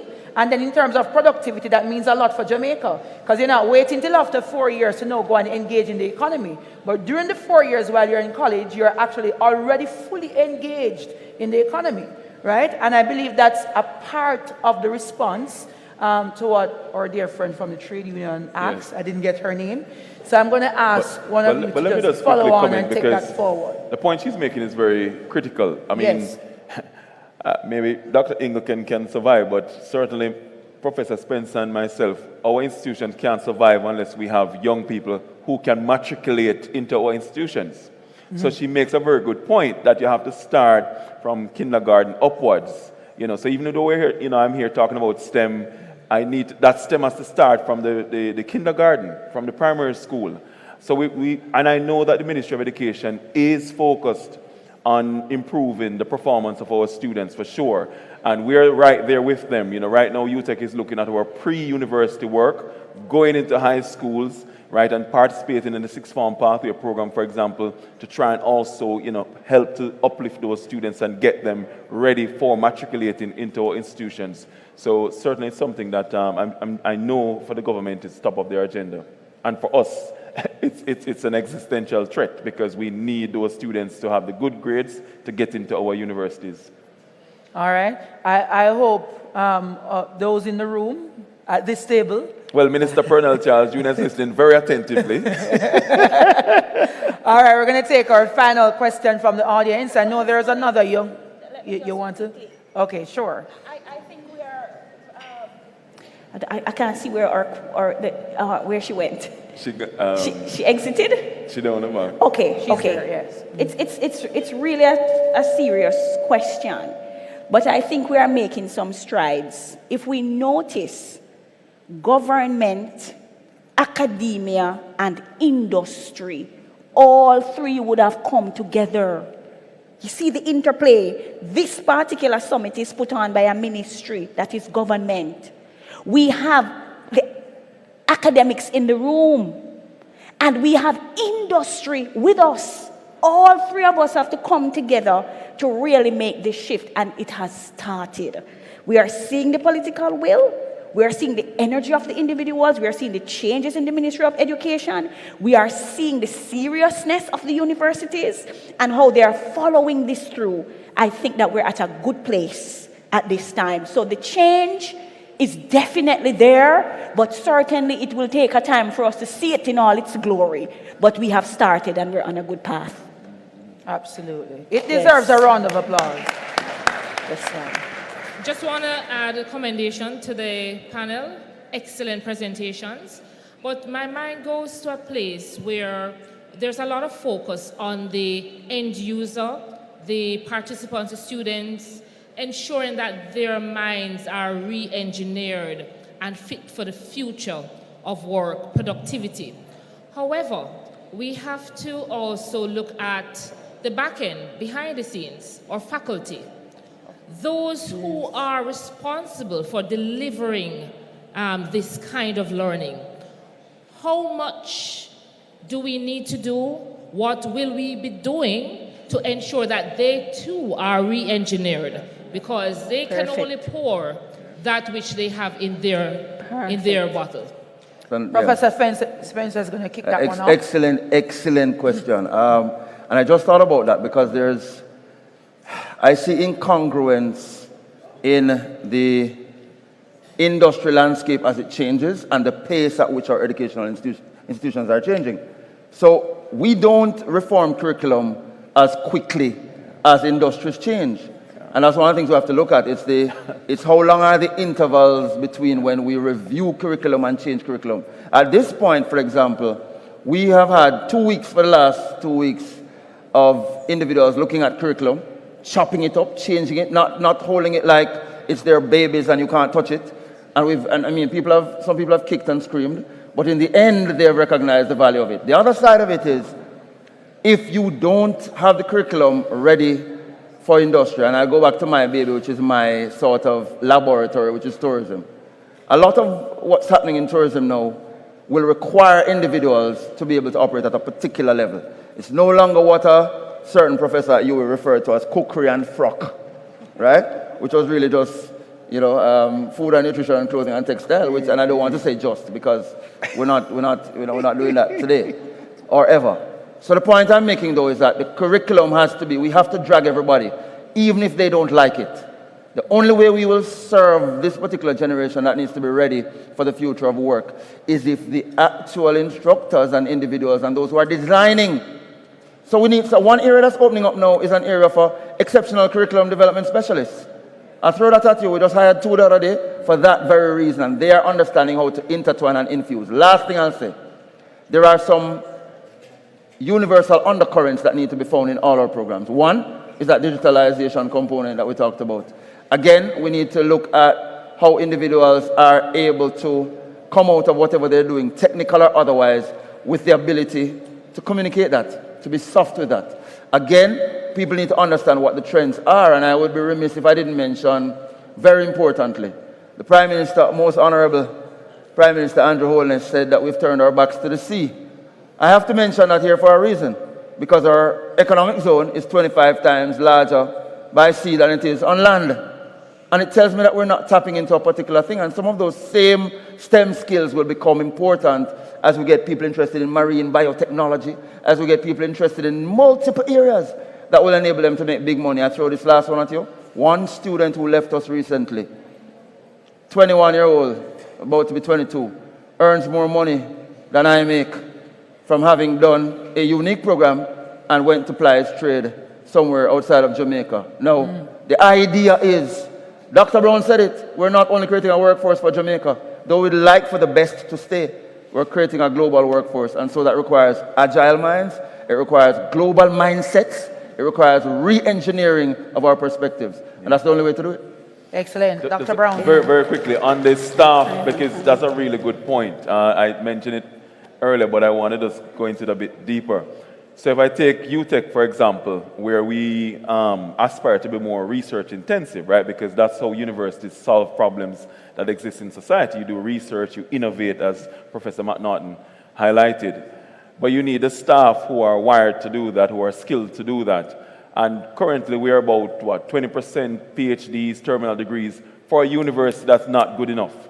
And it's not anyone's fault specifically, it's just that we're in an economy that's not generated enough PhD graduates for UTech to gobble them up. So the challenge for us now is how do we get more PhD terminal degree holders to become academics at UTech or any other institution in Jamaica. And so we're looking at more novel approaches such as tapping into the diaspora, using technology, because there are lots of Jamaicans overseas who are very accomplished academics, and we're saying, why not teach at UTech or any other institution? You don't necessarily have to come home. We can use technology now, online instruments, to allow you to apply your trade and to share and to do that knowledge exchange and to do research. So we're trying to use different innovative ways to get more of those academics, highly qualified, highly skilled academics, to be here in Jamaica. But that's a key challenge for us as well, because no longer do we only require teachers at our universities. We need research professionals as well. And finally, from me, I'm going to give point, finally, not a word more. Yeah. I'm happy that my professor here. I'm happy that my professor here referenced the frock and the cookery, because she spoke about the end user and that we have to move away from that. The instructors have to now understand that the frock is now fashion technology. It's not clothing and textiles anymore. The instructor has to be upgraded with those new competencies to teach fashion technology. The same AI, the same cell phone that we have with a simple scan can tell us what material color would suit our skin tone better. That's where fashion technology is now. It's not just about making clothes and putting it on you. It is about your body size. What style suits your body size better? What do you need to wear in a particular space to get the attention that you need based on that space? It's that level of thinking that fashion technology is at now. So the instructor has to be trained to be thinking that way. So we cannot deny our students now access to clothing and textiles in schools because the thing has gone way ahead. And then now the cookery is now culinology and gastronomy. It's about food palettes, it's about taste, it's about the experience of eating. It's about food preparation. The math is in there in terms of how much ounce you have to put in there for it to taste a certain way. The arts is in there in terms of how you're going to prepare the food for the person to see it on the plate and want to eat it. And then there is the menu. How do you speak about that? How do you present that? How do you upsell that? So all of this, our instructors, all of that is skills. Our instructors have to now be upgraded.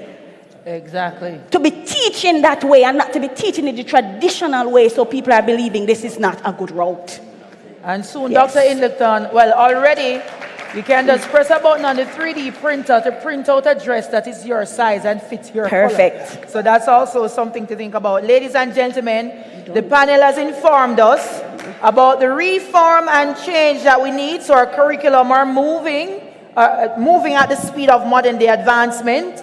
We have spoken about the universal undercurrents that must undergird all our programs: digital skills, critical skills, soft skills.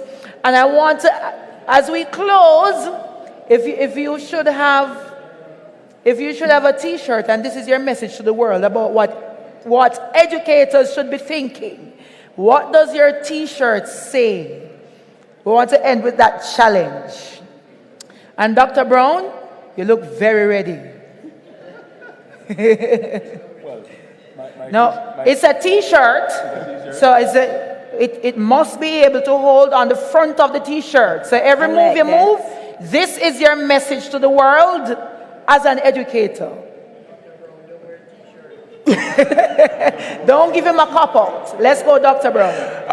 I'm going to go with transformation for future success. We have to transform. Love that. Dr. Ingleton? The t-shirt on the front, the skills pay the bills. Yes. I can't compete with that. You see what she did there? Now, And on the back, where there's a skill, there is a way. Yes. It's not a competition, you know that. All right, Professor Spencer, let's see you top that. No, I mean, I don't need to top it, but I was just going to say that for Doc's t-shirts, you could simply just put heart. Or you just wear that one? Yes. Mine would be simple. Borderless pioneers. Borderless pioneers. Borderless pioneers. Would you wear that? Yes. Yeah, for me, if there's any message that I would leave, it's about innovation. Yeah? So mine would say, I am an innovator, and that has to be baked into everything that we do.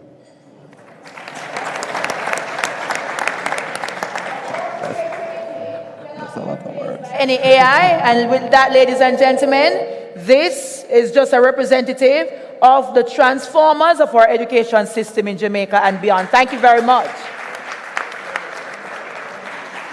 What a panel discussion, ladies and gentlemen. A round of applause, please.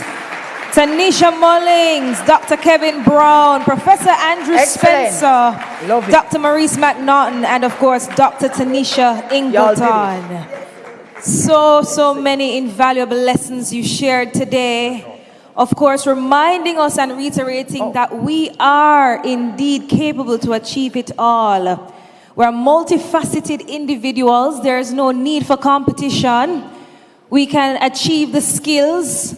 We can get the degree. We can use both to our advantage, especially when it comes to the paychecks. Right? If you want to be a teacher, you can be a makeup artist as well. You can be an entrepreneur as well. You can do it all if you choose to.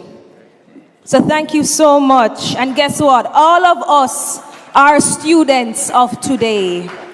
And once we maintain that mentality, we'll continue to learn, to grow, to enhance each other, the economy, and of course, help the economy to be more productive. So thank you so much to our panelists, ladies and gentlemen.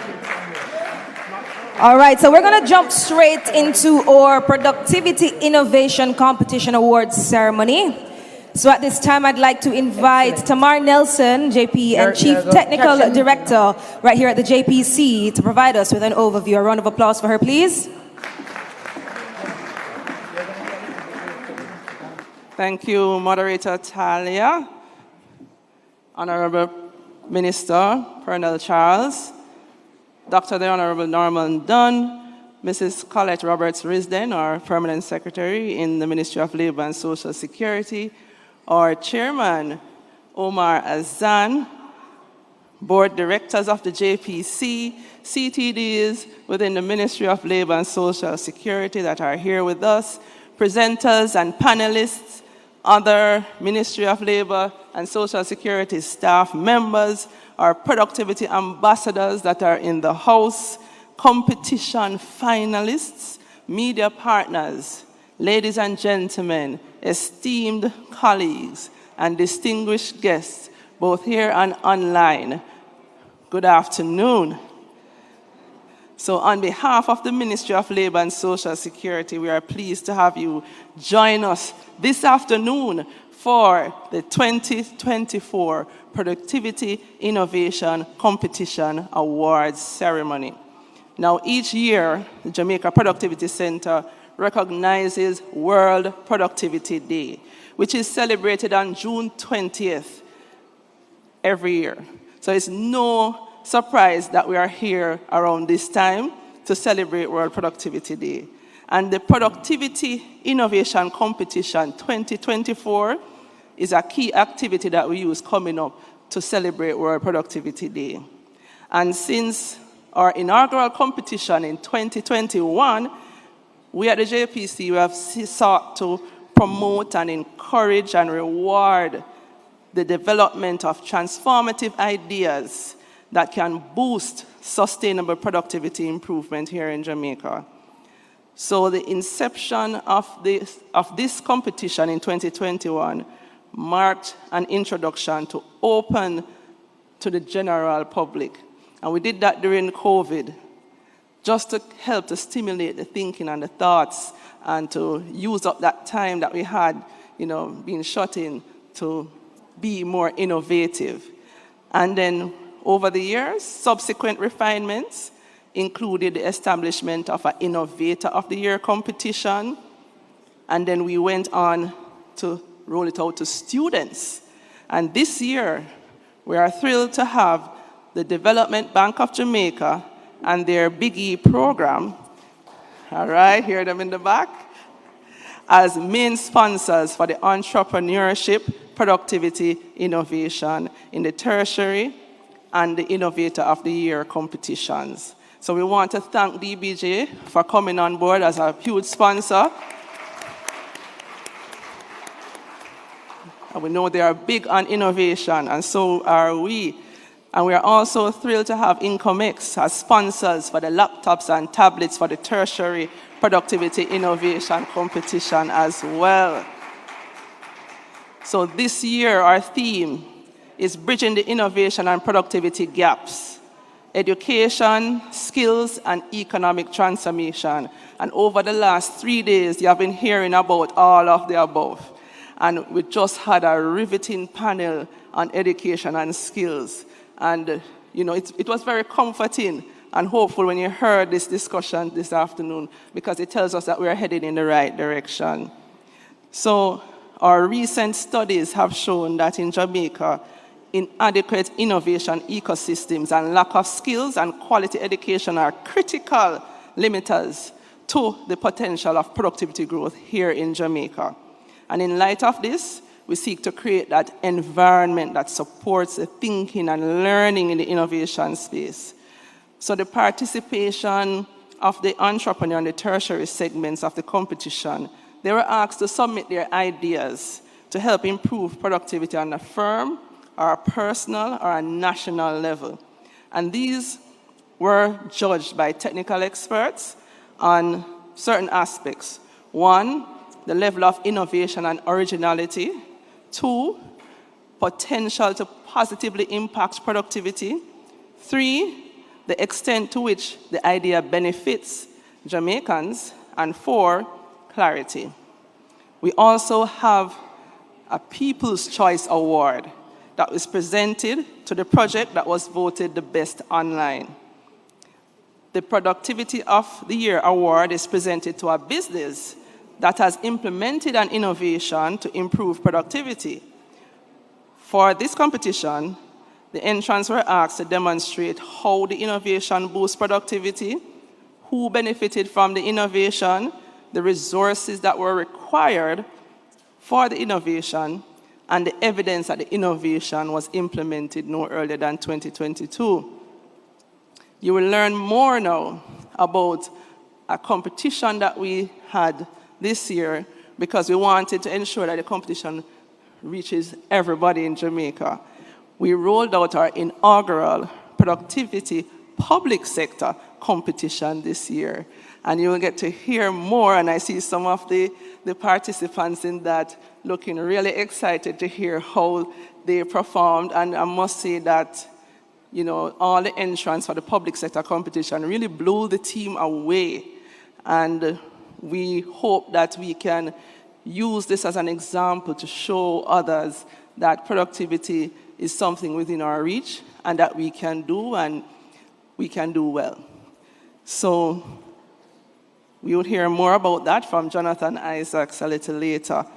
So last year's competition, just to give you an idea, the winners last year included Dane McGibbon from Jamchat, Canute Clark and Javier Wilson, Troy Martin, and economic analysis of renewable energy systems from UTech. We have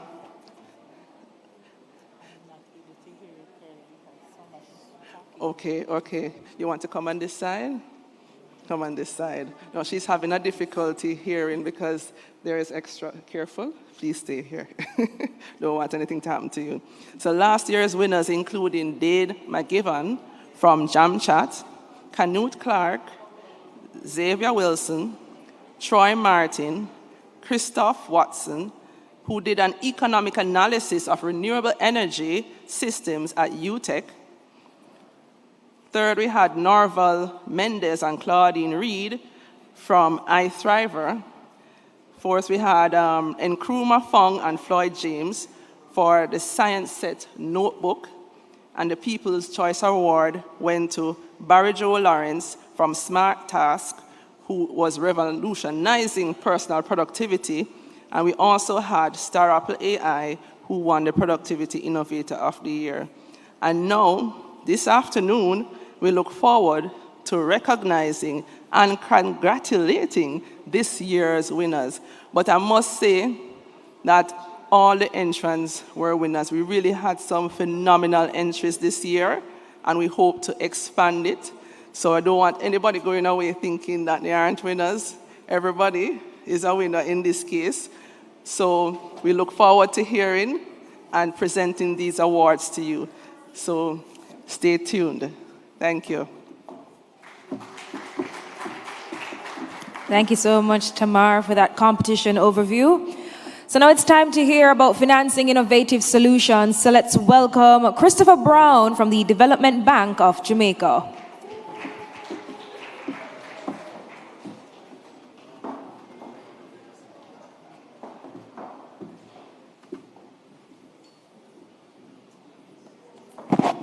The Honorable Pernell Charles Jr., Dr. the Honorable Norman Dunn, Mrs. Colette Roberts Risden, Directors and Management of the Jamaica Productivity Center, fellow sponsors, distinguished ladies and gentlemen, good afternoon. Good afternoon. Thank you. It's been an insightful 3 days filled with a lot of information, engaging discussions, and many things for us to think on as we strive for this common vision for the betterment of our beloved country, Jamaica. Please allow me first to compliment the organizers on doing a sterling job in putting this summit together. So can we give them a round of applause, please? And that this summit really includes the awards to recognize businesses, entrepreneurs, students with ideas and work that they're doing in this entrepreneurship space. Also, we want to thank the organizers for inviting DBJ to be a part of this wonderful event as we strive to show productivity and the importance of that for our economy. I can tell you that for me, the Productivity Center is one of GOJ's best kept secrets, right? So it does a lot of work that helps to improve industry, but it isn't spoken about enough, right? I know this summit did a lot to educate people about what the Productivity Center does, and I really want to encourage Tamar and the rest of the JPC team to continue doing the work that you do. It's really appreciated by, let's say, those who know, and however we can continue to help you to put that out there, let us know. Productivity Center and DBJ have a long-standing relation. I know Tamar before she, up here on the stage. We're really happy to see it. So I am Christopher Brown, as was mentioned. I'm the program manager for a program at the Development Bank called Big E, which is the government, DBJ's intervention in supporting innovation and entrepreneurship ecosystem in Jamaica. So we understand the importance of innovation, how that can help to try and grow our economy, and really the importance of entrepreneurship ecosystems to help build that. There was a lot of talk earlier from the previous panelists about an ecosystem, and I'll touch a bit on it as I get into financing solutions.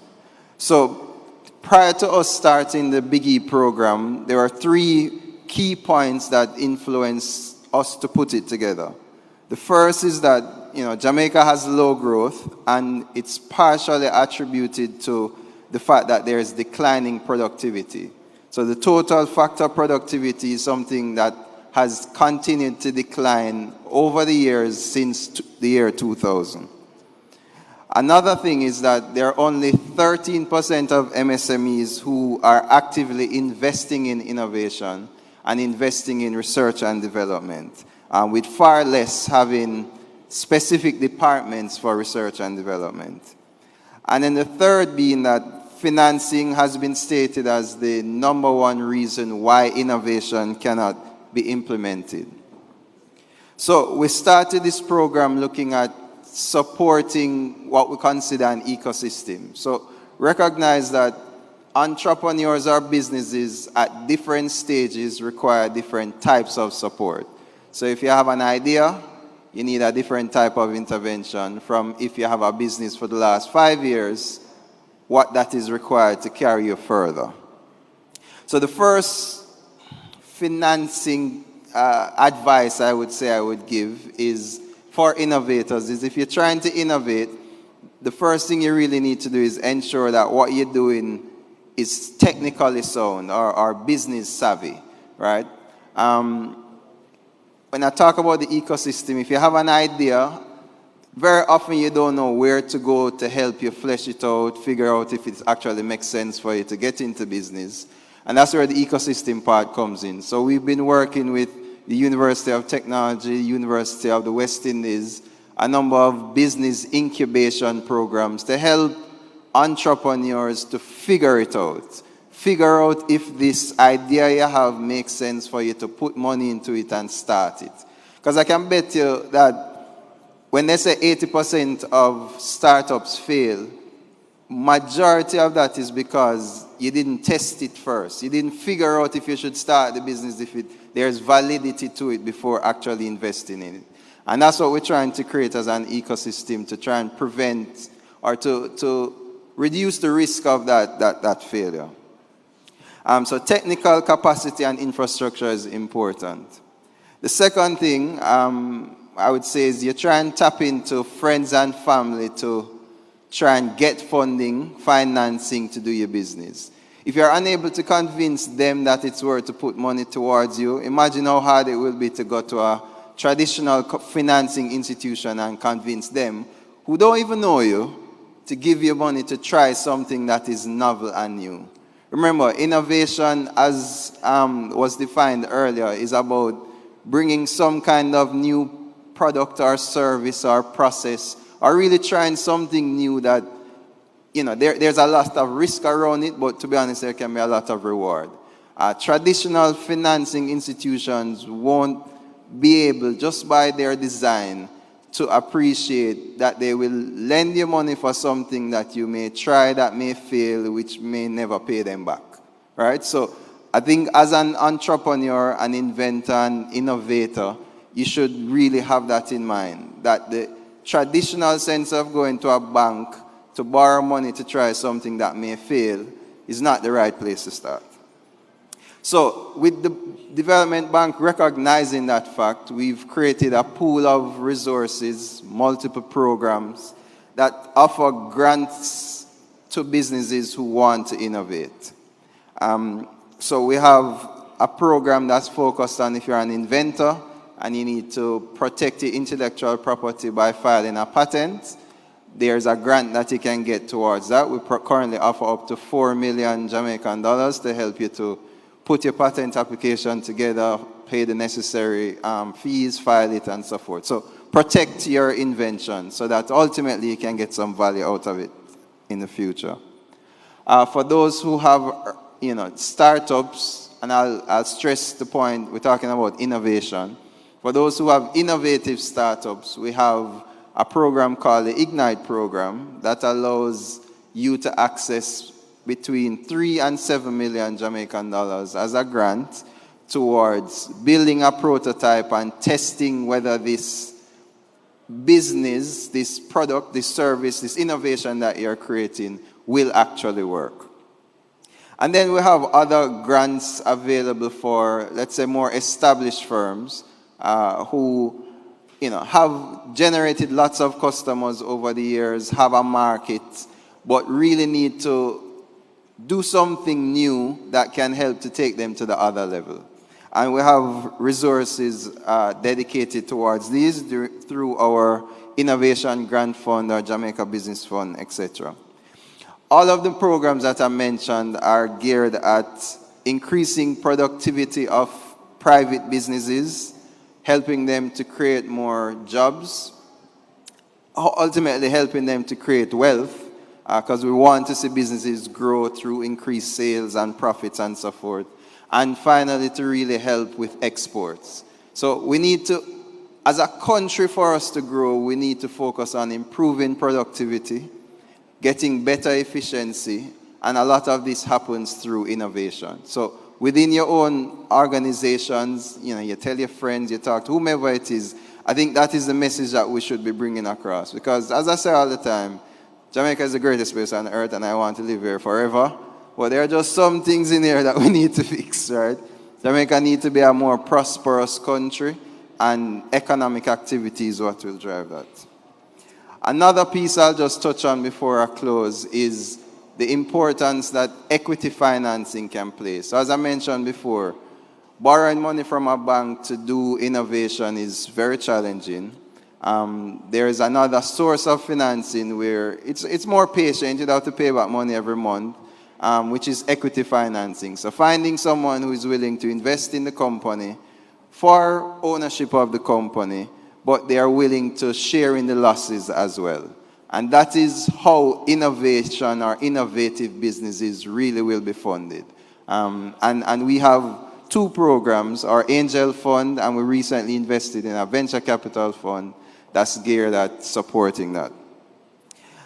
I think it would be remiss of me not to mention that there are products in the bank that help with financing. So we have a credit guarantee and we have loan financing just for entrepreneurs altogether.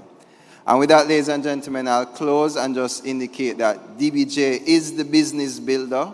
We're here focused on building businesses, and if you want to know more about it, the guys at the back are there to talk to you. Thank you very much. Thank you so much, Mr. Brown. All right, we got to jump right into the awards. So the first award we'll be presenting this afternoon is for the Productivity Innovator of the Year.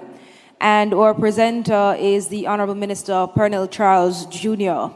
So the winner of that award is for the project JP Foods. So congratulations to our recipient, Mario Figueroa, the General Manager for JP Foods. Mario?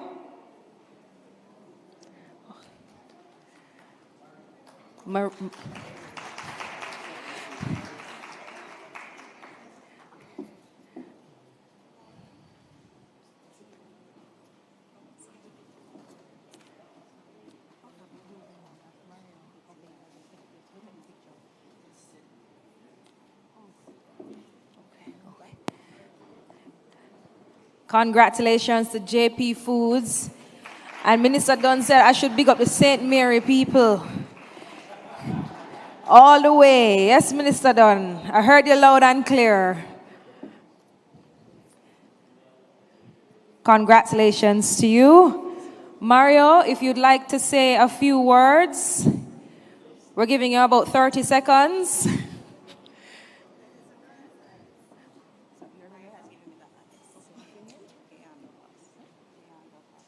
Okay, so Gayon, you're going to do the honors. All right, a round of applause for the team from JP Foods, please.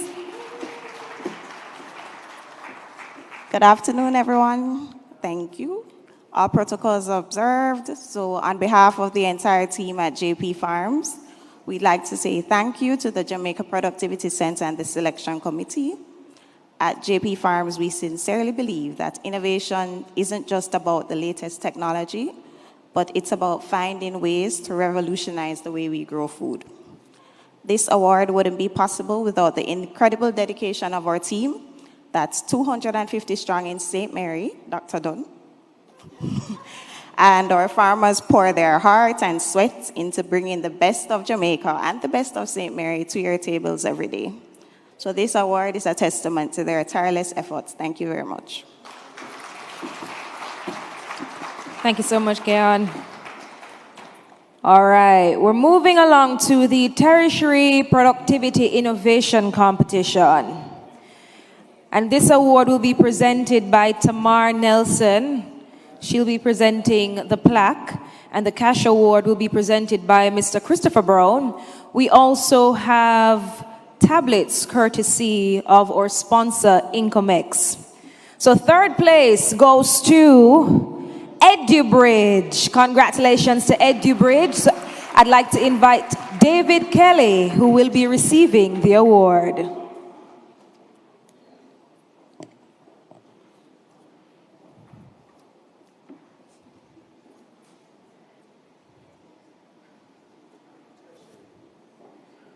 Or Tertiary Productivity Innovation Competition, or third place winner. Congratulations to you, David, for the project EduBridge. And he'll be receiving a plaque, a cash award. They didn't tell me how much, so I can't tell you no. And a tablet courtesy of Incomex. In second place, we have Dopamine Project. Give them a round of applause. Virtually, we have Vadang Kevlani. So congratulations to you, Vadang, and the Dopamine Project. And in first place, our winner will be receiving a plaque, a cash award, and a laptop courtesy of Incomex. We have Virtual Jamaica. Congratulations to you, Kareem Ellis, on that project. Virtual Jamaica. Is Kareem here? Give him a hand, ladies and gentlemen.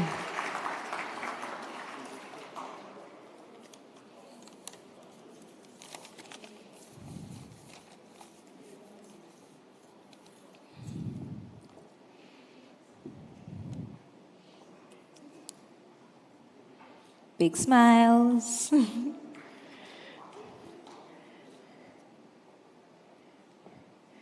All right, congrats to you, Kareem.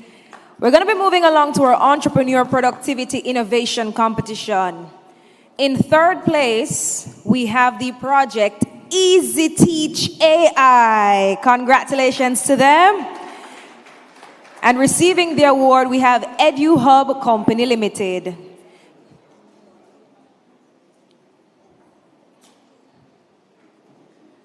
Give her a round of applause for me, please.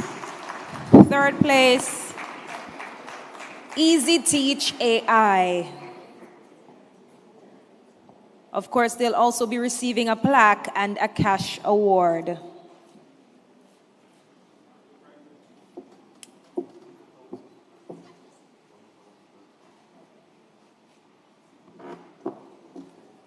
Oh, a little birdie told me. Thank you, Craig.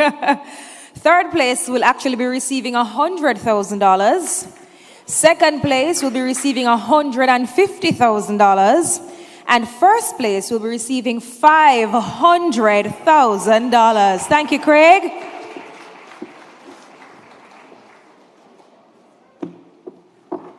So we're going to be moving on to second place now.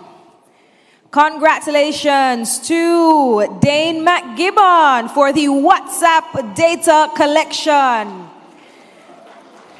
Our second place awardee in our Entrepreneur Productivity Innovation Competition, WhatsApp data collection, Dane McGibbon.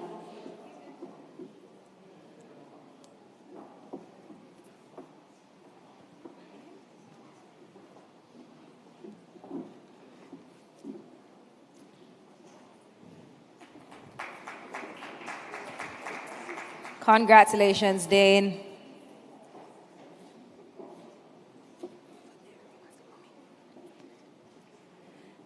And our first place recipient goes to Work and Travel Software. Congratulations to Digitalawa.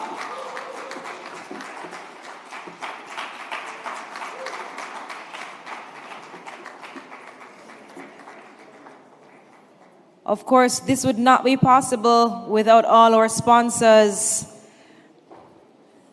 MLSS, DBJ, EduHub, Heart and Estate Trust, Adtelligent, IDB, Cable and Wireless Business, China Harbor, Avanza Outsourcing, Carimed, UTech, Incos Services, Boss Furniture, Amgestion HD, Incomex Jamaica, and the National Certification Body of Jamaica. So congratulations to our first place winner, Digitalawa. So now it's time for our People's Choice Award, and that goes to the project Productivity Innovation through Business Process Reengineering. Tamar, you will be doing the honors. Can I have a representative from that project, please? Who will be collecting the award? Or People's Choice Award, going to Productivity Innovation through Business Process Reengineering. Congratulations to you.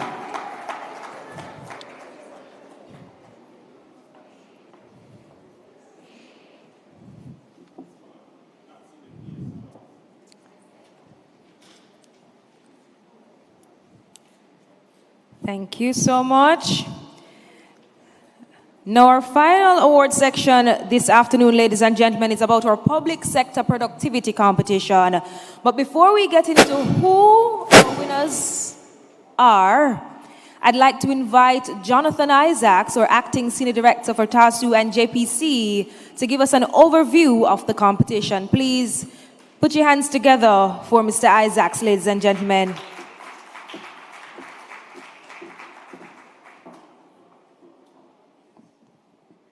Honorable Pernell Charles, Jr., Minister of Labor and Social Security, Dr. the Honorable Norman Dunn, Mrs. Colette Roberts Risden, our Permanent Secretary, Mr. Omar Azan, our Board Chairman at JPC, other board members, CTDs, and other senior directors and directors within our ministry, sponsors, distinguished guests, good afternoon to you all. So this year, as Tamar alluded to earlier, we were quite intentional about creating a competition that was focused on improving productivity within the public sector. And so the competition essentially utilized a methodology that we call the Kaizen. So Kaizen Blitz, to be exact. And what it really is demonstrating improvement within a quick succession. And I know for a fact that all the entrants initially complained about the quick timeline that was given to demonstrate their improvement. But certainly the intention was for us to show how productivity improvement and continuous improvement could be achieved within a short period of time. And also I want to take this opportunity as well to give a special shout out to our technical assistance services team within the Jamaica Productivity Center, who worked tirelessly in terms of ensuring that this competition was well put together and also the critical elements are in place. A round of applause for that. And so one of the critical elements that we want to do here today is to ensure that everybody who participated and entered into this competition, we want to ensure that we recognize you. And so everyone entering the competition will be recognized by way of a certificate today. And so we want to give a round of applause to everyone that entered. So at the end of the day, one of the most important takeaways from this competition, as we've all alluded to our entrance, is that it's not so much about the competition element of it, but it's more about driving productivity improvement in our public service. And so, this inaugural version of the competition, I think, is a game changer, and it is critical to moving forward in terms of our public service. So we will be giving out the certificates now. So we'll have the certificates and the representatives from each organization to collect.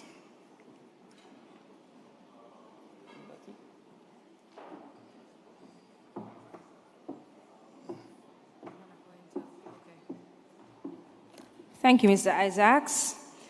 So we're going to get into our Recognition of Excellence Award.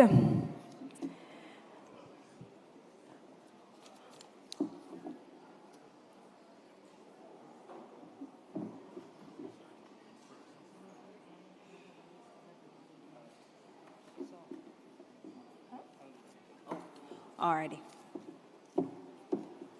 All right, so we will do by order in terms of so just wait a bit. Just wait a bit until we're ready.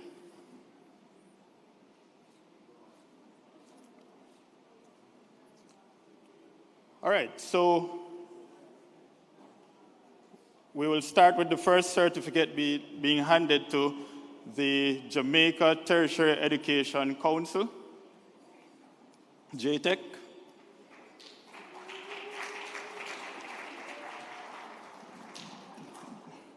Minister Dunn, we're just going to ask you to hand out these certificates, please.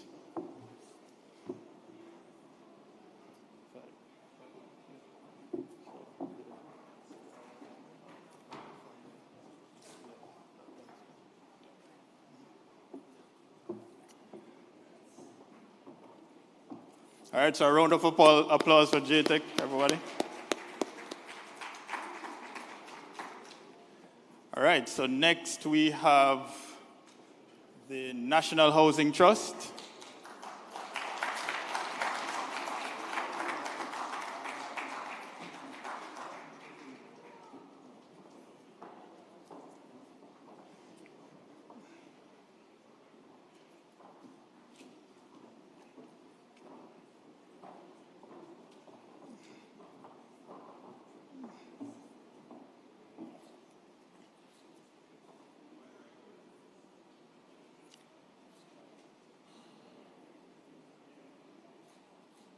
Round of applause for NHT again. Next, we have the CCCJ.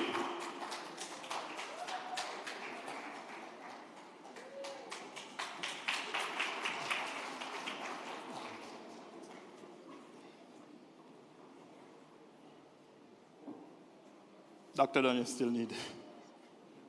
somewhere else.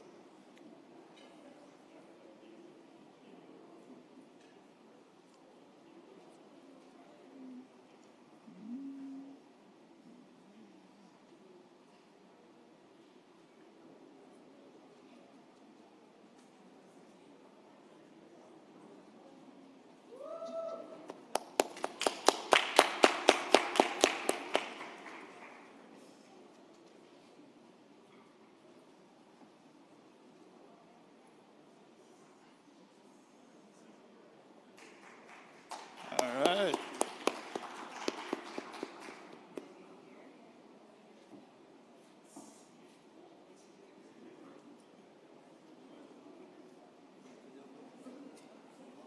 And finally, we have Jaipo. Round of applause for Jaipo. J, Jaipo, Jaipo, J-I-P-O.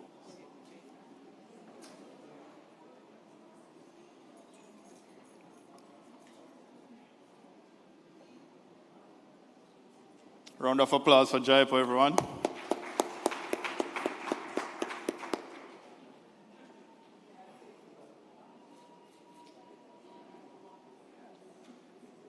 So as I mentioned earlier, really it's just a recognition of everybody that entered the competition, and certainly we want to ensure that, you know, it's critical. So next we have the Exim Bank.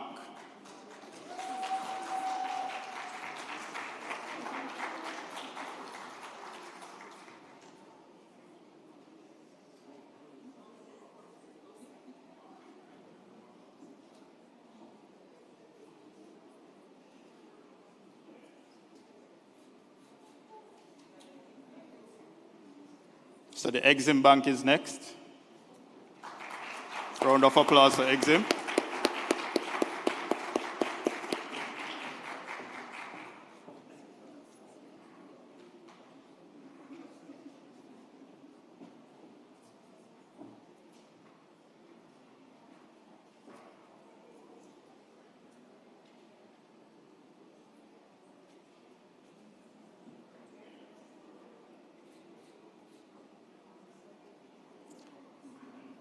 All right, a round of applause for all our entrants.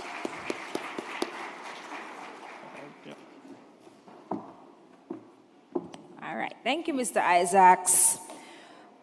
So now to get into our final list of awardees, yes? Recognition of excellence. And that goes to the Jamaica Tertiary Education Council.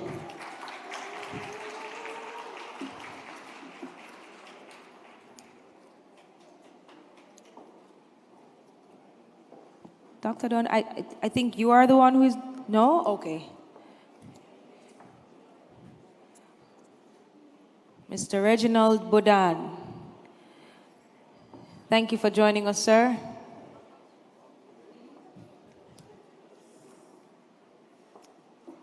Congratulations to the Jamaica Tertiary Education Council. A round of applause for them, please, ladies and gentlemen.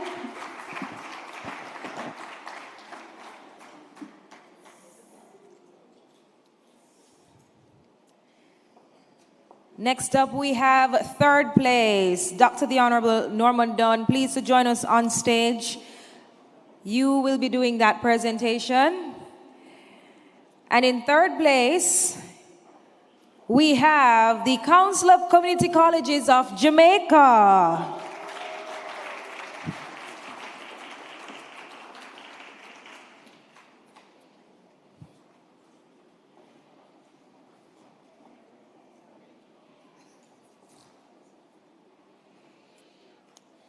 Congratulations to you and the entire team.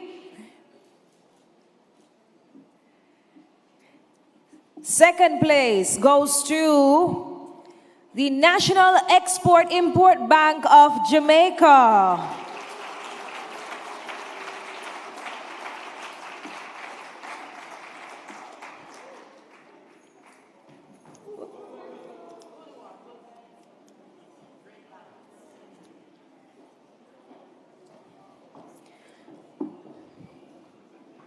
Congratulations to the Exim Bank, the entire team.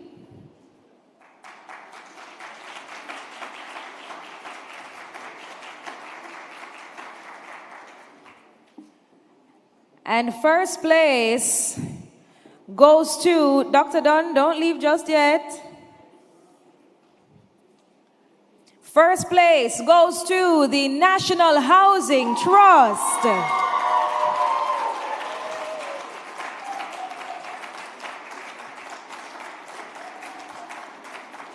Congratulations to our first place winners in our public sector productivity competition, the National Housing Trust.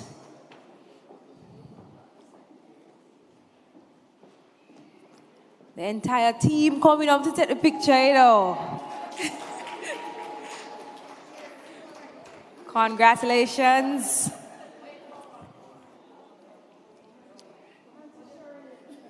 Big smiles.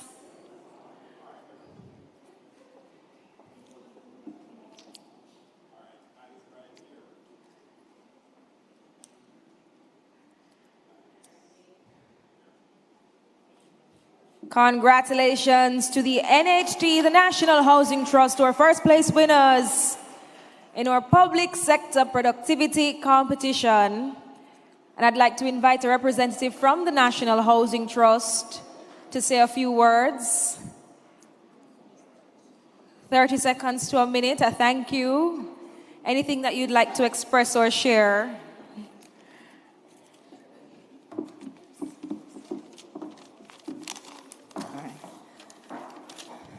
Good afternoon, everyone.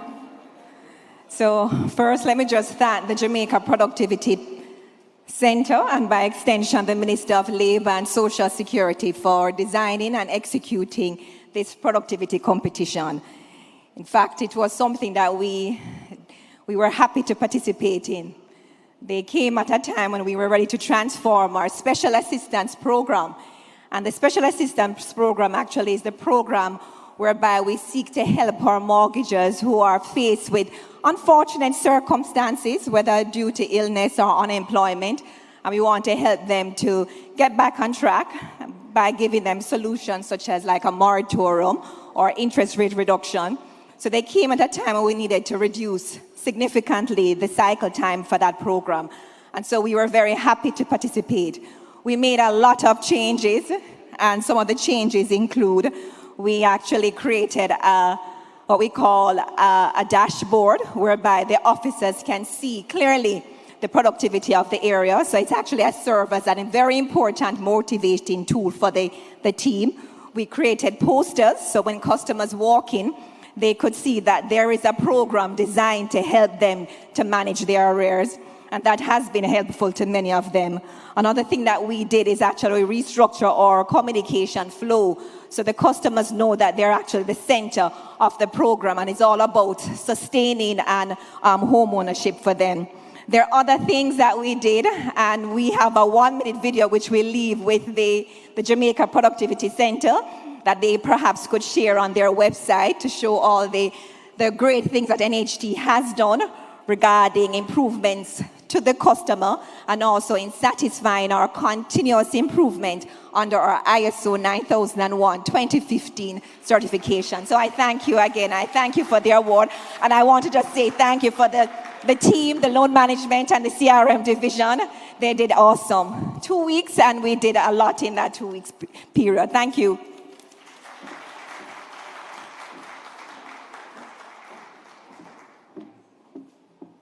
Thank you so much. And I should also tell you all that they got certified in quality by the NCBJ, which is right around the back. You can turn around. She's waving at you. So tell her hello. Yes, they got certified there. Congratulations to the team at the National Housing Trust. So at this time, I'd like to re-invite Mr. Christopher Brown to the stage from the Development Bank of Jamaica as we'll be distributing the cash awards for our Tertiary Productivity Innovation Competition. Mr. Brown, please to rejoin us on stage. And I'd like to ask Mr. Dave Kelly and and Mr. Kareem Ellis to join us as well for that presentation. So our third place winner, Mr. David Kelly from the project EduBridge. I know that Vedang Kevlani from the Dopamine Project, our second place winner, is actually joining us virtually. So he's not here to physically collect the award. And our first place winner, Mr. Kareem Ellis from Virtual Jamaica. Please to join us on stage for your cash award courtesy of the DBJ.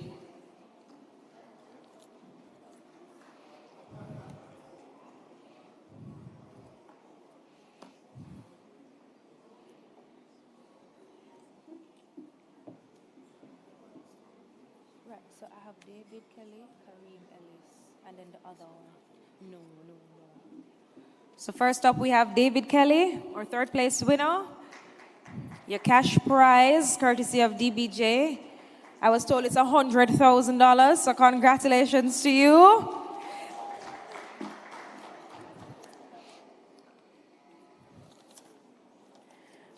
Our second place winner is not here with us, but now for our first place winner, Kareem Ellis, Virtual Jamaica, receiving a cash award of $500,000. So congratulations to you, Kareem.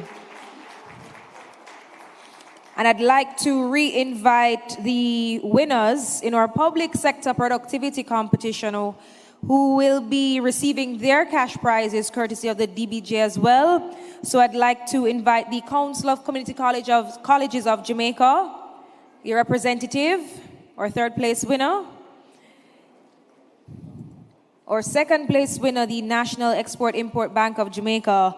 And our first place winner, the National Housing Trust. So third place, Council of Community Colleges of Jamaica receiving $100,000 from the DBJ.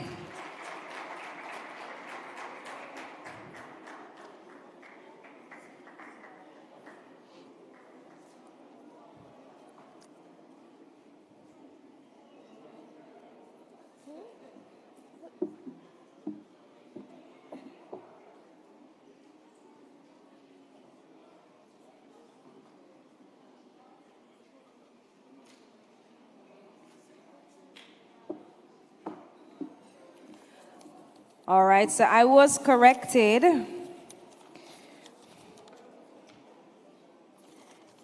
The entrepreneur productivity winners, my apologies, I'm giving away the people their money. Sorry, Tamar, you're going to get me in trouble, you know. And I don't have the money to give them, you know. I just telling you. All right, so EduHub Company Limited, please to come for your cash prize before I give it away by accident. Easy Teach AI, our third place winner.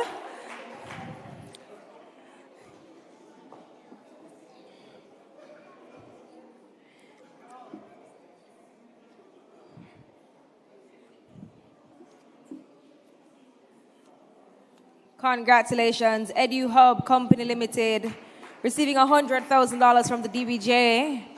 Our second place winner, WhatsApp Data Collection, Dane McGibbon. Come up for your cash prize, Dane.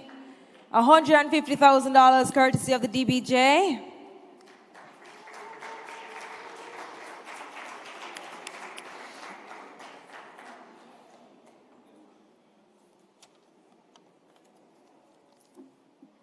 And our final recipient this afternoon, Digi Talawa, for the work and travel software, receiving $500,000, courtesy of the DBJ.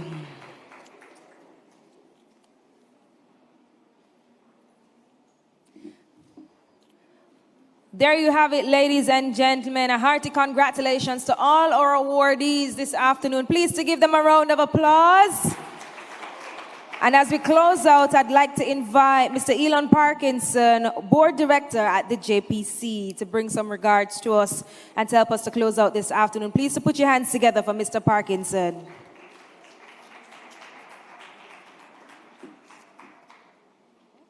He's not here? He's not here? All right, I'm not seeing Mr. Parkinson. Okay, so I'm not seeing Mr. Parkinson. However, we're going to have a brief presentation from Mr. Craig Powell, and he's going to be brief and tell us a little bit about the human AI complementing transformation. 10 minutes. Hello?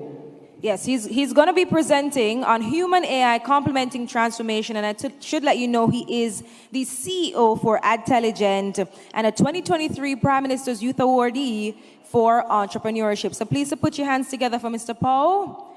He'll be doing a short presentation on that topic. Hello, everybody. Now, I get the opportunity to do the last presentation very quickly. Thanks to AI, even though a speaker dropped out, I was able to write it in between running this whole event. That's the power of AI. You get to be superhuman. So as soon as my presentation gets up on the screen, I see it here, it means artificial intelligence means you can be a superhuman Jamaican. The presentation on the screen. In the meanwhile, a little bit about Adtelligent. We're a full-service marketing company based in Kingston, Jamaica, but we also have an office in Peru. I'm 28 years old, yet I'm also exporting. It was actually the DBJ that helped me build my business. In 2022, I was the top exporter for the whole DBJ program. By 2023, I helped Jamaica actually export. Now, a little bit about me. I'm an entrepreneur from Jamaica with a deep-rooted passion for innovation technology. Journey began by founding my marketing company, Adtelligent, where I specialize in creating productive campaigns and even event managing services, like managing this event. Thanks to Dr. Dunn and the Honorable Pernell Charles, these wonderful guys, I got an opportunity to work in public-private partnership. And before that, I was working with my wonderful client, Boss Furniture, who helped recommend me to this whole thing. Yeah? What's up? I'm going too fast? Okay, I'll slow down. Okay, so some of our clients, plus we have international clients as well, that's not on this.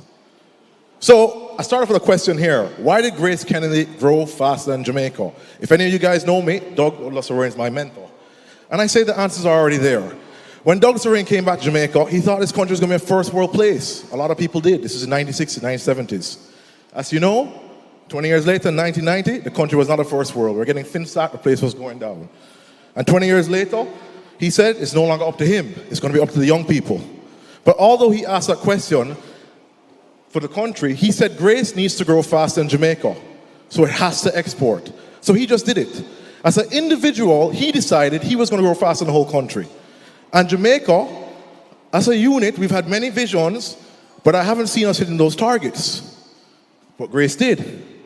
So why do private entrepreneurs make their targets and sometimes our country can't? Why does Usain Bolt come first and win all those medals, yet as a football team we can't place? These are all the questions. I've studied them deeply. And I have many reasons that I find acceptable. But in general, I say to all of you, who cares? Because we now can be fast. When I applied to Stanford, which I got rejected from, they asked me, at which point in the past do I want to live in and see? I said, that's an asinine question. I'm a black man. I do not want to live in no past or witness the past. I'm perfectly happy to read about it and learn and implement the lessons, but my future is so much brighter than my past. So I have to look forward. So to you, I say we could disagree on the reason about why Jamaica is the way it is, but here is what we do know. Every Jamaican citizen has a massive opportunity to become wealthy or at least more personally fulfilled using AI if you are fast enough. We can be vastly more competent and united than our ancestors because we have the internet, we have AI, we have a shared memory of their history, their previous successes and failures. Just imagine right now we're at a conference that was free to you guys, put on by the government, that actually has private, public sector, policymakers, university teachers, young people all in the same place. That's actually ridiculous, literally. So let's get into the meat. What do I need to give you today to make you successful? Is it a framework for engagement? Is it a small business mode map? Is it an AI thought process? Is it a way to get really rich if you aren't rich already? I'm still trying to figure out the first, but I have a decent idea of how to create wealth. Is it how to export? Well, I did a whole conference on that with my team, and guess what? Jamaica grew. Before Keys to Latam, the export from Jamaica, the shipped goods, were only about $1.4 million to Dominican Republic. After Keys to Latam, the whole country is doing $17 million exporting of all sizes, small, medium, large businesses. That was another time when the government worked with private sector. It was Minister Hill, Minister Bartlett, the tourism and investment commerce, and myself and PSOJ working together to help the country export, and there was a massive result. Jamaicans are literally wealthier because of that. So, I show you some numbers. This helping cost people. If you look here, this is my business. My business dropped when I did Kisi Latam. It cost me a lot of money. By June, I was doing close to 50 million in revenue. Now, as I started focusing on Kisi Latam, all my contracts didn't renew. I wasn't focused on sales. I was just working on government stuff. Our revenue dropped. As you can see, all reached negative. Start lose money. All right? And then as that conference left, you see right now that last month, April, I think we're doing something like 12 something million. Now we're up to about 50 million a month. So we're growing again, thanks to the focus. Now I have some verses over there. It says, from everyone who has been given much, much will be demanded, and from the one who has been entrusted with much, much more will be asked. So for those of who have skills and competence, we're going to have to give more. So even though I had personal loss, I created $17 million worth of wealth with the government for the country that they experienced when I was losing. That is an amazing thing to say, and now we're actually growing back in business. So, what's the framework that we can actually have to engage with the people? The first thing I have here is you need to get all the people in the room, which we have right here. The political directorate, those are the people who are actually elected. You can see Minister Dunn is right there. You need the business community. Right beside him, you have the former chairman of JMEA. You need government management. PS Risden is right there. So you see that table that's right there? This is the stakeholders. Then you need academics and educational people. You have the professors of all the universities, the heads of the universities being right here. Diplomatic corps and foreign institutions. We had the ambassador of Mexico here yesterday. Professional management. All the executives who are running companies, you are here. Media professionals, the guys who are here, the media is right here. NGOs, civil society groups, and finally, religious cultural leaders plus teachers. If you can get all of them into a room and get them to agree on something, you can move a country forward really rapidly. So this is what I call the Integrated Development Framework, a new model for societal progress. You can do it in any sort of way, a National Development Council, Public-Private Partnership Forum, which is what we're doing here, or intersectoral roundtable, think tanks, that's like Capri. But that stuff, it has real results. Why? I'm proposing to you guys that you decide to take on a technology stack. Let me explain.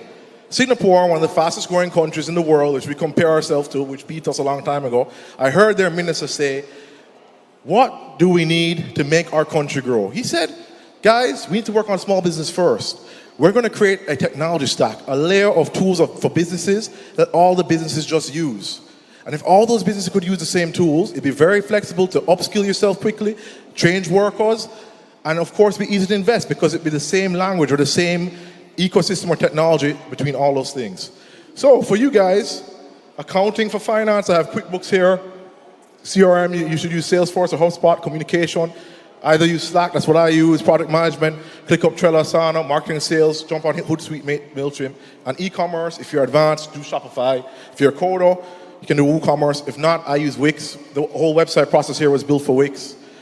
Website content management, we use Wix. Wix is a platform tool that did the digital tickets for us, did the scanning, as well as built the whole website.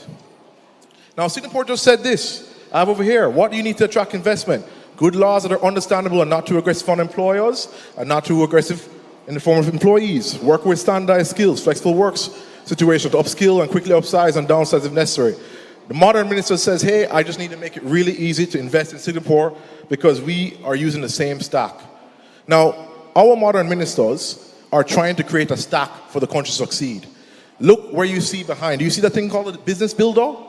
It is so important to understand what that institution, DBJ, is. The DBJ gave me $4 million Jamaican dollars 5 years ago. My business was doing about 25 million in revenue. Today, I'm doing over 100 million in revenue. I pay way more tax than $4 million. Do you understand that the government is the people that gave me the money to grow my business? And now I pay them back in taxes way more every year? You understand how amazing that is? And the DBJ increased the amount. They said they're going to give you $7 million for small businesses, $4 million, and people do not apply. It's really sad that there's an agency that every day they're looking at how you can actually build businesses, and we don't apply. That's crazy. The next thing is, this same institution over there has decided this year to give me 20 million Jamaican dollars to build a massive studio. That is something that is real. And they just gave a bunch of entrepreneurs and tertiary students money right here for them to go out and create more wealth for the country. That's incredible. Now we have all this AI stuff. To just get into it quickly, there is two types of AI. There's snackable AI, that's on the left-hand side. That's quick bite, something you can start right away. And you have DNA change AI. Who of you here is already using the snackable? Can I see anyone here who's used ChatGPT? Just put up your hands if you've actually used ChatGPT. It's snackable. You can go on ChatGPT right now and make some sort of report, some sort of document or a list, and literally get a result instantly. The other stuff is a bit harder. You're going to have to get a consultant. You're going to have to try to implement it. Now, I did a conference for the real estate people about what could you do for AI. My girlfriend's in the back right there. We're building a house together. We're using AI to build the whole house. Right? It's doing all the designs. It's doing all the work. It did our bill of quantity stuff. It saved us so much money. We didn't have to pay an architect. We didn't have to pay a designer. We're saving way much more money and building wealth for ourselves. That's on a personal level. But in our business, in Intelligent, we are scaling up so fast thanks to AI. We're able to move faster. We're doing our client work faster. And some of our graphics and some of the things we're building are with AI. Okay? Now, you can do things for client acquisition, for customer service, for documentation. Someone called me in this meeting right here and said, Craig, we need a terms of reference by today or else you can't get this contract. Without AI, I'd be like freaking out. What the hell am I going to do? But with AI, we go off in a corner for 10, 15 minutes. We take our original presentation, I think, and then we just do AI. Okay? So that's what it is. So all these things you can use AI to do.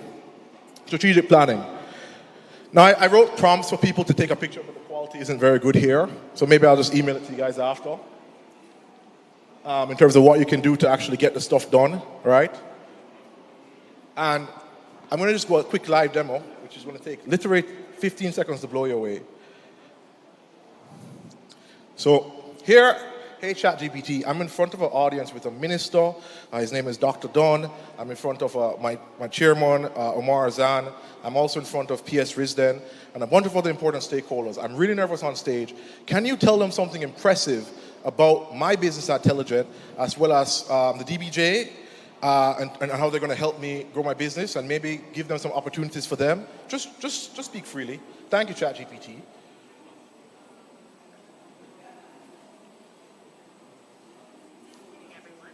It's an honor to be here today in the presence of such esteemed individuals, including Dr. Don, Chairman Omar Azan, PS Risdan, and all other distinguished stakeholders. I'm here representing Telejet, a company dedicated to pushing the boundaries of innovation and excellence in our industry. At Telejet, we are not just a business. We are a catalyst for growth and transformation. With the support of the Development Bank of Jamaica, DBJ, we have embarked on a journey to scale our operations, enhance our technological capabilities, and expand our market reach. DBJ's invaluable support through financing and advisory services has enabled us to implement cutting-edge solutions that drive efficiency and productivity. Our vision is to create a sustainable business model that not only contributes to economic development, but also inspires other enterprises to embrace innovation. We see numerous opportunities for collaboration with stakeholders here today, from joint ventures in new technologies to partnerships in community. Thanks. Thanks, ChatGPT. That was really, really good. People are clapping. I wonder if you can hear it. But just to impress them again, because I think we used it to do our event. She says I gotta go. So why don't you just wrap it up and say goodbye for them? But impress the hell out of them. Say something that's gonna impress them. Come on, ChatGPT. Let's do it. Thank you so much for your warm applause. It truly means a lot to me and the entire team at Telejet. Before I wrap up, I want to leave you with one last thought. At Telejet, we are committed to not only advancing our business, but also to contributing significantly to Jamaica's economic and social landscape. With our innovative solutions and the unwavering support of partners like the Development Bank of Jamaica, we are poised to become a beacon of technological excellence in the region. Our goal is to not only grow ourselves. Thanks, ChatGPT. That's good. Thank you. See? That was quick, instant, live. Now with that, It is available free today for all of you on your phone. Please download ChatGPT 4.0. It is free. You can get it right now, and you can play around with the voice. It's live and free. Thank you so much. Thank you so much. And if you want to buy me, I have to say this. $1,000 for your board presentation, $3,000 for your team workshop, $500 for personal training from one of my employees, $15,000 for all day for your team, and $40,000 for a 2-day workshop, which we're doing next week for JMB. So we've already sold stuff like this. Thank you so much, Mr. Paul. A round of applause for him, please. It was only fitting for him to drop the plug. Love that. All right, so we are ready to close out our summit, but we could not do so without a lovely raffle from one of our sponsors, CariMed, aka Kendall. You've been enjoying some of their products today, so at this time I'd like to invite the representative from Kendall and of course Mr. Reese Campbell, who will be doing the closing remarks. So we are going to select our winner, and for you to win, you have to be here. So if the name draw and the person not here, don't tell me is your friend and they had to leave early, or your co-worker and they had to leave early. We're going to try until we find somebody who is physically still here with us. All right? Reese, shake, shake, shake. Authorized on the Betting Game and Lotteries Act. The BGLC. Let's see who our winner is. Is this Roho Grant? Roho? Royo. This is why I look like a G. Royo. I was a little confused. I don't know if it was J. I don't know if it was G. This look like white here, Reese. Royo, congratulations to you. Courtesy of Kendall from the CariMed Group. A lovely gift basket there just for you. So we're going to be inviting Mr. Reese Campbell to close us out this afternoon. Reese? Okay, ladies and gentlemen, if you are thinking about leaving, I just want to let you know that at the end of the vote of thanks, there's a gift or a prize for the person who can remember everything I said. That's just generally what it is. I'll give you more details closer to the end. But guess what? As I said, if you are planning to walk out to beat traffic, give up. You want this prize. You really want it. Ladies and gentlemen, esteemed colleagues and distinguished guests. You see how I just switched? And distinguished guests, good afternoon. Thank you all for joining us in celebrating the Future of Work and Productivity Summit 2024 under the theme, Bridging the Innovation and Productivity Gaps, Education, Skills, and Economic Transformation. Year after year, the Jamaica Productivity Center team works assiduously to prepare events like this to reach out to the public. This one is no exception. First of all, I want you to join me in thanking the hard-working team at the Jamaica Productivity Center. When I call your name, please stand. Mrs. Tamar Nelson, Jonathan Isaacs, Miss Michaela Ann Urquhart, Mrs. Colette Barham, Miss Shanique Orr, Mr. Stephen Smith, Mr. Raheem Bell, Mr. Brandon Udofia, Mrs. Daphne Matthews, and Miss Winsome Variel. Please stand.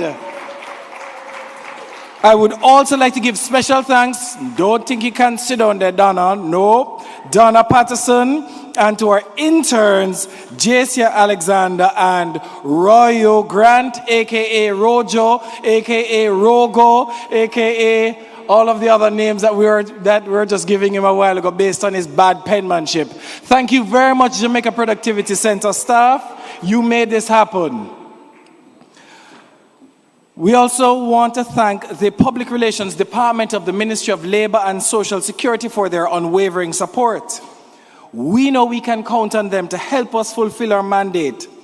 Naturally, we have to thank, most importantly, our ministers, the Honorable Pernell Charles and the Honorable Norman Dunn. And we also have to give a special thank you to our permanent secretary, Mrs. Colette Roberts-Risden. Thank you so much. You are the ones who have made it happen today. Now, we've had a riveting afternoon full of speakers and panelists. They've given us their time voluntarily and they've shared their knowledge. Their contributions to this event are integral to achieve and sustain productivity and growth. We want to thank everyone who competed in our competitions. Congratulations are in order for our productivity competition winners. Every entrant has made our competition possible.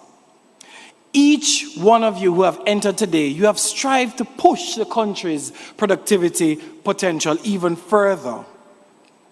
We want to thank also the experts like Mr. Christopher Brown. Are you still here, Mr. Brown? Chris Brown? No, he's not here. And I had to call him Chris Brown. I'm sorry, I just couldn't resist. We have to thank our partners from like the Development Bank of Jamaica, Biggie, and most importantly, Adtelligent, for allowing us to continuously improve the competition. We are immensely grateful. Now, listen me good. Please allow me to delve into the vernacular from time to time. It's just so that I can ensure that you are staying in tune with what I'm saying. Listen me good. I'm going to call the sponsor them now, and I want you to listen me good. We would like to thank our diamond sponsors, National Insurance Scheme, NIS, Jamaica Council for Persons with Disabilities, JCPD, the Inter-American Development Bank, IDB, and Compete Caribbean. We also want to thank our platinum sponsors, Development Bank of Jamaica, DBJ, Biggie, Adtelligent, Incos Services Limited, Heart Trust NTA. We also want to thank our silver sponsors, Cable and Wireless Business, or as most of you may know, Flow Jamaica, China Harbor, Carimed, Intcomex Jamaica, and our bronze sponsors, Avanza Outsourcing, Boss Furniture. This, I don't know if I should pronounce this in English or Spanish, but it's AM Gestion HD, or AM Gestion HD, National Certification Body of Jamaica. And most importantly, we would want to also thank our partner, the University of Technology Jamaica, and all of our exhibitors. A round of applause for them, please. Allow me the opportunity to also thank our media houses, JNN, JIS, Nationwide, the RJR group of companies, and Power 106 for capturing today's proceedings. The JPC was formed 21 years ago. I wasn't born yet. Let's see if you all are paying attention. See, no one is paying attention. So the JPC has the mission of promoting and facilitating productivity improvement here in Jamaica. Our work throughout the decades and the events today show what is needed and possible for bridging the innovation and productivity gaps. Education, skills, and economic transformation. So now, as we close the third and final day of our events, please remember, our work has only just begun. There's a song, we've only just begun, and we've only just begun. Because the future of work and productivity lies with every single person in this room. In a demonstrated effort to improve the quality of service to our stakeholders, we are ISO 9001-2015 certified. We are here to serve you, offering everything that you need, from public education, research, measurement to capacity building, training, and benchmarking. We look forward to forging partnerships to enhance productivity research, policy, and advocacy. Like we have reached out today, we invite all to reach out to us for productivity consultation, assessment, and auditing needs. So, allow me the opportunity to also thank our sign language interpreters.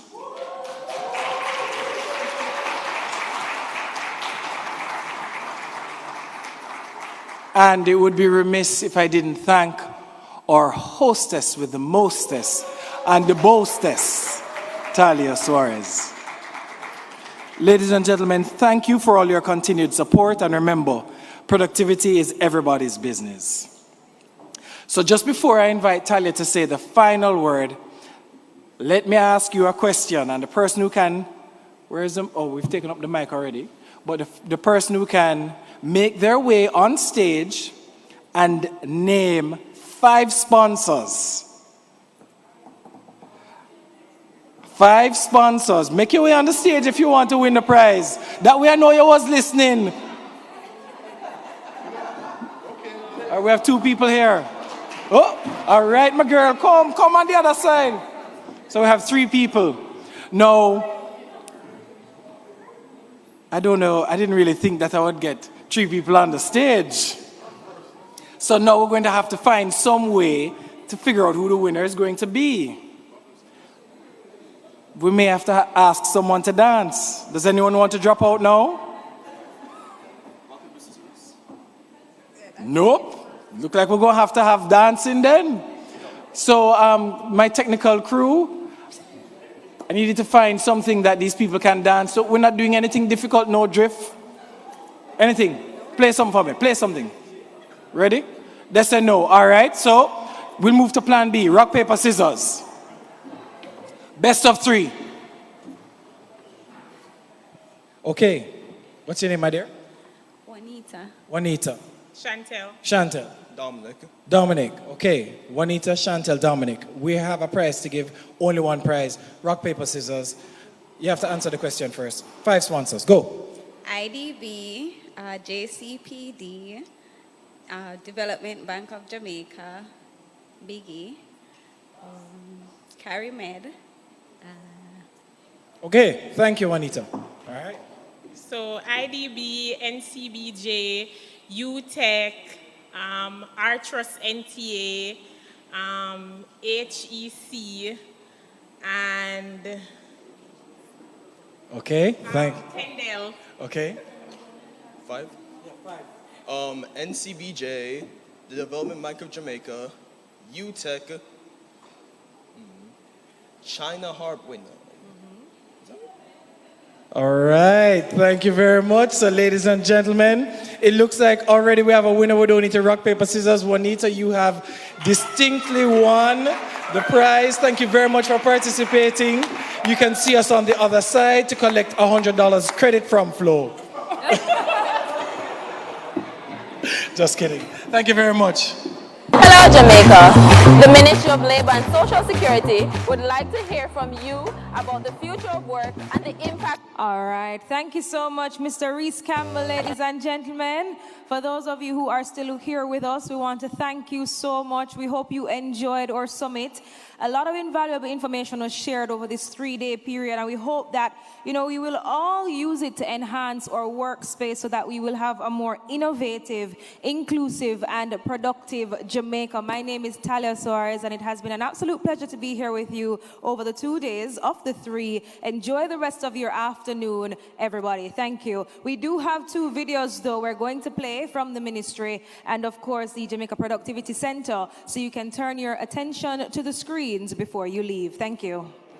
Hello, Jamaica. The Ministry of Labor and Social Security would like to hear from you about the future of work and the impact of technology on our jobs. Let's dive in to Dwayne. Hi, how are you? I'm alright so far. So how do you think technology is changing the way of work today? Well, the truth is, based on the nation, and technology is the way to go. So what we basically need to do is to get ourselves in gear to be able to produce and to be competitive in the world of work. As it relates to technology, I believe that persons are fearing the change with AI and all the technology advances that are currently in the scope of the industry, persons are fearing whether or not they're going to lose their jobs. Some persons don't want to adapt to the change of understanding how these new systems can help them with their jobs. So persons are fearful of maybe job loss, learning about the new technology. You know, people don't want to learn how to use the software that, you know, is currently available for them to actually do their job. How can business prepare themselves? Number one, by researching yourself within the industry that you fall in. You have to be one step ahead of your competitors. And therefore, by equipping yourself with the knowledge of where the industry is unfolding, then you are preparing yourself to be a part of that, and will put you in a much better place than your competitors. Remember, in business, it's a competitive landscape and you want to be ahead of your competitor. So acquaint yourself with the knowledge. Jason, how do you think technology is impacting the way of work today? That's an interesting question. Yeah, so we live in an age where technology is so accessible and it's literally at your fingertip. Yeah, and I feel like even with the way technology has been advancing, a lot of corporate Jamaica has also been incorporating the advancements of technology in the way they operate.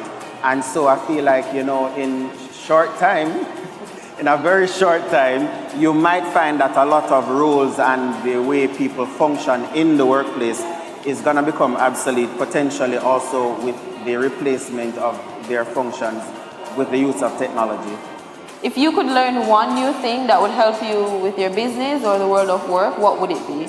Okay, so in my trade that I know I'm currently doing, I would learn to farm and to just find out more of the background history of the flower and herb that we use for various reasons, and how technology will help to improve that. AI, it will advance our workplace.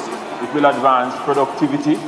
I think one of the fear that persons have is that it is coming to take over. AI is actually coming to take over their jobs. But the truth is, what we put into AI, that's what will get out.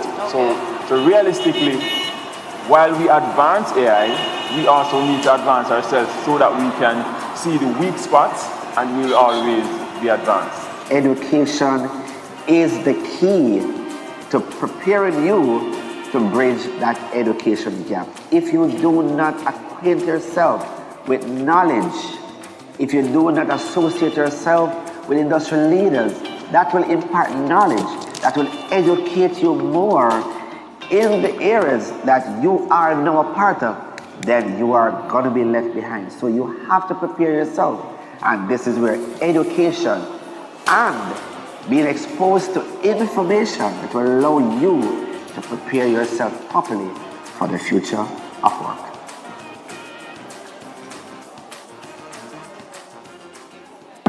Everybody gather round.